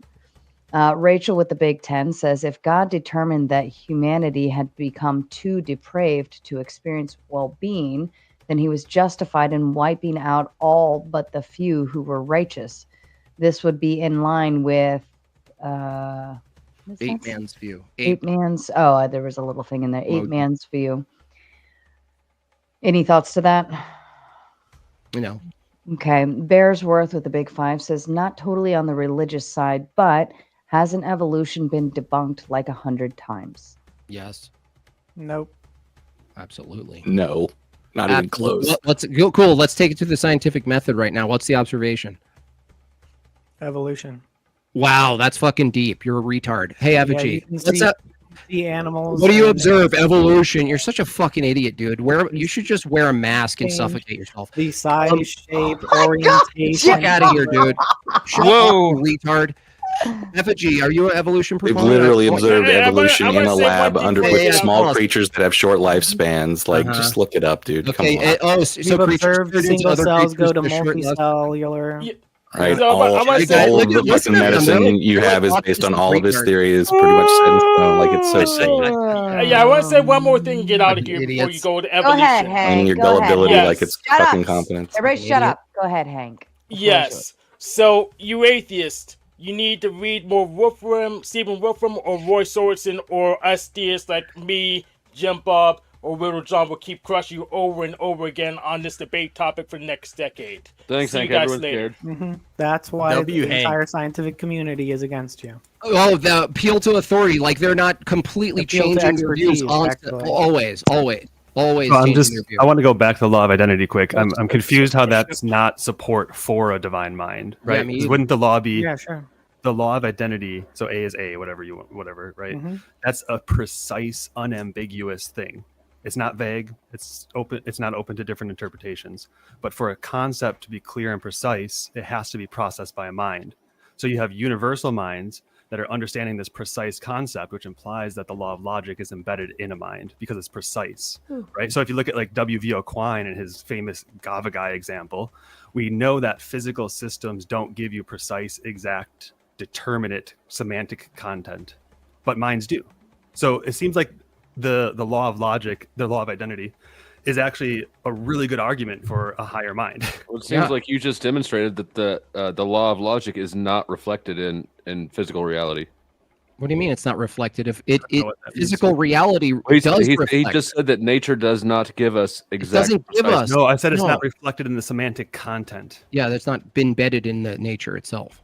The semantic content. How is it not? What? How is it not the law of Where is- identity that hydrogen doesn't magically just turn into helium over like That with required a nothing? mind, Like, dummy. Are you guys Platonists? God Do you think cannot the law of logic is a disobey. Platonic entity? I didn't hear that. Do you think the law of logic is a Platonic entity? I'm confused why you can't. Yeah, what's the ontology of the laws of thought? Where is it in nature if they're properties of nature? I've not heard a single claim to this. No, like, that's where what are he's saying. Thoughts. if physical are reality could patterns. be other things, then they wouldn't be what they are. They wouldn't. That's Nothing would have built themselves up describing- the way it that's is. Describing. Like, we asked for the ontology of the law of identity, dude. It What's its doesn't matter. status? If we know What's that the the status? ontology of God is that he Doesn't cannot disobey matter. the law of identity. Don't answer the question. No, It's Can the, God the disobey the ontology law of the of entire identity? universe. It just is the way it is because of that, is. right? Okay, Tom, It just Tom, is what it good job. is. It is what Good it job, is. dude. God exists. I mean, what do you want me to point to? It's the exact same thing when a What does it religious say? person says, "Look at the trees." It's like, well, things we don't exist say because that. they can now, because they can We identify don't as say one look at the thing, right? trees. If they could just pop into existence as Guys, other things, then guys, none of the it is- chemical it is what processes it would have is, guys. formed. Nothing would have Guys, it is what it progressed is. like in the way it just is. arbitrary. Can God disobey the law of identity? Yes or no? That is his nature, so no. No. Can God disobey himself? No. No. Right, so That's he's can a- bound can a by the law of avocado identity. be a He's pig? dependent upon it. His nature is bound by his dependent nature, upon the but- law No, of no, no. That identity. doesn't Christian has a follow. He's problem with that. dependent, dude. What? That's No Christian has a splitting. problem. They're splitting. You're splitting the nature. Look, dude. Look. Let's make this really simple. Can an avocado be a not avocado? No. Okay, cool. Be guacamole. So if that's true, like if God himself has nature, let's say God's nature is encapsulates the law of identity is bound to his very nature. Do you notice that your answer with the avocado, if you were to apply the nature distinction to God in regards to logic, you wouldn't be able to, you'd answer the same question. You would answer the same question really quickly. No, God can't violate himself. It's his nature. That your question assumes the law of identity and the laws of logic are Platonic distinct envelopes that are floating in space somewhere. Okay. They have to No, be. the If you argument want assumes exact- that God is limited by the law of identity. No. What do you mean Yeah, limited it's by my argument, himself? so I know what it assumes. Not all limitations are I don't imperfections. know why you have to say, like, if so- I say so like they- Planck's constant, like So determines we- certain things in the universe, like is that? We agree that there is necessary preconditions for there to be a material world that we are existing in today, correct? Mm-hmm. And part of that necessary precondition would be the law of identity, the law of logic, things like that. Things have to have a system for matter, time, and space to be together and to function as a material world. You mean governed? Right. It has to be governed by that to have a material world. Yeah. Like And to have is governed. Yep. What? Like God's Yes, nature is and so governed by the law of and identity. what we're asking for is the justification for those things themselves before we have human minds to justify that. If we all agree that they are conceptual and they're mind dependent, and the world material itself requires this for there to be any sort of world that you can reference to say, well, if I look at nature, that's laws of logic. There has to be the laws of logic before there's actually any of those material things that you're pointing to. So we're asking for justification for that. For God. The harder question, though, is the unambiguous nature of the semantic content of the law of identity. Why is it exact and every human mind knows it? That has not been answered by anyone. And Mark even gave up. How is it not by saying that it's an innate property of the universe, therefore an innate property in you? No, because property. Okay, look. If I say a certain temperature is a property of a certain thing, or boiling water is the property of the effect of water once it hits a certain temperature, these are reference, right? For you to say there's a property in nature, isn't it fair for me to ask what's the referent? The universe and its existence and how it came to be, right? Dude. Well, no, though, think about it for 5 seconds. If hydrogen could just magically become helium without anything happening, would the chemical chains that have led us to this point have been able to form? Dude, that's not what I'm asking. No, that's the identity of it, right? No, things don't just become them other things. Things aren't other things. Dude, that's not what I'm asking. I said, what's the ontology? If you're saying property of nature is the law of identity, the way we look at properties of nature, like wetness and hot, heat, and cold, and all this shit, we're asking you, what's the referent? You just say, the reality is the referent. Well, no, reality is made of particulars that operate in a certain way. Okay, describing those particulars and how they operate doesn't account for or give a justification for what they're governed by. You're saying they behave because they behave. That's all you're You literally said the same thing earlier. You said that without these, we wouldn't even be able to have this debate, right? So we're constantly proving them wrong. Those are preconditions. We're asking for the justification for the preconditions. We're not agreeing. We're not debating whether or not we agree on the preconditions that they exist. We're asking for the justification. You are saying that the immaterial, abstract universals that exist don't exist the same way matter exists. And we say, okay, well, what's the ontology? And you say the matter. You just go back and forth between immaterial and material. And even if they the fact that they exist, yes. Even if they did exist, the fact that they can exist, the fact they exist, right? And saying nothing, literally nothing. You're saying nothing. Even if they did exist as physical entities, you'd still have to deal with the problem of the indeterminacy of the physical. That's like, I mean, that's just like almost all scientists and philosophers believe this, right? This is the famous Quine example with Gavagai. If you're a linguist, let's say, and you're attempting to translate an utterance, and you hear Gavagai, and it's spoken by some tribe member you don't know, and there's a rabbit next to the tribe member. So given the light of the evidence, you'd think that the speaker's behavior, what they're doing, what's going around them, the context-dependent information, you're able to determine that he means rabbit. But notice how the physical requires the context-dependent information, which you don't have in the semantic realm. Yep. Even information itself, Andy, like if we just skip all that heavier stuff, information itself, forget the laws of identity. Hey, is the universe have information in it, Effigy? In what context? Yeah, exactly. Do you think information exists in the universe? Yes or no?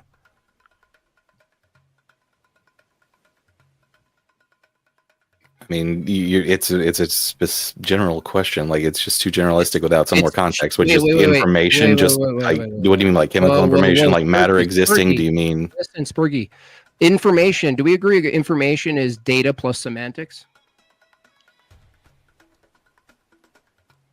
I mean, sure, we can go with your definition. Sure. Well, that's not my definition. That's an atheist leading theorist. He's an Italian guy. It's his definition. So, given that data plus semantics is information, can you tell me the status of information if it's not identical to matter and you agree it exists? Where does it exist and how? Wait, say that one more time. If information is data plus semantics and it's not identical to material, then what is the status of information as it exists? What is the status? Seems like a nonsensical question. Nonsensical question. It's a nonsensical question. Oh, just saying it's a nonsensical What is the question. status? Its status is divorced, What's Jim its Bob. ontology? It's divorced. Tell me, what's its ontology? What is the nature of it? What is the nature of information in reality? Yeah. How's that a Depends nonsense on what we're calling argument? information. Are we calling matter information? Are we calling chemicals information? Are we calling chemistry information? Thing into information is the process that you go through. Do you file it away as information? Right. Cool. What's So the status This of it? lighter is information. That's great. That's really great, Slow State. What's the status of it? Divorced. I already told you it's divorced. I don't understand. So if you say information exists, we agree. Let's take it simple with crayons for Peppa Pig. Does information exist? That's a good premise. Yes? Who are you asking? Not by itself. Neither are you retards. There needs to be a mind to go and interpret it. Okay, cool. Otherwise, it's just what it is. Well, cool. Correct. Well, it is what it is. It doesn't get you out of the problem here. So if I say information exists and you agree with me, when we say information exists, I'm going to ask a next question. The same way I ask, how does an apple exist? In what way? We go in a physical way. Look, there's apples. There's a universal category of apples. There's particular apples. Cool. I'm asking the same question for another claim of existence called information, and you guys can't seem to wrap your little beady heads around it. It exists as an immaterial process. Okay. Effigy, do you agree with that? To me, information is an output, right? Like, I'm just not familiar with the argument you're making. Yeah. I mean, I'll happily claim ignorance on this argument. I don't. Okay, fine. Well, the reason I'm bringing this up is because things like truth and laws of logic, they end up going deeper into philosophical holes where something like information is so taken for granted and so applicable in the day-to-day, but we never quite ask what the status of information is. For instance, if I embed information in some software and the software goes into a computer, we wouldn't say the information is identical to the material that's conveying the information, right? They're not identical, right? The information aren't you presupposing meaning though?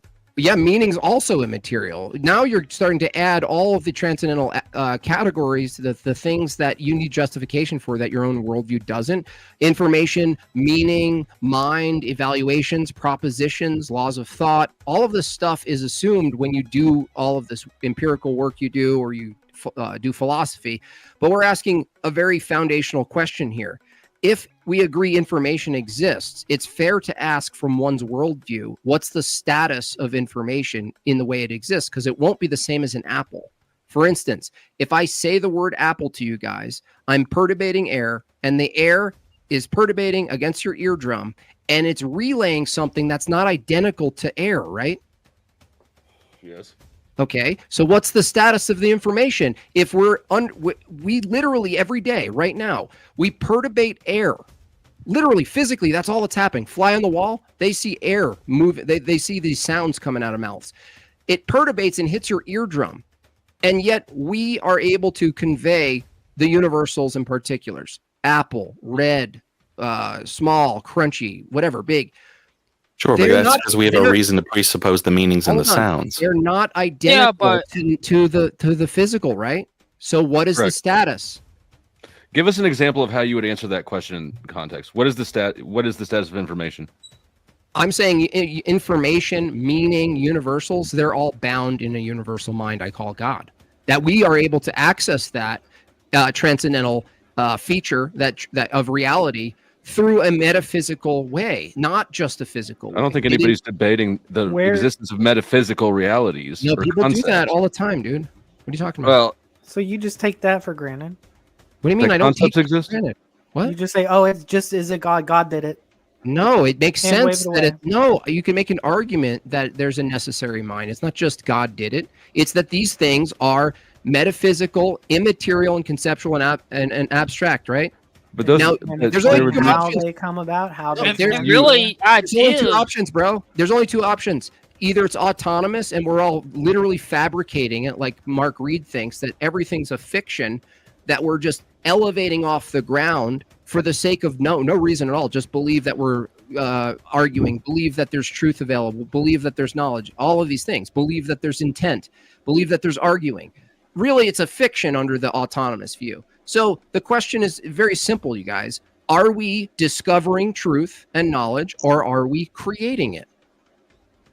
As you're saying this, our total viewer count right now is literally 666. You can't create truth. You can only discover truth. That's right. That's right. And what's the alternative? Autonomous means you're creating it. So if truth is absolute and conceptual, just like logic, just like information, just like meaning, just like knowledge, all of these abstractions that are mind dependent, if we're actually discovering them and they're mind dependent, that means they precede our minds. Well, truth is a quality of communication, which we do create communication. What? Truth is just communication. Truth is a quality of communication. Truth is a quality of communication. About quality. Look, this, if I hold this lighter here, whoa, it can't be true or false. Yeah, that's a reference. Yeah, it can Truth be. is that which comports Not with unless I reality. make a communication about it. The claim can be true or false. You can. Yeah, but but the thing is, under an atheist view, ultimately, the thing you're calling a claim is also just a material event in the world, just like the dropping of the fucking thing you just had in your hand. So they're using it to mean real. Yeah, and but it doesn't reduce it like you think it does, though, right? What doesn't reduce it? Just it being a material event. No, it does. Watch. Here's an argument for you. Events in the world are not truth apt, correct? Events in the world are not what? Events in the world that we see, like waterfalls and things, they're not truth apt. They're not propositional. They're just actions that happen, right? Just Truth is that which comports with reality. I didn't ask what your fucking Matt Dillahunty definition of truth is. I'm asking you. That's what it is. Dude, that's what it is to me. How is it you're not able to understand what I'm asking you? Premise one, do you agree? Because you constantly sound like you're reading off a script, and I want to fuck with you. That's why. Events, effigy, are not truth apt, right? Pure events in the world? Correct. I'll agree with that. Thank you. Jesus. So if events aren't truth apt in the world, but under a physicalist view, that evaluations and propositions are also just purely reduced to events that are determined by chemistry, how is it that propositions and evaluations can be truth apt if they're also in the same category? Now, this is true special pleading effigy. You can learn something from this. You got nothing. Stay silent, boy. ALC comes in with the big 5, says, question for Flow State. How are you gayer and more deceptive than Mark Reid? Deceptive question right there. And a gay Nancy one. Knowles with the big 5 says the universe is the necessary, unchanging foundation that makes logic, order, and thought possible. So what is the ultimate basis for all reality? You're one of the smallest brains I've ever. And some dead on again. Let's take it one word for word. This is really fun. Ready? Okay. The universe is the necessary for what? The universe is necessary, unchanging foundation. No, the universe from your own view is changing. It comes from a different state and it goes into a new state. Okay. That's changing. That's actually opposite of what you believe about the universe. Foundation that makes logic immaterial. So universe material produces logic immaterial. Order, which is a metaphysical description of the world, and thought on another immaterial thing, possible, also an immaterial metaphysical thing, possible. Serving, also. Serving, function. So pure matter gives you teleology. Serving as the ultimate basis. This guy's a troll. Anson Knowles is a professional Cart troll. before the horse. Cart before the horse. Just amazing. DeFreak coming in with a big 5 says, I have the highest respect for Mark Reid, even though he is an unbeliever. I consider him a friend and good man. I ask believers not to judge harshly. Well, believers don't judge at all because judgment is God's alone. Dustin with the you big judge 5. God to be correct. I've judged God to be Jesus incorrect. Fucking Christ, shut the fuck up. Dustin coming in with the big 5. Logic is a universal concept created by a universal mind. Bat milk is a particular concept created by a particular mind. Categories consistent. Latch. Yeah. I don't get that. Well, what is bat milk? Bat milk is an old meme. It was a meme I used, but the comment is good because there are universal concepts that humans discern, and there are non-universal concepts we create. And the fact that we discern universal concepts mean they precede us. Otherwise, you can't discover something that doesn't precede you. That makes no sense. They would have to precede God then as well. You can't No, have God without the law of identity. No, dude. Can be Stop. simultaneous. No, that you can have them together. Logic and God can be bound in their eternally uncreated nature. God is good. God is logic. God is right. everything. Then That's you right. can't lose. You've set yourself up where you cannot right. lose. Yeah. Now you're getting it. Phenomena don't need to be concepts for us to discover the relationships and then make them into concepts for us. Did you discover that? Uh-huh. Cool contradiction, bro. Cool story. Answer with the big Work. 5. Justin Henley, I forgave your comment about my mom immediately. The Christian ethic is superior to all the other social constructions for morality. Wi-Fi just wanted to say that I win. Thank you, She Wi-Fi. threatened me if I didn't do the super chat, she was going to drop me. Just Without lies, Islam dies. Comes up with a big 5. Says, question for Jim Bob. What are the universal laws of logic and why do they necessarily point to God? The laws of logic, the classical ones, are the law of identity, non-contradiction, and excluded middle. They're universal. They apply all the time. And because they're conceptual and abstract and they precede us, they point to a universal mind, because non-universal finite minds can't create universal concepts. So drawing it to a mind is rational and it actually follows. How does it not follow? Tell me. Anyone? It doesn't follow because the mind. There are no example of minds without brains. It's really simple. Right. It depends on the law of identity. Unbelievable, dude. But you're saying it is the law of identity, but clearly it is unbelievable. It's very unbelievable. How can a human comprehend a non-human mind? Like we can't fully. I don't think we can. Show me a non-human mind. No, we wouldn't say that we fully comprehend. Keep talking about things that we do not know if they exist. Like you're positing things. You're having fantasies. What? Like that's all it is. No, you're literally positing things. You're saying it is what it is. Yeah. I don't have to justify it. Yeah. It just is nature, and nature is mind. So Effigy, you already said that some indiscernible thing. You're the one when I asked you what's the status of the laws of logic. This is a discernible thing, right? This is a mind. There are 6 billion people with minds. There are creatures with minds, right? No, you can't discern. We have evidence for minds. No, you didn't discern the mind. Where is it? It's in the brain, right? Where in the brain is it, Effigy? Tell me. Do you? I mean, it's all the brain, right? Oh, yeah, the whole brain is now. Okay, cool. So Yeah. the whole brain is the mind. All that meaty stuff. The brain is the brain. So the mind is contingent on a brain. Yeah. Oh, so now the laws of logic, law of identity exist before your mind is there materially, which is a concept dependent on a mind. So how do you square that circle? No, the laws of logic. Minds are The dependent absolutes upon that we're talking about. Do we are create the properties law of the identity universe. within our mind? No, it's a property of the universe. Where? Everywhere. If it wasn't a property of the universe, we wouldn't have what we have. We wouldn't have if it's material, you should be able to point out a particular place. Where is it? Where's God? Everywhere, bro. It is a property of all material, right? Where? Wouldn't you say bark, like bark or sharpness or smoothness is a property of material? Like that's a material. You guys are constantly admitting that it's a material of the entire universe. You're sitting there saying you're using it constantly. Can I hold the law of identity in my hand? Yes or no? We're proving it right now. No, right I now we're asked proving it. I just proved it again. Did you understand that? I think I proved it again. I can keep proving it. You want to keep proving it? Yeah, you got nothing.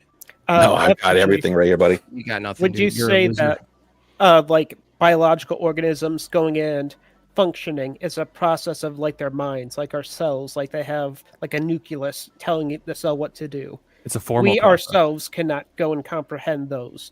So, like, and that's just on the small scale. But if we go to like a larger Existing scale, is dependent on processes that necessarily have to have things that are themselves. Now, how do you justify the processes? Yeah, you don't need the processes for things to be themselves, dummy. You can have a static world. But they have to be to have a continual chain of growing into us, right? You don't need that, though. If we start at chemicals and end up with us, then we have to have a world where things are themselves, right? Otherwise, you can't have that change. I'm telling you, dude. You understand what he's saying? You could have logically and practically have a universe full of particulars that do nothing, right?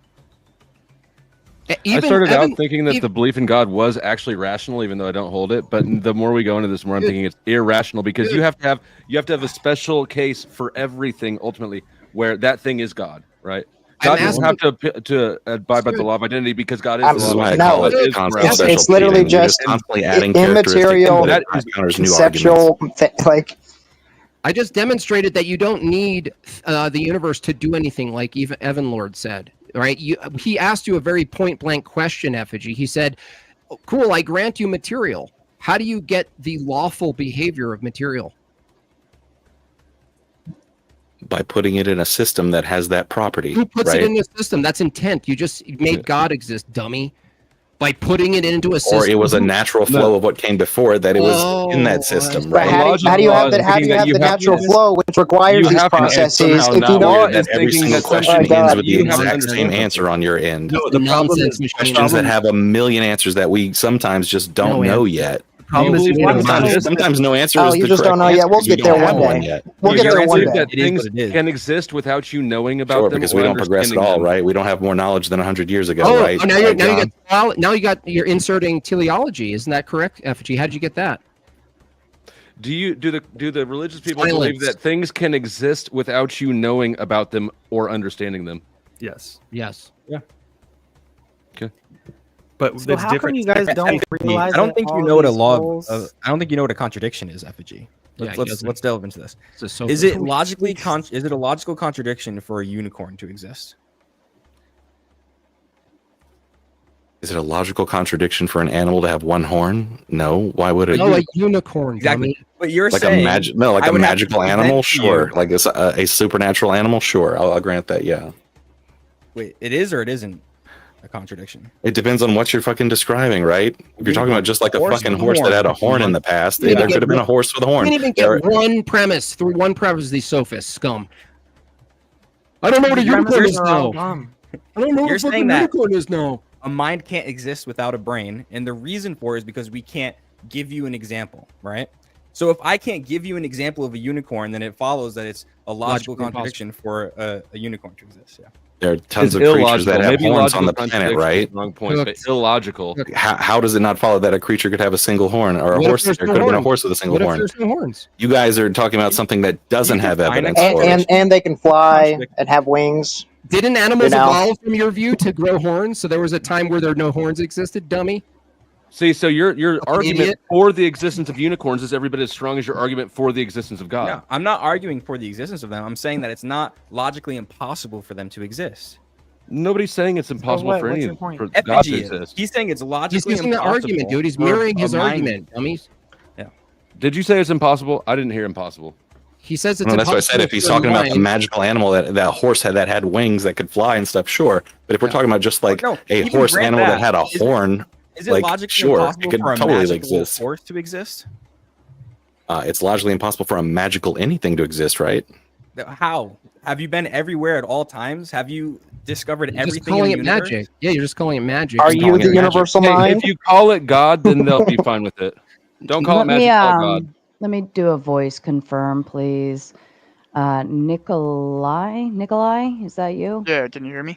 Yeah, we can hear you. We're not going to show anything on screen that we shouldn't be showing, correct? Nope. All right, thank you very much. The problem with your view, Effigy, you're making an absolute claim about a mind. Would you make it better if I said logically improbable? And when we ask you on your view what a mind is, you just reduce it to a brain. So all you're saying is a brain can't exist without a brain, right? So show me a mind that exists without a brain. You don't have a distinction of a mind, dude. Show me a unicorn. Effigy, it doesn't work. But I interact with minds every day. You don't and I know they all have mind brains. is, dummy. What's Effigy. a mind? Can't even tell me what it is. We're just going around in a circle. Yeah, you can't tell me what a mind is because it's a brain from your perspective. So you're not really saying any distinction between the mind and the brain. Because it is an emergent property of a brain.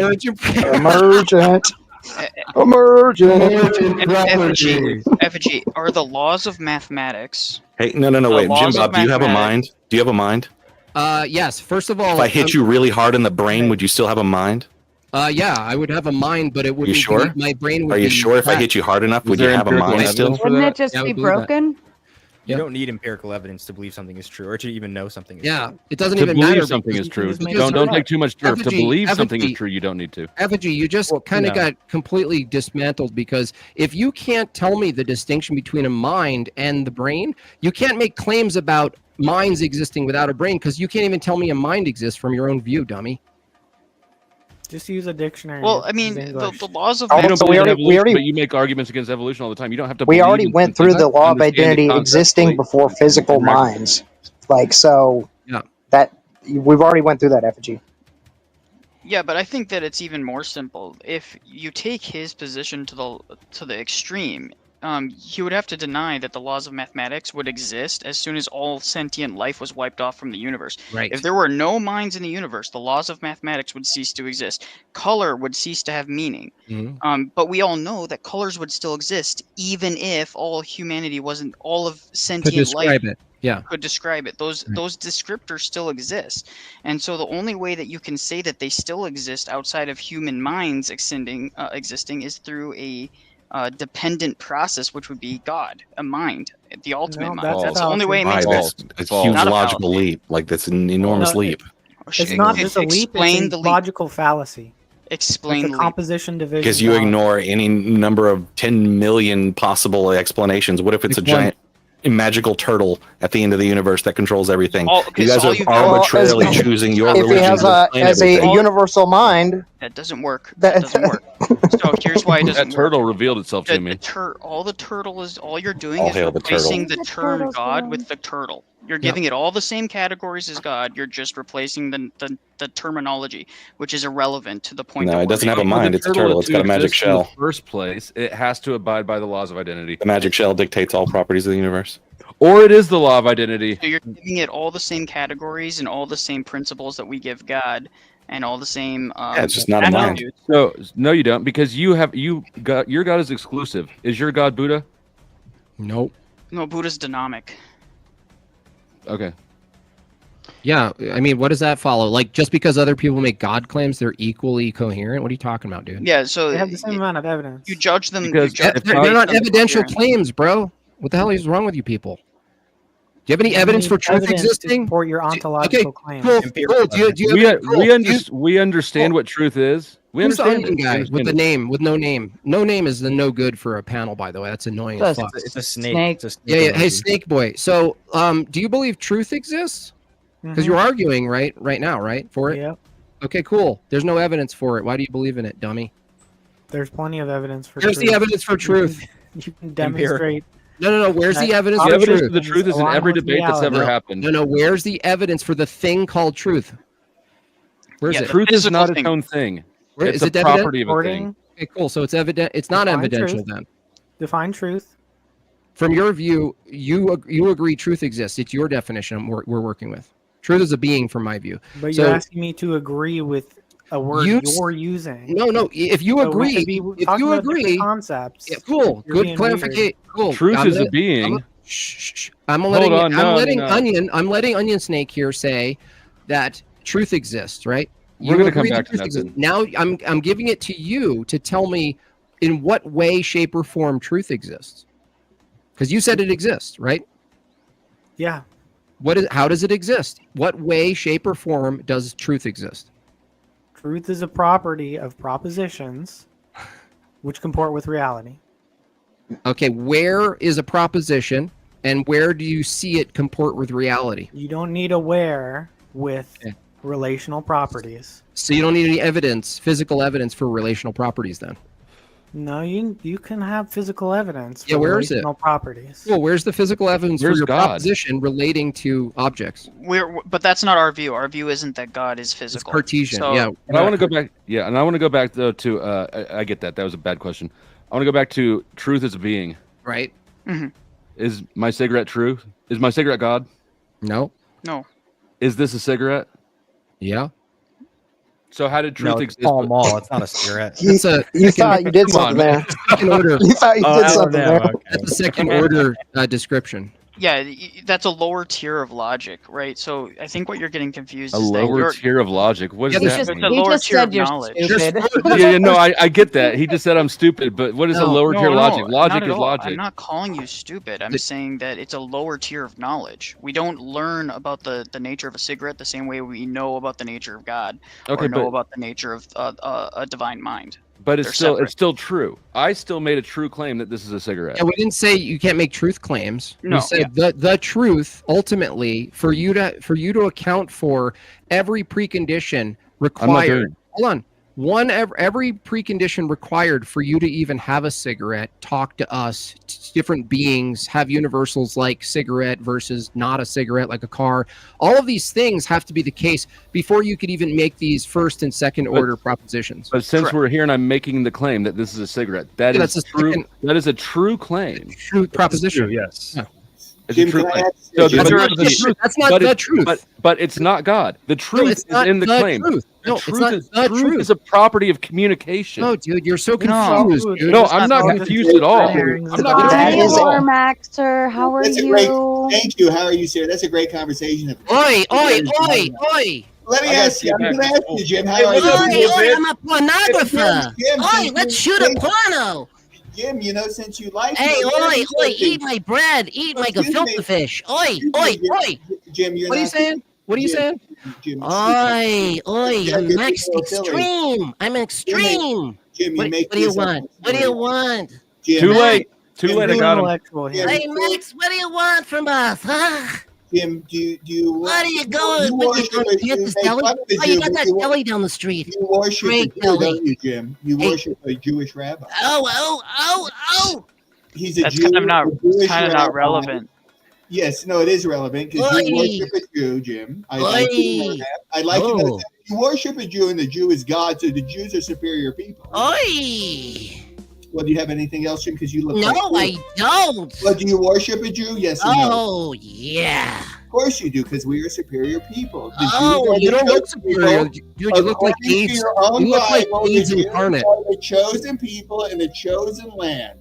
Yes, you are. Do you wow. agree with that statement or not? What are you doing with your chosen life? What are you doing with your chosen life, pornographer? You're a theologian, supposedly. I'm not a theologian. Hey, Bagel Boy, I'm not a theologian, Bagel. Doesn't need much help. What are you doing with your Jewish life? Let me ask you a question about God. What are you doing with your chosen life, Bagel Boy? You look like, Jim, you're about an 80 Don't talk about what I look like. You look like dead. You look like dead. How much do you weigh, Jim? You're a physical man. 180. What is your size and strength? 180. You're not no Oh, look at my muscles. Look where I've been shooting up. Yeah. Oh, I've been shooting up in my bicep. You're a weak man that worships a Jew. You should worship me. You worship the Jewish people. Why don't you admit, instead of looking at the camera? See, Sarah, what you have here is a man that worships a Jew, but likes to make fun of Jews. Look at my bagels. You look like a schmuck. Look at my bagel. Oh, look at him. Look at me. Micro cock. Oh, look at me. Look at me. This is who you have on, Sarah. This is your. Oh, this is your. Oh, look at you. I'm gonna appeal to the woman. I'm gonna appeal to the woman.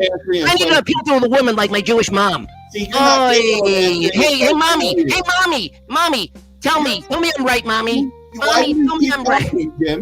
Hey, tell me I'm right, mommy, Sarah. Hey, mommy, Sarah, tell me I'm a good boy. You look like an asshole. You need no help from me. Tell me I'm a good boy. No, as an asked you, Jim, how old is human mankind? How old is it? Yeah, well, I'm asking. I don't know. How old is it? Tell me, I'm Maxa. asking you a question about God since you're so informed about this. Tell me, Maxa. Would you agree that it's 100,000 to 300,000? Yeah, that's fine with me, Maxa. What's next? No, you can answer the question. Oh, what's next, Maxa? What you got? You're a loser, Jim. I'm a loser. You're like an 80-pound little punk. I can kick your ass. I want to get physical with men. You worship a Jew. Here's the point. Here's the deal. Sign on the papers. Sign on the papers. Jesus died a Jew and he worships one. Sign on the papers, would you? Just sign on the papers. Jim. Hey, sign on the papers, girl. Don't worry, you're gonna love this. I'm gonna shoot a couple scenes with you. It's gonna be fine. You're gonna be a big star. You're gonna be a big star. Well, that was that was great. I knew that was gonna be fast. That guy's got some chutzpah. Oh, he's got some chutzpah. He's running the industry now. Hormaxer likes to stop by every now and then. He's running a show. Just to say hello. I can't believe he came and talked to us Goyim. It's He did it. He really did it. Yo, he did it.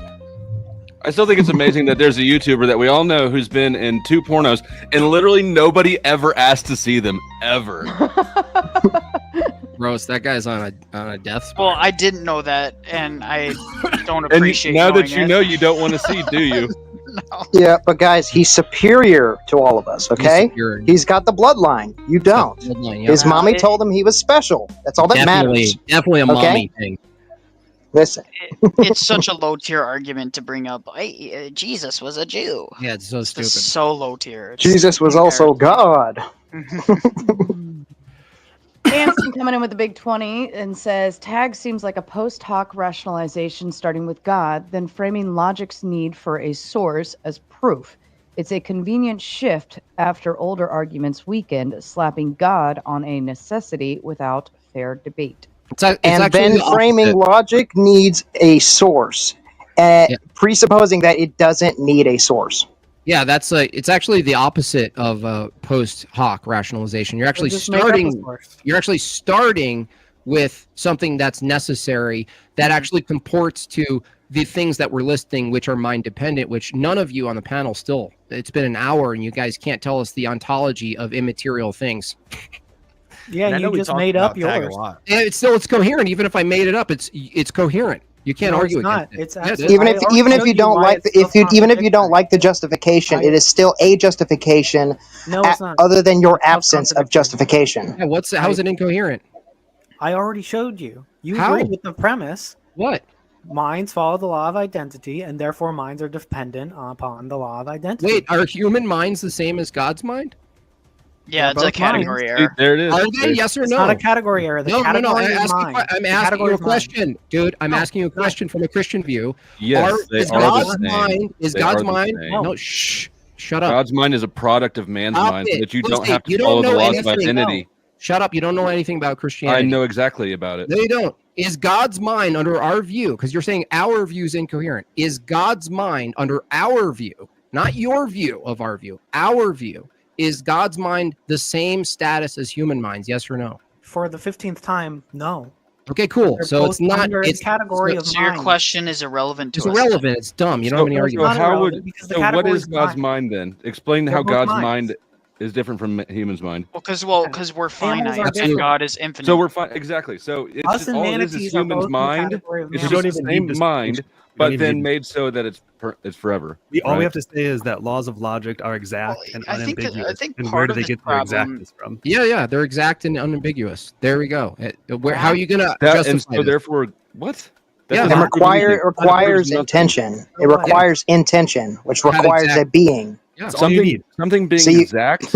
yeah. Now Requires. we can argue about what the being is, Doesn't but prove you have to intention. have intention How to have meaning. You're just know, a outright physical asserting that process- something Exactness- requires exactness is a intention. function Tell me how of a physical distinction, process right? gets to exactness and unambiguity in interpretation. Tell me. What was the question? Say the first part again. How does a physical process alone, without a mind, give you Mhm. exactness and unambiguity in interpretation or in meaning? I don't know how it does. It just does. The fact that you and I are no, hold on. You've already granted that there can be things that exist that we don't understand or know about, right? But that doesn't matter. So why are all you Because dick faces laughing? You can still discover the exact. Are you confused? You can discover the If you exact. said that, you would push it. Dusty, That's from our view, from the Christian view, you never know anything in its totality. Like you can never know Jim Bob's essence. That's not just in the Christian totality. view. That's basically it. Unless Everyone's you- view. Okay, so if you accept that, you don't have you keep on arguing around a doctrine of essences and knowing things. You can never know anything fully in its encapsulation, and so at that point you would have to argue that you know nothing. But for us, our view, we believe in divine revelation. We're able to know things. But you can't know through that God. fully. But you can't know it in its totality. Yeah, but you can No, know you, things. can you be sure about it? Didn't you just say you can't know anything for sure? No, I said you can't know something's essence. Divine revelation allows us to know some things. Yeah. How do you What know do you mean that? by something's Lost essence? logic. Like Because herbal God knows essence? everything Like, and He reveals it to us. Essence is nature. the nature. No, how do Essence you is know just that another word for revelation? nature. so what is my essence, for instance? Your Give nature me- is human, like mine, but we're not the same people. Is right? my essence and my nature the same thing? You're essentially your It's fixing nature. each other. Yeah, your nature though, and let's say your energies, how you are, your idiosyncrasies, the way you talk. We're the same nature, but we don't have the same idiosyncrasies. So our and nature is we're human. not identical, right? Our nature is human. Our essence is different. Same. You could say they're the same as nature for the sake. So using you and me as examples, what is the difference? What is our energies, essences, and natures? Hold on. Nature is human. I've already got that one. Essence is the whatness of a thing. What? Right? Yes. The fundamental what of a thing. But a nature is just the totality of the being's properties. That's it. Right. I get know the the nature nature of part. this The nature is revelation? human for both of us. What would our essences and our energies be then in a distinct? Energies is what you interact with. Like you talking, your mannerisms, the experiences you've had throughout your life. Yeah. Okay, that so my would tone of be your voice, energies. Okay. Yeah, Okay. those things. But they're not your what. They're not your what because They're not who you are as a person. Yeah, I share your Okay. whatness. But so as Okay. everyone on the panel shares the whatness, but the who-ness is distinct from the whatness. And So this what's is a good essence then? That we got Nature, energy so. and It's the same as nature. You could say. Yeah, nature. you can use either term interchangeably. Now where Hanson were we coming doing in with a big 5 says the law of 2 girls, 1 cup exists even though I haven't seen it. The universe the universe works in mysterious ways. I would rather watch that than that other dude's pornos for sure. Long live liberty coming in with a big 5. Can human consciousness, brain/mind, via energy, synapses, charges, and sparks be uploaded out as data and bits via zeros and ones and still be a mind? When do thoughts begin? I don't think so because those are inputs, and the question of mind is the evaluation of the inputs and these things. And so someone who like Effigy, who ultimately reduces the brain to the brain and the mind to the brain, there's ultimately no distinction. It's just a matter that's fizzing, that's doing things. There really is no distinction between sparks and the thing evaluating the sparks. So if thoughts are sparks, the question of mind is what and who is evaluating the sparks? Well, under the physicalist view, it reduces to sparks evaluating sparks, which doesn't make sense. Which sparks are correct? And you reduce the mind to a soul that's fizzing magical mind soul energy. What? That's not You what said nothing. What are you saying? I don't like poetry in general, so it's like part of a song. Pretty It's not a simple. complete You thing. think You say that it's we what? ridiculous to have a mind that's in matter, but you posit that the mind is actually a soul, which is magic.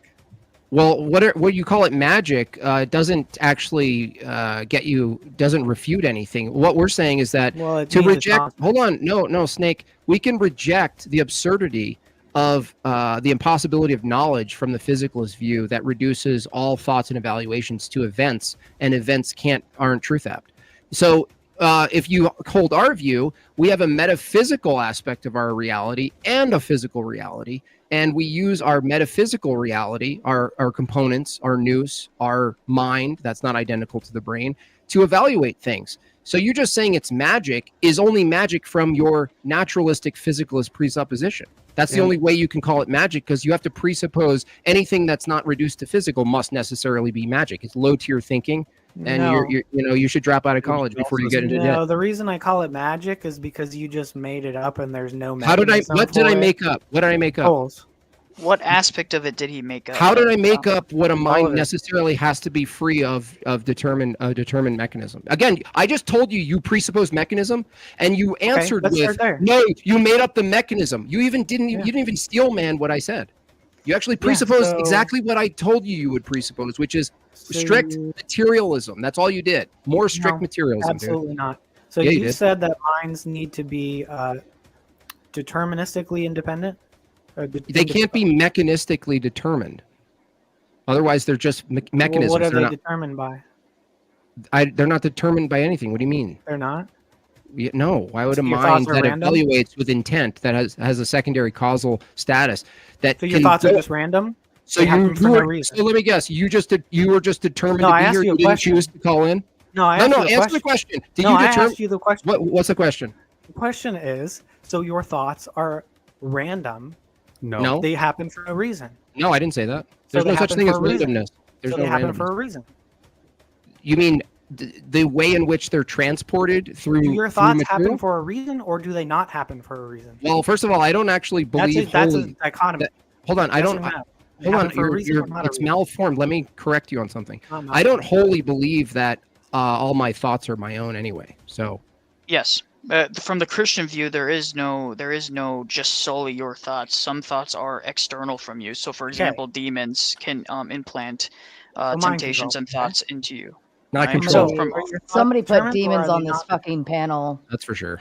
Noah came in with a big 10 to say $10 for saying emergent property. Yeah, totally. Every time. Check your bingo cards. Emergent property. Anson coming in with a big 5. Why did Tag watch Two Girls, One Cup to prove God exists? Because only divine precondition can make sense on that level of chaos without breaking logic. What is Tag again? Transcendental argument for God. Okay, thank you. Anson's drunk at this point. He's totally shit-faced. ALC with a big 5. Because the deceptive slow state can't explain Tag. Can Wi-Fi gospel explain Tag, please? Sure, really quickly. The way I do it is through epistemology, but basically, the Christian world, if knowledge is possible, the Christian worldview is true. Knowledge is possible, therefore the Christian worldview is true. That's the direct way to go about it. It's basically. Can you connect those a little this bit is a more? long conversation. Okay, I would love we actually. can keep doing super chats. We can I come would back to it. I would love to do a debate with you, Flow State, on that if you want to. You're gonna put yourself through that. You're gonna put yourself through that. Every time I try to debate Jim Bob, he has to go somewhere. You've already been wrecked so many times, Flow State. By me, by Jim I Bob, will set it every up. Orthodox you've ever. Whose voice is that? Oh, that must be Weirdo John. Oh yeah. John, You know, just because you already claim know. something I've doesn't make already it destroyed true. you several times. So You has have never Jim Bob. destroyed Yeah, that's such a anything. lie, dude. You just sit around with your dick in your hand going, "We destroyed you." we You destroyed give up every time. After like Are you 30 looking, after look an at hour, you you looking give around for up. some support because you know that what you're saying is bullshit. I Shout out, destroyed her. I In the end. destroyed her, guys. I destroyed you. Okay. I just graped John. See, it's true. I said it. Wrong for okay. Says, silence, play a song, everyone take a drink, engage in 1 minute, also good night. And for that, I'm gonna do the stupid shit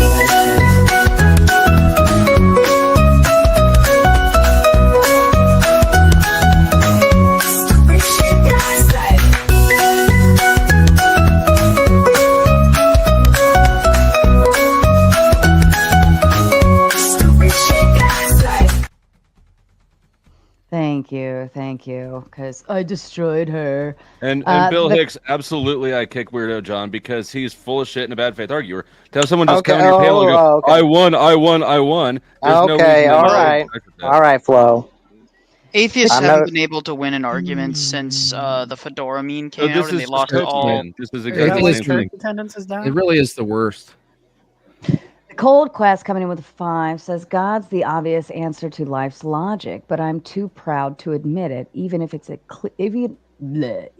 clear as day, I'll just pretend he's not real. It's a performative contradiction. Not clear as day. Well, it's pretty obvious. It's pretty simple. It's pretty simple, is what you mean to say. Oh, it's obvious. It's very simple, rudimentary thinking to go, oh, I wonder what my Sky Daddy did. Sky Daddy did it. No, it's obvious that you're really doing the Sky Daddy meme. You're fucking Sky Daddy. 2001. Sky Daddy's here. 2001, 9/11. I don't know how anything happened, so Sky Daddy. Well, no, knowledge. Sky Daddy. Look, it's Flow State. Can you What, please, Tim from Bob? your broken materialistic worldview, tell me? I'm not a materialist. Then how do you account for immaterial things without God, please? I don't claim to account for everything. I don't know. There are things that we don't know. There are things you don't know. It's your worldview is You're absurd, and you are the ones that make So up why the are you lie that you debating? know things. Why are you debating? Yes, why are you debating? debating Your then? worldview is absurd. It's reduced to Why absurdity. would There's you no be- reason Sky for Daddy. you to adopt it. Sky Daddy. No, the argument is closer to this. Knowledge is discoverable, and knowledge is mind dependent. So if knowledge precedes you, So such where that you did can minds discover come it, from? I don't know. Sky Daddy Ah, made it, and Sky well, Daddy is the mind. it assumes that a mind holds all knowledge. That's what it assumes. Right, Sky Daddy.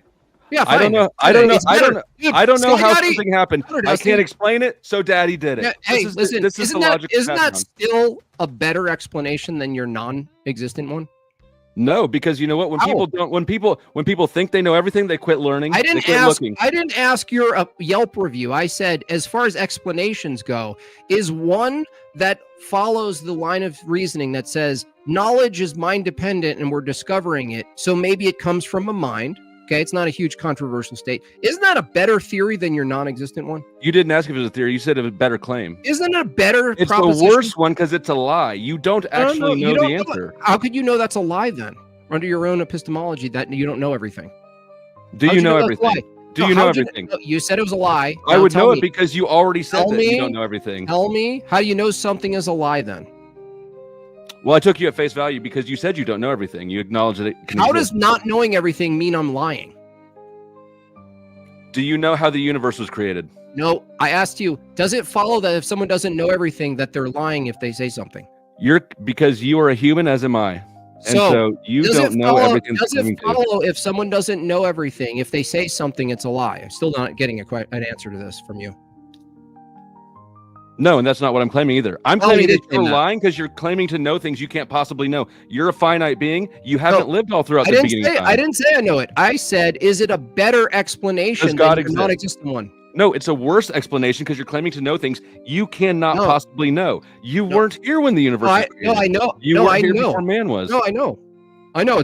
I Okay. know because of the impossibility of the contrary. For instance, is truth absolute, flow state? Truth is it's not absolute in anything. It's a claim. That it's is a property. contradiction. It's a property of a claim. Okay, cool. That's a contradiction. Something Do you can care be true, something can be false. Do you care about contradictions? Because if I just said, is truth absolute? And you said, no, it's not. And you made an absolute claim about truth, which is a contradiction. Can we know that truth is absolute, being that if you say otherwise, you're This making doesn't need to go that deep. We can just go. Oh, We I can just, see. Oh, you don't want to go this No, deep. You're obscuring your filibustering with Get out of here. tangential Get out of shit. here. Yank 'em. Are you claiming to know things it is impossible for you to know? No, I just claimed Yes, you one are. thing. I just claimed one thing that's possible to know. That's okay. absolute. How do you know about the creation of the universe? I just gave you. Hold on. Don't move. No, I'm not. You're moving. How Hey, do you did I know? just- did I How do just- you know what created the universe? Powder Dusty, let me just ask you a simple question. No. You're moving. Did I now. just give You're you moving an now. example? This is of how you win something debates. absolute? You Did- ask all the I did questions. win. You Thank don't for answer telling me. questions. How do you know God created the universe? You don't know, but Revelation. No, revelation. Because it's Revelation. It's a necessary. Another man told condition. you. No, hold on. You're not letting me answer, dude. If it's the case that I've already debunked you on absoluteness, we can know things that are absolutely true. So, I didn't say that we couldn't. No, you're debunking a straw man right now. You didn't say that we You're can't know anything debunking absolutely. a straw man. You said we can't know anything absolutely. No, I didn't. Yeah, you did. What did you say then? Well, I was responding to your homie, the other Christian guy. Oh, so you didn't say that. Yes or no? Did you say that? He Can said we that. know I was anything? Can we It know wasn't my anything? claim. I interacted within that premise. Can we? I interacted in can that we premise. know It was anything his claim. absolutely?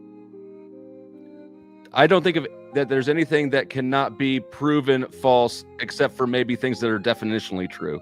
What about that as a truth statement? That would be the law of identity. So can that be proven false? It probably could. Okay, so then can that be proven false? That it probably could. Ruh-roh. Where's this going? Maybe, I don't know. Going into insanity where you It is started. going into insanity. You And started that there. is the religious worldview. You have to gaslight and make people fucking No, insane in you are order to get insane. them to believe that No. that believing Well, in God no, is if it rational. works, if It's it not works. rational to believe in No. God. It's not. Tell me what's rational. God is a cop out of having to answer the How's it question not that it rational? begins to answer. How's it not rational? That's a claim. Can you know that absolutely? Because that sounds like an See, absolute claim. see, you're doing it again. No, You're doing no, it again. you made You're the proving claim me it's right. rational. Keep Tell me proving how me it's right. not rational. Keep proving me right. Tell me how it's not rational. You made the claim, dude. It's not rational because it bypasses actually have to follow the logical investigation that you set out to do in the first place. Like That requires God. Logical, rational As in- explanation. no, logic doesn't require You God. think That's a that- claim. yeah, That's a claim, but it's not proven. Cool. So, oh yeah, okay. So how logic- does God not have to comport with the law of identity? What do you mean he does comport with the law of identity? So it predated him. It pre-existed him. No, that doesn't follow. You don't know how It does arguments work. absolutely follow. See, Cool, this make is an why argument it's not then. li- This is Make why it's an not argument then. rational. This is why If it's it not rational. follows, because you can make God- an argument. God is a cop out from having to explain things. If it follows, then you could make an argument showing that it follows, but you can't because you didn't even know what a fucking It argument does is. follow because you It's- don't. No, If there's give no an law of argument. identity, if the law of identity doesn't exist, then how can you have a distinct Give it God? an argument. The law. Premise God one exists. If God exists, God exists. If God exists, yeah, that's a distinct thing, right? Yeah, God exists. Therefore, what? Okay, He's in bound order by... to identify God as a thing, the law of identity has to exist. No, if God is literally ontologically is the source of the law of identity, ontologically speaking, that's And the I'm claim. saying that you have to have the law of identity to even recognize God or identify God. No, we're not talking about us recognizing. We're talking about God's nature existing eternally uncreated. If a God is eternally uncreated, Powder Dusty, would you need something before eternally uncreated? Because that wouldn't make any sense. Right. That's what I'm If saying. logic- It does not make any sense. That's what I'm If saying logic- exactly. No, look. If Yeah. logic and God are eternally uncreated, hold on. If logic and God are eternally uncreated, what's the problem? So that right there, that claim is the problem. It bypasses the obvious What's law the of obvious identity problem? requirement. No. God, No, it nothing solves can the problem. exist- Nothing can The exist problem is it individually. solves the No, problem. It's going, no, I don't have to do that. No. Everything, the law of identity has to exist. The law of identity has to exist for everything except for God. No, it doesn't. No, that's not what happened here. What happened is That's you what happened. actually assumed that the law of identity must be a separate platonic thing that's floating pre. All I know is Sky eternality. Daddy told somebody that I never met. No, dude. All I demonstrated to you is that if it were the case, which is our view, that God is eternally uncreated and logic is a part of him, like that means all of this is eternally uncreated. This is a cigarette. I just made truth. I just made God. With that Dusty, claim, that's this is not a how cigarette. That works. That's a lower tier of knowledge. You're a lower tier. You shouldn't have a It's license not in sense to drive it's not- a car. Well, God is just special. He doesn't have I to. shouldn't have a license. Jim Bob, what the fuck? I don't want you driving. How are you going to do me like that? I don't After all want the you times we've had driving. together, you want to take away my driver's license? I You're a don't want dick. you driving. I You're a don't want you fucking dick, Jim voting. Bob. I don't want you voting or driving. Fucking Dusty, dick. Can't Dusty. I'm not talking to this is anybody really until Jim Bob gives me my license back. Look, deal with it. God's eternally uncreated, and logic is a part of him. Dude, deal with it. Don't you want logic? is a part of By the God. way, but don't you just want? proved my whole point. Don't you want logic to be unmoved? I want my license back. Yeah, you do. Don't you want logic to be invariant and universal and not changing so that you could actually argue for truth and make propositions? How are you going to get that from nature, bro? If nature's always changing, it's over. You guys are failures. You guys should just quit life. Exact argument I made earlier. What? You said didn't make logic any is part of argument. God. Evgie, you don't even know how to make an argument with premises. If logic was not a part of God, would he still be God? If God was a carrot, would a carrot be almighty? But God be a God without logic. If a one wasn't a one, would it also be? You don't want to It's an answer the absurd question. premise. It's an You don't want absurd to answer the premise. question, do you? This is why my Violates Sky the law Daddy of said identity. to Because you murk know all it you people debunks the because whole It's not point. part of our No, view. it doesn't. It violates the. It's not an internal critique. It It's violates. just a It's very like saying, simple question. No, dude, no, it's simple. It's like it's vegan gains asking me, well, if people were also carrots, would you still not eat a Right. carrot? It's like It's exactly like that. It's No, exactly because like it doesn't that. follow. Because It doesn't challenge our. I don't want to be a downer, but you guys do know what tomorrow is. What's tomorrow? Anniversary of the Death Star. The Death Star? Oh, yeah. Oh, my God. It's been a year already. Yeah. Man, it's such a huge thing. All it took was a couple X-Wings to take it down. it's a, yeah. Hey, I got the just- hat. abandon I our got the view. hat. God told me some things. Listen to me now. All you're saying, Snake, is if you abandon your view and the view that you hold, is your view still true if you abandon it? That's not an internal critique, dude. Yeah, you have to Yes, it is. internally. It's Jim, saying God that told if me it Jim Bob's being a doesn't have heretic. its He's necessary thinking. Let's components- no. So let's hold Snake on. talk. Hold Make on. him stop thinking about things, I'd please. like to respond. Let's. Okay. Go ahead.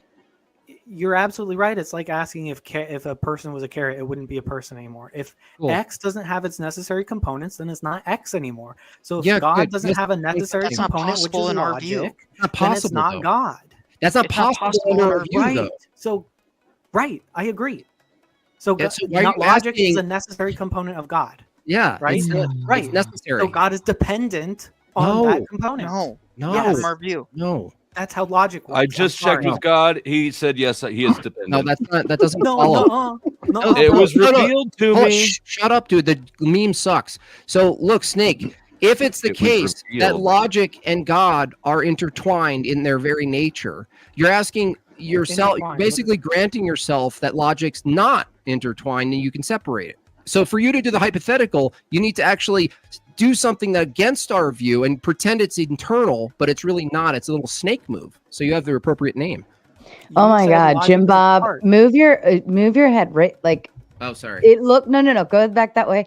It looks like the guitar, the white part of the guitar, was giving you a devil horn as you were sitting there. I thought you were going to make beautiful. them do nasty things to me. So you understand, Snake? You can't ask us to divorce the part of God's nature under our view, because then you're no longer internally critiquing our view. You're basically saying, well, can't logic just exist separate from God, which is question begging? I didn't ask that. Yeah, you are. You're assuming it. No, Yeah, all I did was establish that logic is a necessary part of God. And this is a quote from you, logic is a part of God. Yeah, and? All I did was establish that it was a necessary part. And then how do you argue against it? I don't. I'm agreeing with that. So what's your argument then? It's a bad implication for your We're side. saying because all transcendentals flow from God. We're not just saying evil. one. Does evil flow from God? No, evil's a privation. That's like saying, does darkness flow from the light that's in your room? It's just a contradiction. What's a contradiction? The contradiction. You don't think evil is its own thing? What's P and not P? Evil is its own thing, I would think. Flow the state. contradiction is you saying that logic is a part of God. It wasn't revealed to you. It was revealed to me. That logic comes from God. Anson Knowles comes in with the big 5 and says the laws and patterns we observe, like casuality or mathematical truths, aren't separate from the universe, but expressions of its inherent nature. Oh, Anson's just the worst. It implies a person. Yeah, it's Snake. It I have a implies question for a you. person. Can you separate the rays of the sun from the sun? Yeah. How? Why are we smug? These guys are going into the comic book matter. land. Effigy, you have no arguments. You have a decent voice, but it's totally wasted. The photons my are apologies not to part you. of the sun. Okay, so but the thing is, They came there's from the the sun. sun, and then there's the action of the sun, right? The burning of the sun and everything it emits is a part of the sun, right? Not anymore. You're Not asking- once you're- it leaves what we No. define as the sun. Well, now you're asking whether or not something like the sun, which emanates something from the sun, you're saying once it emanates, then the sun is dependent on what it emanates now. But that's not true even for the sun. So why would it be true for God? So are you still a part of your dad's balls? What? No, that's not the argument, dude. That's not the argument. That's your argument. That's what's so funny is that's your No, your I'm saying argument. that they're separate. No, that's totally separate things, May I right? have a moment to You read the left word of the the Lord? ball. No, dude, the sun itself and what it I produces. form the light and create darkness. I make peace and create evil. The sun is necessary for the solar ray. Nice I'll agree with interpretation, that. bro. Isaiah Bad 45:7. argument. Is the solar rays the solar rays are dependent on the sun? Mhm. Yeah. Okay. So if the solar rays leave, does it follow that the sun wouldn't exist just because there's other access points to the sun's rays? No, it follows that the rays wouldn't exist if there was no sun. Okay, so we agree the sun being God and the rays being logic, they're basically bound together, and the separation of them doesn't say anything about one being without the other or one being dependent on the other. I'm saying the sun is the logic. No, you just reversed the whole God could not exist without logic. It wouldn't be No, God according to that your doesn't follow Yeah. in our view, dude. So you're just making logic God at that point. Yeah, that's all you're doing, dude. Logic is No. God, a mindless thing that's a platonic set of envelopes floating in space that God then comes forth from. That's, dude, you're just, what kind of substances you're on? I just don't understand what you're thinking. Does logic you got substances in reality in your your view? view? Unbelievable. The thing is, Does the logic- best atheist philosophers would be laughing at you guys. Totally. Hume, Well, Turquoise why you're not coming in with the big 5. Why are atheists so smug? Get some tea, guys. Without lies, Islam dies. Comes in with That a was big fairly 5. smug comment. Discuss. Jesus Christ isn't just a man, he is the Word of God. He created the world and was sent into flesh as the Jewish Messiah, Jesus Christ. Discuss. So you worship a Jew, is what you're saying. And words. They worship words too. A Jew is the humanity, the what? But he's fully God. So And also Jews today, everyone, like that goblin that came on, he's obviously a Talmudic pervert Jew. Those are not the Jews of Christ's time. Those are these latter remnants. They've deteriorated. Well, no, just like the rabbinic Judaism is not the same thing as Judaism of the Old Testament. Right. And the Jewish diaspora kind of gets some certain things compared to like the ancient Jews in terms of genetic stock. I mean, what this argument comes down to is you guys keep on trying to appeal to things that aren't our view. You keep on trying to say, hey, this is a logical contradiction, but it's like, well, that's not. You guys really need to maybe study more about the basic Christian philosophy before you even start trying to even debate this, because it's kind of embarrassing, honestly. Absolutely. I studied the Bible in school, and I had to pass did you tests just- on it, and took theology classes. I think I'm Yeah. Okay, You so just can you said tell that us we the understand what you're saying? We understand what you're saying. That's the same excuse every Marxist makes. Everybody who has a stupid ideology. that's So not you just don't true. get it. No, We get it. No. With Marxism, it's very precise, isn't it? Wouldn't you agree that from your perception that there's a multiplicity of things that from your view were called Christian approaching you?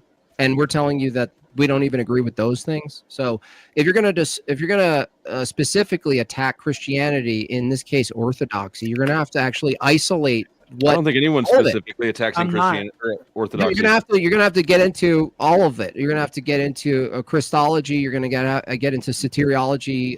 You're gonna the attack is not essence energy specific. distinction. You're gonna have to get into all Your of it. belief is that specific. The attack is broader. You don't have any attack, dude. You got a dumb hat on. That's all you have. The attack was That's all. assuming that That's all. Exactly. dumb hat on. Exactly. Thank you. You have no wisdom. Jimbo. You have no logic or wisdom. the attack was assuming that the component. I part don't was need physical those things. It object. was revealed to me. A wasted funny hat, dude. It was all revealed you to me. have I don't is- need those things. all you have is a revelation that you can't tell is a delusion or an illusion. But the argument you just used was, Can't tell us that. using the components as external reliance parts, right? Yes. Like that's no Christian's position. No. What does that mean? Explain. doesn't Like, matter you're, if you you're assuming believe the in the parts of contradiction God or not, are it's similar there. to the physical parts that Yes. you would Of think course, you about. don't believe your God is contradictory, but the premises Right. of your God are contradictory. No, only if you assume part means physical part. You have which to we have. adopt our No, view I don't and assume it's a show the physical I have to part. learn the I'm view, not assuming Snake. physical Dude, is- Snake, You why don't you literally- understand? Why don't you ask to learn what the view is as far as the nature, the nature essence, the essence energy distinction? I'm Why more are you curious just to know. pretending? Why are you just pretending you know what the view is? We're correct. Well, because Andy is pretending to know what our view is, so I'd like him to explain that more. No, What no, are we no. pretending- What I'm saying is the argument that whoever used the component part argument that logic is a component part of God. If you take out a component Jim part of Bob. God, Well, it's a flawed part. Like I wouldn't say the word So part. I Andy didn't thinks use the Jim word Bob part. is wrong. You did say part. You I'm said saying logic Jim is a Bob part is of using God. part in a different sense Yeah, than not whoever a else was part. using the Yeah, argument. yeah. That's what I'm saying. So clarify. I'm trying. I just did clarify the part when you take out a physical part, right? You have a physical component that you can set aside, and so that the whole is different than the part. But if you have something that's infinite, if you take out a part of it, you don't just have a lesser entity that's now finite. You still have an infinite entity. You can't take out parts of an infinite entity and then have something lesser. It would create. It would mean. So give me an example of how you could take out a It would part create of God. multiplicity. It would create multiplicity in God, which we don't Can't believe. take out a part of God is what I'm saying. Okay, so then how does God have parts if they're not distinct? They're conceptually distinct. Yeah, because Okay. distinct things don't have to be separate. Distinct and separate are not the same. No, they are the same. Light and heat emanate from the same source. Give me They're not an example And of they're something that's different. different and not distinct. Sun. He just gave you one. Light What and is it? heat emanate from the sun, but they're not Light distinct and from heat. the They sun. are different and distinct components. No, they're separate, but not. Can you have heat without light? They're not separate. Can you have heat without? What did you ask, dude? You asked us name something. That's I what. said, give me an example of a distinction without a difference. That's Well, not the argument. Not the argument that That's was not the being argument. made. We didn't say that. That's what Andy was saying. Andy was saying that you can go. What were you saying, Andy, about them being? You can't have a part. I'm saying you can't have a physical part of God. Can you have a conceptual part of God? in your mind, you can distinguish, like, okay, let's say, like, you can distinguish tons of things conceptually, right? You can think of your intellect and will as conceptual entities. Doesn't mean you actually have those things in you that are intellect and will, right? Maybe. So can I conceptually remove one conceptual part from the conceptual whole? Yeah, you can conceptually think of God's power, for example, as different than his omniscience. His Can I remove that then, conceptually? Yeah, can I your mind, remove you can think of Not in an remove eternal power sense. from God? You're thinking temporal. In an internal sense, no. We are all Oh, temporal. no. That's Conceptual is within the mind. Yes, Conceptual is within the mind. Right. Yeah, so conceptually, can you needs remove logic power to from be God? God. Let him answer the question. Conceptually, you can think of power as something different in God than his like knowledge or something like that. Okay. It doesn't So there mean- actually is no issue removing parts from God. There, conceptually, no. But if you actually, Is God physical? No, his argument was for logic. You could remove logic from God. Right. How if you do that conceptually, it doesn't matter. And God doesn't depend on logic if you remove it conceptually. You're just saying You can have an illogical God, or if you want to remove it conceptually, that has no bearing on reality. Well, God isn't in reality, right? You about can't touch God. You can't measure God. God is in reality. You're assuming a physicalist worldview. Yeah. Okay, so if it's not a why can you not measure God if not God a can reality, affect if it's not reality? tangible, is God tangible or intangible? He's both tangible in the person of Jesus Okay, Christ. show me the tangible part. Jesus Christ was the tangible part. Okay, well he's dead, so God's no longer tangible. So why is that an argument against this though? Yeah, you don't know where you're going, Powder. You're just flustered when you have a dumb hat You on. keep saying you're not a materialist, but then you keep assuming materialist. I know it's weird, right? No. It's like, I'm not a You materialist. guys keep arguing the materialist world. You're saying God is not material. I'm saying okay, he's a concept. Let's work with the concept. We can work with the concept. I'm not saying he's a concept. Not a concept. I'm saying whoever gave that argument where if you separate logic from God, then he's dependent on God is Yeah, that was Snake. confusing. What was that? It was Snake who made that Yeah, argument. Snake. Thank you. That's who it was. Yeah, I don't he's think that confusing the conceptual idea of parts from the ontological idea of parts. That's what I'm saying. I don't think you guys believe that logic is separable from God.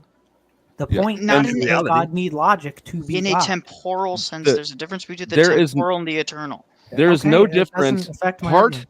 Part is the same for something that's conceptual or something that is physical. Just one's physical and one's conceptual. Show me a conceptual part. I'll play the game. I can't show you anything. That's what I can't show you a conceptual part. That's what I'm saying. But the function of part, the word part, it's the same thing. It's just applied differently. Conceptual part qualifies the word part. Right? A conceptual part of something. Look, you can break off. You can conceptualize an illogical God, right? What was that? Say that again. Do you think that concepts have parts? Ontologically or conceptually? Like I could think of many different things conceptually divided. Yeah, you can take a concept and break it down into sub-concepts that like build up the thing and buttress it. We don't know where you're trying. We don't know where you're trying to lead. I don't think you know how to structure an argument, but you're just like fucking. You don't need to know where I'm trying You're throwing to lead. spaghetti. I'm just trying to You're give just you hoping tools we all to think start about it. eating off the wall. I'm not doing that. Eating, It was revealed to me. Okay, revelation. You think that with your own thoughts that you know things, but you don't know things. Do you know that? I'm just trying to give tools. Yeah, God told me. Cool. Which God? Who's the God? I'll grant it to you. The God. Who? You don't know God? Is he eternally uncreated and is he the source of all knowledge, logic, and truth? Yeah, he's all the things. He's everything. Cool. So just let's explore your theology. And That'll then be. dunk it, Can you put $20 in the ours. tray now? Yeah. Yeah, I'm not sure. Here's what I want to ask you guys, the atheists especially. Why would you be invested? What's your investment in arguing against the Christianity in this case, or theology in general? What's the Same as your investment in Do you have any arguing for it. No, it's not the same. Dummy. Yeah, it is. That doesn't answer Sure. my question, dude. I'll ask another guy. Care 'cause about truth. You care Yeah, about it's truth, right? But under People your view, value truth independent okay, of God. you care about determined mechanistic propositions from your brain matter. Yes. Yep. Absolutely. So why should we care about your I brain? mean, you can matter? keep being reductionist about it, but It is yeah. reductionist, though. Is it inaccurate The or reason not? that we all care about it is because we all interact in the same society. Hold on, stop it. Dude. And Effigy, effigy. Okay. Is the this is why reduction he always unfair? he always wants to quit when I start arguing. Go ahead. You take it, effigy. Is the reduction unfair that you think that under your view it does actually reduce to determine fizz from a brain? No.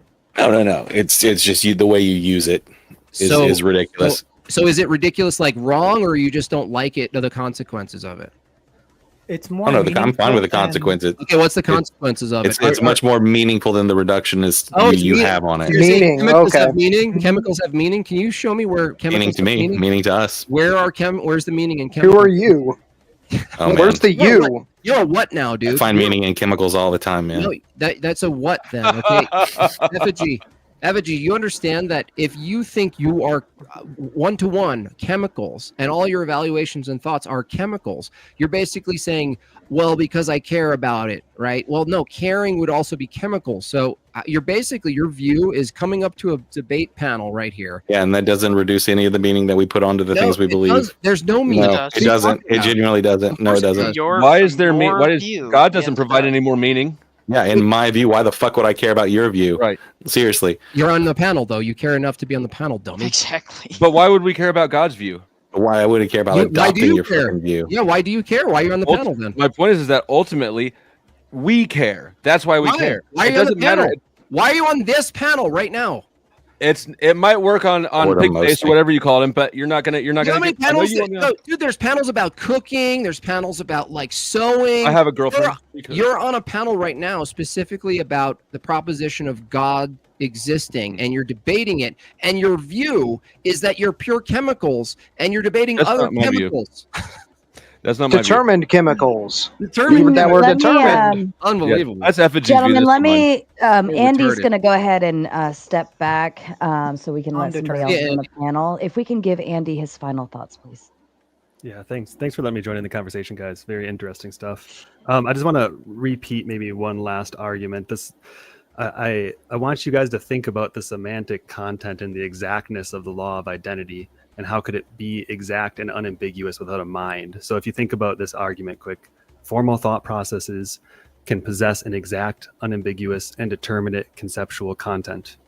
Then premise 2, no material process can yield an exact or unambiguous conceptual content. Therefore, formal thought processes are not entirely material and require a mind for their exactness. So it's a simple argument. I think it's worth thinking about. But thanks for letting me. Thanks for the chat, guys. Andy. Good talk. Thank you, Andy. See ya. And current. Oops, damn it. Oh my God! Stop moving around, everybody. Oh, great! Now 2 sophists. And smoking auditor. There you go. Uh-oh. All right, and let me read it because we're so far behind on super chats. Let me get through a couple of them, please. Anson comes in again with another 5 and says, truth is absolute because it's rooted in the consistent, self-evident nature of the universe, not a contrived divine precondition. That's retarded because you need to interpret the universe. And so the interpretation of the universe is not found in the matter that you're observing, dummy. Get out of here. Self-evident isn't an argument. Really mad at Anson. I just don't like nonsense. This guy's Anson full of it. allowed to have a driver's I'm license? not mad at Anson. He's not mad. Look at that. Yeah. Can Anson have a driver's license? No, definitely not. Anson coming in with the Big 10 says, Tag says God grounds logic, but what grounds God? This infinite regress exists. It just hurts at this point. This infinite regress exists unless something's uncaused. If the universe can be the foundation, God's not needed and Tag fails. Yeah, God, that's not an internal critique. God's uncaused, he's eternally uncreated. So there's your solution. Stop flailing. Keep drinking, apparently. Rachel with the Big 5 says flow state and people like him don't want God to be real because then they wouldn't be the boss. They don't want to obey their daddy. Can you full screen me? That's right. Amen. That's right. Look at the hat. I am the boss, Rachel. I'm the boss. All right, that's all. He knows. But are you though? He knows it. Did you unfull screen me? Say you're the boss. Are you the boss? Are you the boss? Who's the boss? Are you the boss? Sarah's God, fine. Dano with the Big 5 says, granted that logic must exist to identify God, what accounts for this necessary eternal universal concept before all things existed?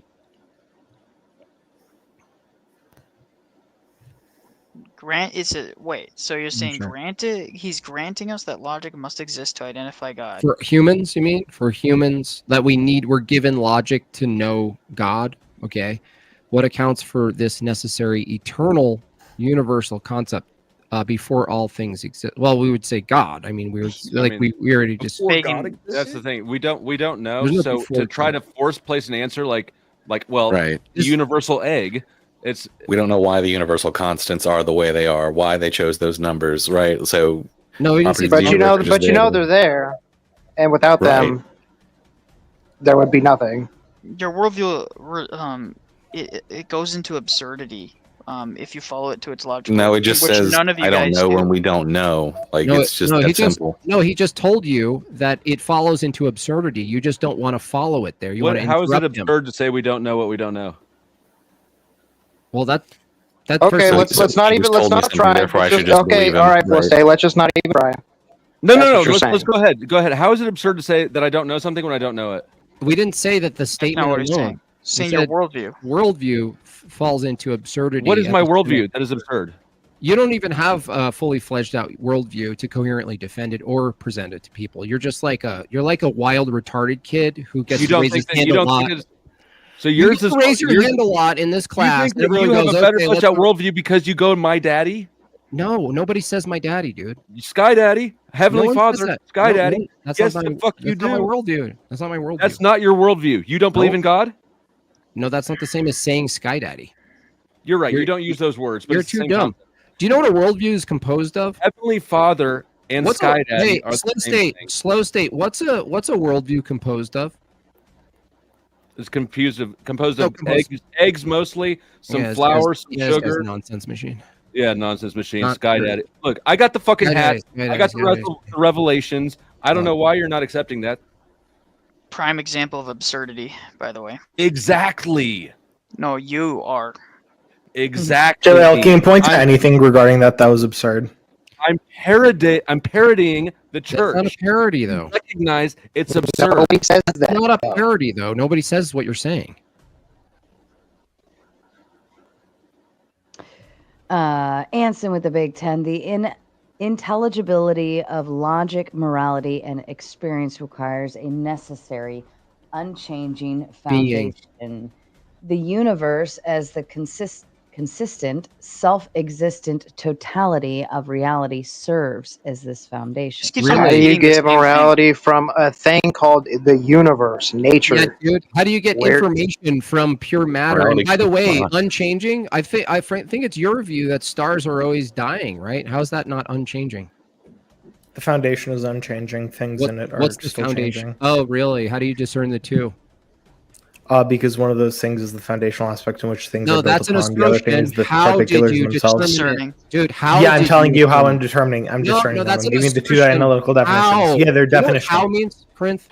How? Yeah, they're analytical definitions. You define them. You just define them, but you can't tell me the methodology analytically. you use. That's the analytical methodology. By sheer definition of the two things. You literally can't do it. You just asserted the definition did. of the definition proves the I definition. just did, James Bob. Asserted it.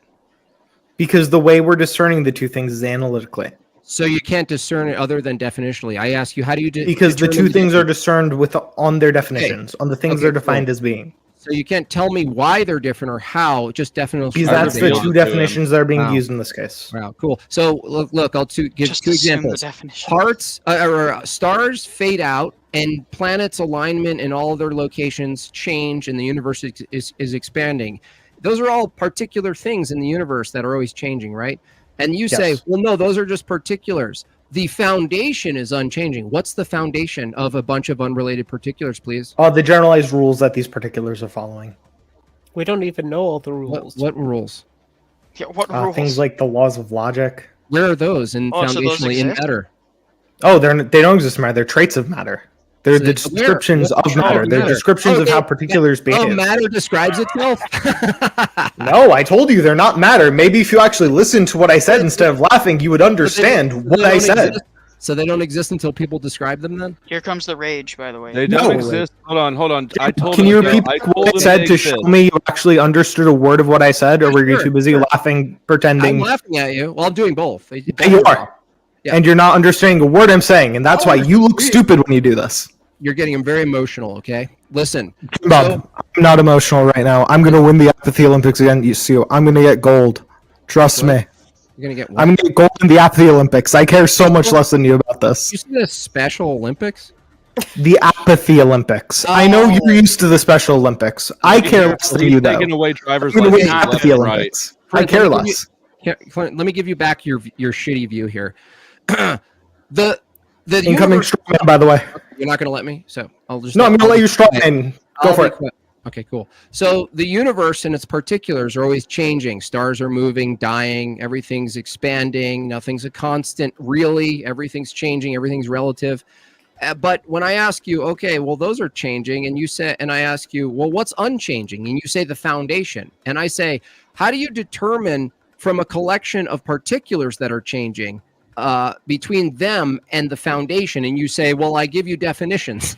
And then we ask, okay, how do you determine what's what, right, between the definitions? And you say definitionally, analytically, we just define them as different. So we move over to, okay, what's foundational about the foundation? What's the thing that's unchanging about the foundation? And I think we said something like logic, which you said are traits of material, right? Yes, those are traits of material. That's the one thing you got right in this recount. What else did That's I the one correct thing. What did I get wrong? Sure, so we can start with before. So I told you that's the method at which we're doing it because you asked me for the methodology on how we determine these two things. You explicitly would refuse to have me to say anything and the methodology. You said, no, I want the how, not the what's the difference, the how's the difference. So I told you the way we're getting between the how is by analytically looking through the definitions. Now, maybe you're struggling to recall the conversation. You seem to have been on this panel for a long time. You might be as drunk as Flow State is right now. I'll take your keys. You take his keys. Win-win everywhere. You're still not telling us how. Drink. I told you how. Analytically, so your methodology is to analyze definitions. Wow, dude. The methodology is to see which of the traits fall under the definitions that we're using for the two things. Tell us which one. That's how we create. You just change words. You just change your definition. Yeah. So which I can just change a definition. Which traits are foundational and which are particular that are changing? The things that are foundational are going to be the traits that the particulars follow. Yeah, what are they? Give an example of matter that's the laws of logic, the law of identity, the law of non-contradiction. Hold on. So the particulars changing don't follow the law of identity and non-contradiction? No, they do follow them. So I just told you that's the foundation that they follow. Dude, the law of identity, the law of non-contradiction is the foundation. The particulars follow the foundation. I already said this. Okay, cool. Again, maybe you should listen a little bit closer. Okay, so the foundation for all of the material world is that they abide by the laws of logic, right? That's one of the foundations. You wanted me to stop at the first foundation I gave you.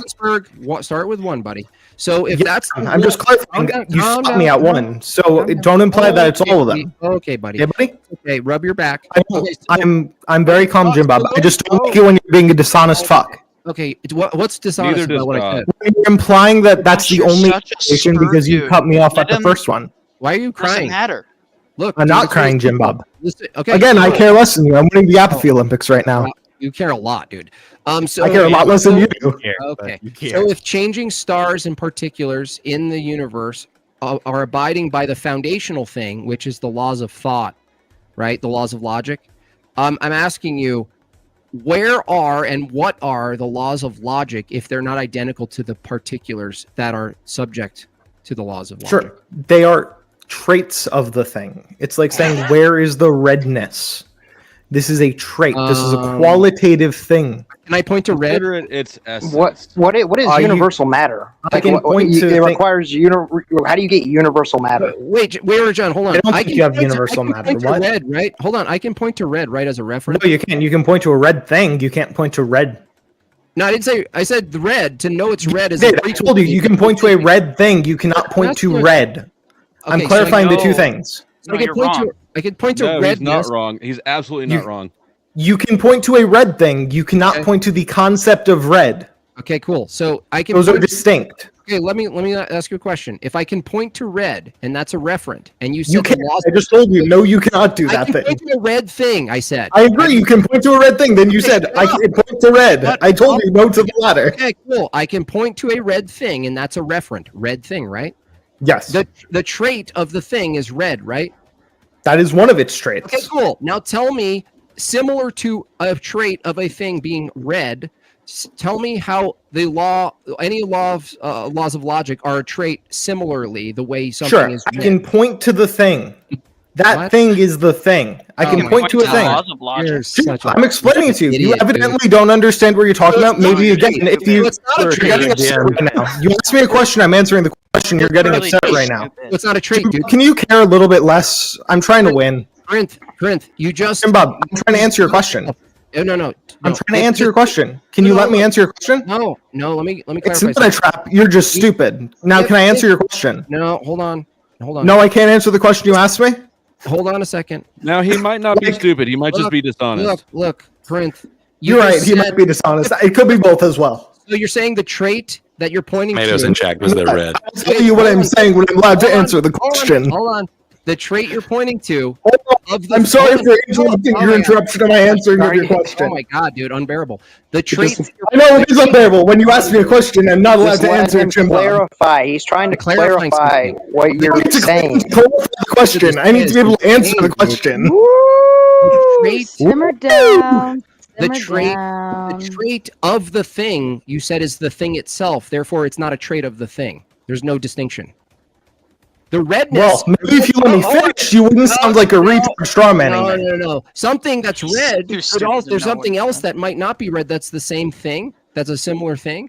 But the red thing, the red of the thing, is a trait of the thing, but it's not the thing. You said the trait. Where do you point to an object where the one? You're shadow boxing and you're still losing, Jim Bob. This is actually like reversing the argument, but failing at it. This is why you got kicked out of it. Go ahead, dude. Make your argument then. Okay, so when I point to the thing, it is identical to the thing. That is the first law of logic. That is the law of identity.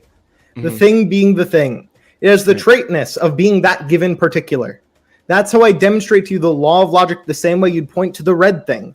That is the trait of the thing. When I point to that thing, it's not that thing. That is the law of non-contradiction. We can't point to anything at all that is identical to not that thing. That is how we demonstrate the law of non-contradiction. Which part of this are you struggling with, Jim Bob? I'm struggling about the time in reality where nobody was pointing and those things maintain those laws. So what's the status of the thing? I don't think it requires us to be able to point to it. I don't think material changes by us looking at it like that. Okay, so what maintains that a thing maintains itself? The nature of the thing. It's a trait of the thing. It's not a trait of the interpretation of the thing, Jim Bob. It is what you just said. You can say it is.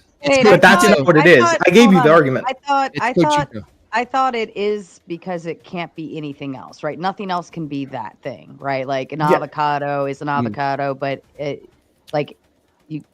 The given avocado is the given avocado. Right. Us not looking at, no one not looking at the avocado doesn't make that change to a cat.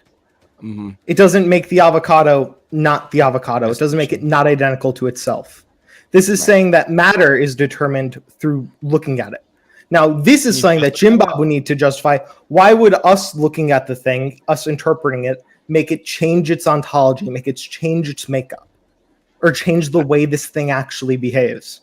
Because that's what he's asserting currently. He's asserting without us looking at it, without us interpreting it, the thing would change. This is the implication of what you're saying, Jim Bob.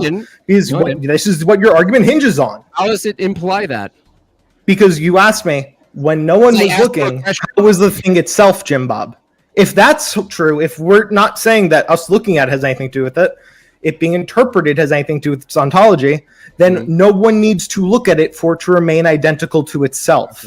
You just biting, you did not say that, concedes your entire argument. No, I don't know if you understand what the argument is. I understand it. I didn't understand it better than you do, evidently, because I just explained it to you. Why are you yelling, dude? You sound like a fucking idiot yelling. Because whenever I talk, you think that's your time to You're a liar. Yelling, I can yell at you because you're a liar. Stop yelling, you little pussy. I can yell at you for many reasons, Nikolai. Stop yelling. Mostly you being stupid.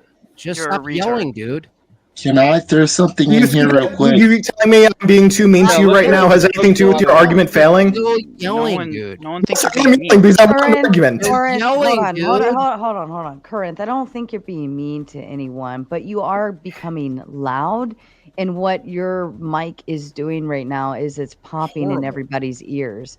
So I would ask that you at least try to level down a little bit. I don't think Jim Bob's necessarily being combative with you to the level that you are, and I think he's trying to have scared. I think he's trying to have the argument, but I don't know if you're necessarily listening to the whole thing. I'm listening to the entire thing. I explained the implication of what he's saying there. Now You're we can all try and wrong, justify I'm how right. the argument. I remember I was saying he can try and now You're all justify how. interpreting the situation wrong. So not again, now me. he can try and justify how him saying that if no one was looking at it, why does the law of identity still hold? If he doesn't hold to the interpretation, changes the ontology or affects the way the ontology interacts. But he's going to need to appeal to that for that argument to tread water. And that's the issue. Let me ask you another question here that's irrelevant. Can you actually answer my question? What is your question? How does your argument beforehand that us What not looking argument? at lacking the interpreter there for the thing changes it to not following the law I of didn't make that identity as a argument. trait? I You didn't make asked me the quote. That was the implication No, when me you asked me asking that. you a question is internal to your view. It's not my argument, dude. Do you know the difference? when Okay, so someone just to be asks a clear, question- this completely holds the law of logic. What? No. Just you to be don't- clear, you have no issue then. No. I don't. I'm not gonna. Being how you reacted, I'm gonna move away from it because I'm not gonna. Because double you're down scared, on- because you just got disproven on it. Thank you. Not at all. Because you completely Not at all. misinterpreted No, you it. misinterpreted. So I'm gonna see if it's something easier. Can you tell me exactly how I misinterpreted my own position, Jim Bob? Stop spurging. I'm gonna do another. I'm gonna do another Um, argument. I'm gonna do another questioning, and you won't be able to actually spurg out of this one. Okay. So, what justifies the behavior of unrelated particular objects that you're granting yourself they're self-justified in their identity maintaining over time? They just are. Okay, great. They are because they are. Fine. We'll skip past that one. The behaviors that they follow doesn't come from the particular matter itself. So you can't really rescue yourself in this question because you could try to rescue yourself by declaring some sort of Descartes objects declaring themselves be, they are what they are declaratively. They are what they are. I am what I am. But as far as their behaviors with other objects, unrelated particulars, how do you justify from that view, which has to also be foundational under your view, that particulars that are unrelated actually behave in a lawful pattern? Where does that law Ask come me, from? how do I justify why objects behave in the law of logic? In the ways they do, yeah. Okay, so I'm not even sure if this is a comprehensible question. I don't know how to comprehend the alternative here. Can I help you I don't both think out, that please? objects not It's we can not comprehend. difficult. Okay, That's Joel, exactly what can you I said explain to earlier. me how? Can you, Joel, then, because- since you think Auditor, it's not you gotta difficult, jump in there. These motherfuckers he said it's not difficult. Look at one question Jim, sends every one of them I'm into a trying to spin. answer it. I'm trying to answer it, but your friend just jumps in, so I'm going to ask him. Joel, since it's not difficult for you, can you explain to me how you can understand the world if the law of identity were not true? Divine revelation. That assumes the law of identity. You're assuming divine revelation exists for it to be the thing. No, because I rooted in God. Why did you move away from behavior? Did you not understand the question I asked him at all? But you moved away from behavior. Yeah, which why'd you is what move his away from question was. behaviors, dude? Sneak? Because you're asking me what to justify why it behaves this way. I'm answering you. I'm answering you. No, you Do you want me didn't. to answer the question, or do you want to keep talking while I'm answering the question? Dodging in the chat. I'm trying to answer you. L's The in the issue is chat. you talk whenever I try and He's answer. it. filibustering. Go ahead. Okay, so Answer. when you ask me, why do things behave this way? Can you justify why they behave this way? The justification is the incomprehensibility of the alternative. No, I The can comprehend alternative of something right things now. not That's being false. identical to themselves. No, is I didn't ask about incomprehensible. identity, dude. Listen, actually disagree with Corinth. him, too. Look. But Is for it different logically reasons. possible, Corinth, for all No. of the objects in the world to hold their identity and not behave at all? They don't move. They don't do anything. For them to hold their identity is them behaving. And they don't do anything. They don't For act. them to hold their identity is them behaving. So no, it is not logically possible. No, I didn't say behaving. I'm not saying That is being explicitly themselves. what you just said. Holy shit, You you're said such behaving. a sneak, dude. Look, dude. I'm behaving. answering the question as asked. Look, dude. I'm gonna make it really clear so you can't sneak out of this. Okay. I'm not Make it very saying. clear. Shut up. I'm not Make it very saying. clear. Oh my god, dude, you're You're not unbearable. saying. You're not I saying. just You're can't not do it. saying very I can't much. do I'm it. asking you to say it. He's just yelling again. Let me know when you're how you done. guys have to adopt tag to try to argue against tag. You literally just said the impossibility of the contrary. Yes, I'm using a disjunctive alternative. I also have good Okay. arguments against tag if you want. Cool, Corinth. Can you stick to my argument for a second? Look, dude. Yes, I'm trying to. I'm asking you to ask a question. You're not making an argument. You're just asking questions. Shut the fuck up. Do you see a difference between an object being itself and what an object does once it has its identity? That is a distinction. But being itself is also a behavior of the I thing. can prove it with an experiment. Okay, hold It's on. called the double slit experiment. Okay, hold on. Corinth, if it's the case Don't that hold there's on, a you gotta get in distinction, if it's the case that there's a distinction between what something is and how it behaves, I'm asking you a question about the latter. How do you justify, which your view would be foundational? Is it foundational to your view that you're defending that objects behave in a certain way, not just that they are themselves, which you're saying is a behavior? I'm saying secondary to that behavior, that they have relational, logical relation and causal relations with each other. How do you justify the causal relations between the identities is what I'm asking. Causal relations between the identities in what way? What examples do you have? What way? Like that. Go ahead, John.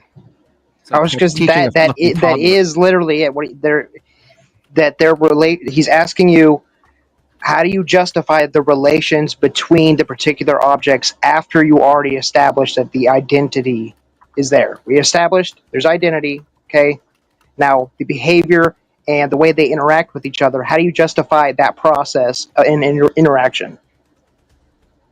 How do you justify interaction? Why? They're asking why things. Why do things do things? Are you retarded, Corinth? You just don't pretending not to understand words now. I'm fundamentally He's not understanding because it's a dumb question. They're saying, how do you justify why things happen? Dude. No, you're obviously. You need to rescue him. You need to rescue him. Let me. No, I'm rescuing you from your own inarticulate. Are you conflating an internal and external critique and implying teleology? You can't answer the question, Corinth. Because I don't understand the everybody question. shut I'm up. asking you a clarifying Even question. Lord, everybody shut up. Even Lord, would you like to make your final statement before you exit the panel? Sure. I think we're all kind of missing the point. We're all arguing about God, but is God a rational belief? I would say that concerning that most people kind of generally aren't really smart enough to think about this too deeply. It's better to just go and have the assumption that things were created from a God. It has a lot of substantial philosophical weight, even if they don't know the reasons why, and it provides moral benefits. Whereas atheism is only really good if people are intelligent enough to continue to act morally without it. But that's kind of my piece. Thank you, Even Lord. We appreciate having you. You're always welcome back, okay? Man, next time pipe that shit out faster. Shut up. All right, everybody shut up. I'm going to read these real quick. Oh, shit. Rocky's here. With an echo. Rocky, you have an echo. Boomer echo. Go fix your shit. All right. I'm back. Okay, so where was I? Anson says with the big 5, therefore the universe fulfills the role of the necessary precondition, God, for intelligibility. Cool assertion. Yeah, I don't understand it. Can you send Sarah more money, please, to explain it to me again? Anson actually already said he was heading out, so Andy with the big 20 says for the Popat and Jim Bob and the Jim Bob win. Warren with the big 5, the atheist's argument boils down to insults. Got it. That argument boiled down to an insult. Snake says with the big 2, law of identity is the act of existence itself. No, but we're not talking about the action of existing as being. We're saying the the relation between objects. One has a causal effect on the other. They follow some law, hot to cold, high pressure to low pressure, thermodynamics, collisions. All of these things are, from Corinth's view, would be just as foundational right? He would call them foundational, yet they're just a bunch of unrelated particulars, right? So do they have a purpose in their behavior? Is there any purpose? Is it accidental? That's the kind of questions we're asking, and all we're getting is, I don't really understand the question. Well, that's why they're foundational, right? It's because without the law of identity, you can't have the causal relationships in the universe. I understand that it's a precondition. You have to have the law of identity to have the thing that follows. But we're asking Effigy, what justifies the thing that follows, which is a behavior towards something. It doesn't come from the object itself, right? It doesn't generate its own logical and causal relations with other things. It doesn't generate it out of it pure matter. So that's the How question. is it not if it has constants that the universe is running by? What? Like, there's more than just the laws of logic, right? There are like numerous other constants. There are specific weights of neutrons. There are right. Yeah. How? Where's that? How do you justify those? Why do I need to justify the Why do you need to justify properties of the universe? Why do I need to justify So God? there's no argument. That means justify it's either. literally saying I have no argument for what it is. Your argument is saying I don't need an argument. That's what you're saying. Your argument is saying I don't need an argument. We can Don't you see how point to stupid the that laws is? of identity working. We can't point to a God working. Rude Mudcrab coming with the big 2 says a good girl is a good girl and not a good girl. Yeah. By Snake, I don't know if you said that. Pointing to a hammer working doesn't justify how you got the hammer. No. John It justifies that McDonald it's with there. the big 3 Listen. says, honestly, Corinth, the stupid gay fox suit you. And you. without I like the lies with Crucible big collar the 5 says, so what is tag? I'm confused. Tag is an argument that argues that there are necessary preconditions for X, whatever it is. You can swap it. You could say knowledge, you could say truth. And the argument is that God is a necessary precondition for these XYZ transcendental items in the category, transcendental category. Why? Because they're mind. I demonstrated throughout the debate. These are mind associated things and they precede the human mind. So then the question is, what's the status of these mind dependent things in a system that doesn't have a human yet? Right. And I can't even get it out. All right. I can never get it out because they just fucking spurg every time I even say it. Super calm. How do you know they precede? Because if you came from a mother and a father, right? Presumably. You know that, or you're going to question that now just to get out of the trap? What's the trap? The trap is you had a necessary. Shut up. Literally doing the Sky Daddy argument. Dusty, did you have a past before you that preceded you that was necessary for you to exist? Yes. Cool. That's the argument. Okay, so this is the fucking Sky Daddy argument. No, it's not. That doesn't make any sense. Yes, it is. You don't know what you're saying. Did you have parents? Yes, I had parents. Were they necessary for you to exist? Yes, they were. Okay. Yeah. So does the universe. It has a daddy. Yeah, the past exists without humans, right? In a past that exists without humans, there's still conceptual, abstract universals that exist. Why? Because the matter abides by them, but they're not identical to them. So, and yet somehow that means mind without a brain. Spurgeon, everyone's Spurgeon. Concepts might be a function of observation. What? You don't even know what you're saying anymore. You don't even understand it. No, you don't know what you're saying. You're just saying words at this point. Here, Jim Bob, do you want an easy question for you? Do you believe in souls, buddy? Souls? Yeah, souls. Spirit, soul, sure. You don't have. What's the distinction between your soul and my soul, such that your soul is yours and my soul is mine? Well, personhood. Personhood. So you're a person, I'm not, or I'm a person, you're not? No, we're both personhood. We both have personhood. So we both have personhood. That's I just not told distinction. you, person. Yeah, it is. That's not a distinction because we're both persons. No, I didn't say what we are. We're our I asked you personhood the is distinction between our souls. Corinth.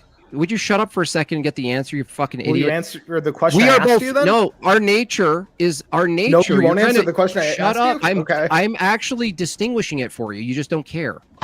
I do care. You're a little Distinguish them. kid. You're a little kid. You need to learn. So listen up. Okay. I'm what listening. we are. Shh. What we are. I'm listening is to you human. not answer the question I asked you. What we are is human beings. That's our nature. persons, our soul, how we energize the world, how we talk, how we speak, how we laugh, all of these idiosyncrasies, that would be something that's bound to our personhood. That would be who we are, not what we are. So you're confusing persons to be a what. I'm correcting you from our view, which you're trying to critique, is I'm correcting you and saying, Corinth, do you understand the distinction that we're trying to make with you under our view, that there's a difference between a what and a who? Now, do you understand, Corinth? I don't understand how it's answered my question, so I guess I'll repeat I the just question. told you. Jim Who Bob, is can you the tell me spirit? what the answer? Can you tell me what the answer to the question is? We're different What's who's. the distinction between your soul and my soul, such that yours is yours and mine is mine? The personhood The of soul who. is a who, or the soul is a what? The who. The soul is not the what. Who. Okay, the soul is the who. In Yeah, this case. who. Can you Not tell me the the what. distinction Would that between personhood be that dependent on soul the and physical my world? soul? You're all spurring at the same time again. It's not Holy spurred. shit, I'm what- asking the question in a way you'll What? like it a little What? bit more. Can you tell me What? the distinction between your soul and my soul, such that your soul is yours and my soul is mine? I'm going to be Answer with three God, and times. you're going to be burning. Okay, can you tell me the actual answer now? Can you tell me the I actual checked answer? God. I You're asked asking God, for and the that does actual answer check now, out. Jim Bob? You're asking for a nature distinction, right? Jim Bob I already is going I'm corrected asking you. for the distinction between souls. Person. Here. Person. Our persons are different. Just a Yeah, heads what's up the to distinction, everyone. Jim We're Bob? going to Can you go tell me about Our the this. energies. Our energies. You're What a are- whiny Just bitch. What are the heads different energies, up, Jim Bob? You're a whiny gentlemen. bitch, Shut clearly. the fuck up. 15 more minutes and then we're wrapping this up, okay? Just a heads up. So start thinking about concluding your arguments Great. instead of starting more. So, Corinth, we are different who we are and how we I'm operate. asking the and distinction of what those that's who's it. is. I'm telling you, your voice is higher than mine. You're whiny and young and overweight. I'm fit and older than you. I have kids. I'm going to be a parent. You're going to be a These are all childless physical person. things, not soul things. Because you Okay, said the I'm soul is saying, the who. I'm saying what drives us to our different paths and what makes Not an us. answer to the question. Shh.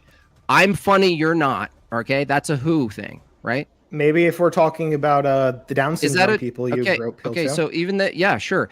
I think I'm funnier to okay, people above an 80 creative. IQ. I'm creative. I make things. You talk about things with people who are creative. I know things more than you. That is a distinction we have. Okay, so that's not a But so that's again. an answer of the soul question because you said the who I is am. the soul. We're I talking am- about the physical things here. Right. Who is different than what? So the who And you is, said the distinction, the soul is the energies. who. I So can you told give me the who distinction? I told you the energies of each of us are different.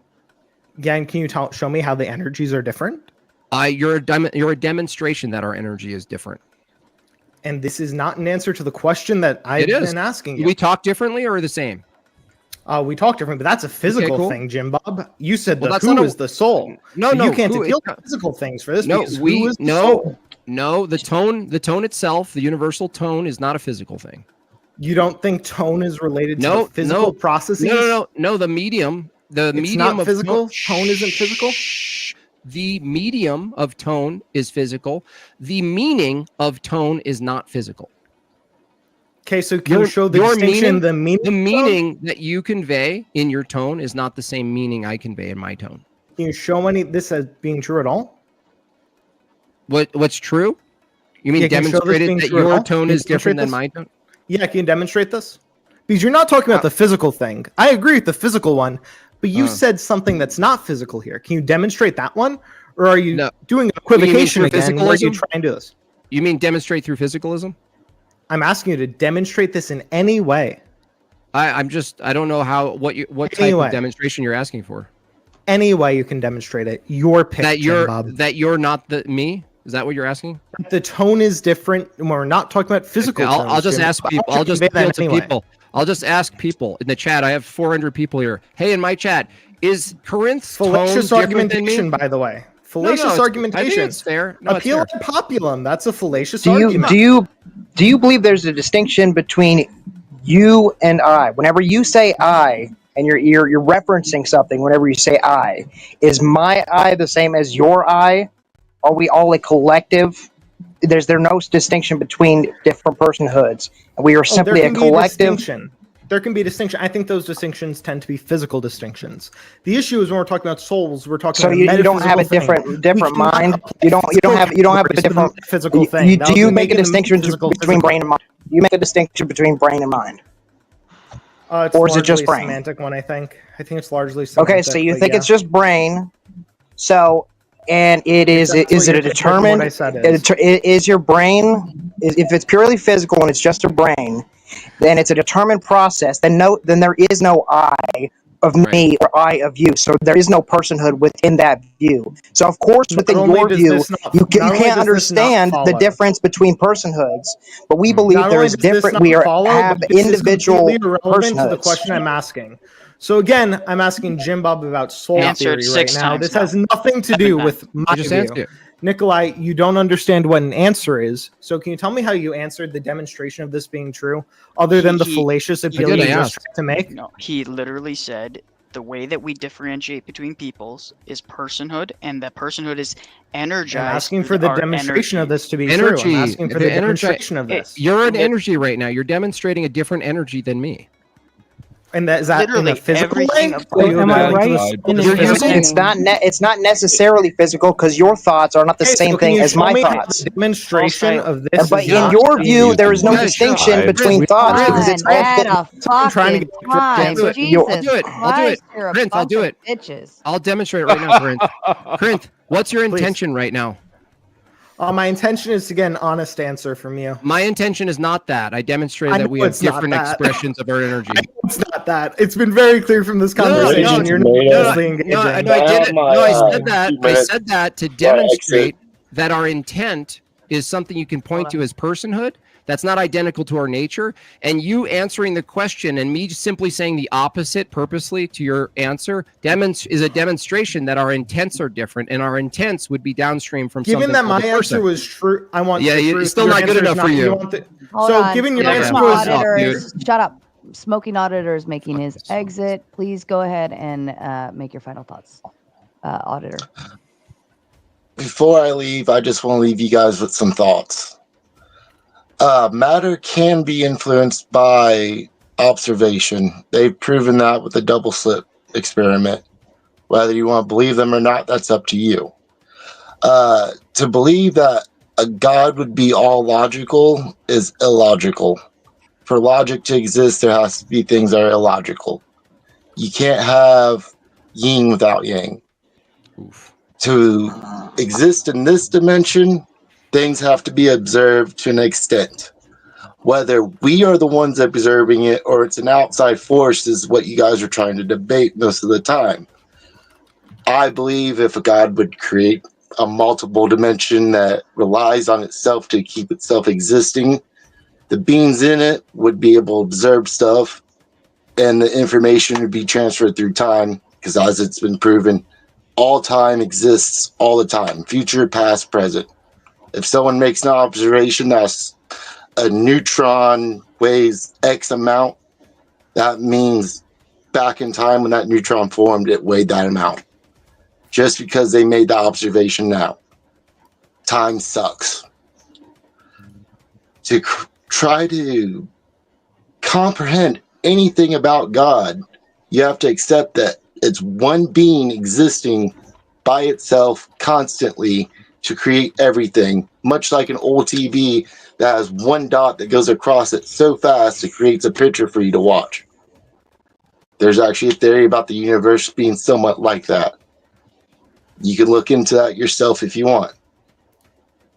All souls would be one soul going through different stages as we, or should I say, God tries to defeat its own boredom and create other life forms for it to interact with, even though a lot of people can view it as whatever entity you want to believe as God, for as simple as it started out to be, dude.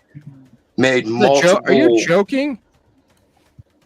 What? I mean, this is just my personal messed up view. I know, but dude, it's like Sarah's trying to end the stream. It's just, do you have your own stream? We can go watch you or something. But geez, it's a closing statement. I don't post stuff most of the time. I'm just saying, thank God. For God to exist, it would be a being that decided to make itself have multiple personalities. While we're here, you know, Therefore, why not give itself its own kingdom known as hell? Corinth, you still think people don't have different energies? That's just it. Yeah, It's I don't. different energies. I think you're only appealing at to the different physical points things in here. time. You're demonstrating energies through physical processes, which Do you have an we intent? talk about metaphysical is physical. Corinth Spurgeon Good again. luck, Sarah. I get Bye, you think Felipe. answering is Corinth, not Jim Bob. Corinth, I debunked you with intent. You didn't, Jim Bob. I did. I and used can tell intent you to exactly debunk how. you. I can tell you Nope. how you didn't. I Do you want did. me to explain to you how you didn't? Or Where's are you gonna where's keep intent pooping? as physical, please? Oh Sure, shit, the way Rocky's you here. demonstrated intent is through the physical processes of naming it. Now, I didn't the say soul is we physical didn't and saying we're use doing this. physical. No, that's a conflation of Can the you medium. can you show metaphysical things through physical processes, Jim Bob? You can use physical to transfer Can you- metaphysical. That's Can you irrelevant show to me the argument, metaphysical bro. things in physical processes, Jim Bob? Show you metaphysical things in the physical processes. I don't know Yeah. what you mean show. I can use speaking to convey Your metaphysics. demonstration through of the speaking. thing was using that. No, I'm Also, saying the other answer is no. I said Flow intent. State is exiting Also, you're in the a panel. performance Please allow Flow State to give his final thoughts. Thank you. I think I clearly stomped the shit out of everybody on this panel tonight. I am still a little amped up, so I'm going live. If anybody wants to come debate me anymore, any of the losers, criers, whiners. All right, back to you guys. Yeah, Corinth, when we talk about the distinction of what we are, humans, and who we are, our intent being that we are a human. The who that we're arguing for as you're asking for a demonstration of. I asked you, what's your intent on the panel? Given that you had an intent that's not identical to what you are, and I share what you are. I'm a human being too, and I don't share your intent. Demonstrates the person aspect is distinct from the what. That's all I needed to not do. demonstrating that this is a trait of the soul. Nuh-uh. That's all you got? Nuh-uh. Yeah, it's I'm just calling that a soul. No. It's it's analytical. I just defined the intent as soul. Just to be clear, the way you have to get out of this is appealing to analytical as well. So you're holding this as a valid form of I'm just reasoning calling for your own belief. calling the That's showing personhood. you're doing special pleading on other beliefs when you're doing that, No, or for your I'm- own belief to say other beliefs aren't valid for doing the same No. thing you have to do here. No, That's one I'm critique just- we can make. The other one is your kind of No. performative contradiction. harder. Because when Word I harder. say I'm looking for the truth there, and you're saying You're so you're dumb. not looking for the truth, you saying taking this as a truthful statement to demonstrate this, which is what you need to do, is a performative contradiction, Jim Bob. What are you Either talking way, about? you're caught in a failure to demonstrate your claim. What do you mean that you're in a contradiction? If you think there's a me that can demonstrate my claim, you're actually arguing for the thing I'm arguing for, dumbass. If you think there's a me called Jim Bob, that's not a what, that can demonstrate a claim, and you're asking me to do it, assuming there's a you and a me, you're demonstrating it for me, you stupid retard. I'm out of here. Thank you so much. Anything I appeal to as you Thank you cannot so be much. soul theory. No, Final you got thoughts. wrecked. Goodbye. He's running. He constantly runs. All right, we are all going to wrap up. All right, Corinth, why don't you go ahead and give your final thoughts? I told you I'd make it a little more of a good one when you let me on. I hope I lived up to that, Sarah. Most certainly. Give your final thoughts to the panel. That was all my thoughts. I hate the rest of you. Fair enough. Have a wonderful evening, Corinth. Snake person, your final thoughts? Yeah, I had a question for Corinth, but maybe I'll just give my interpretation.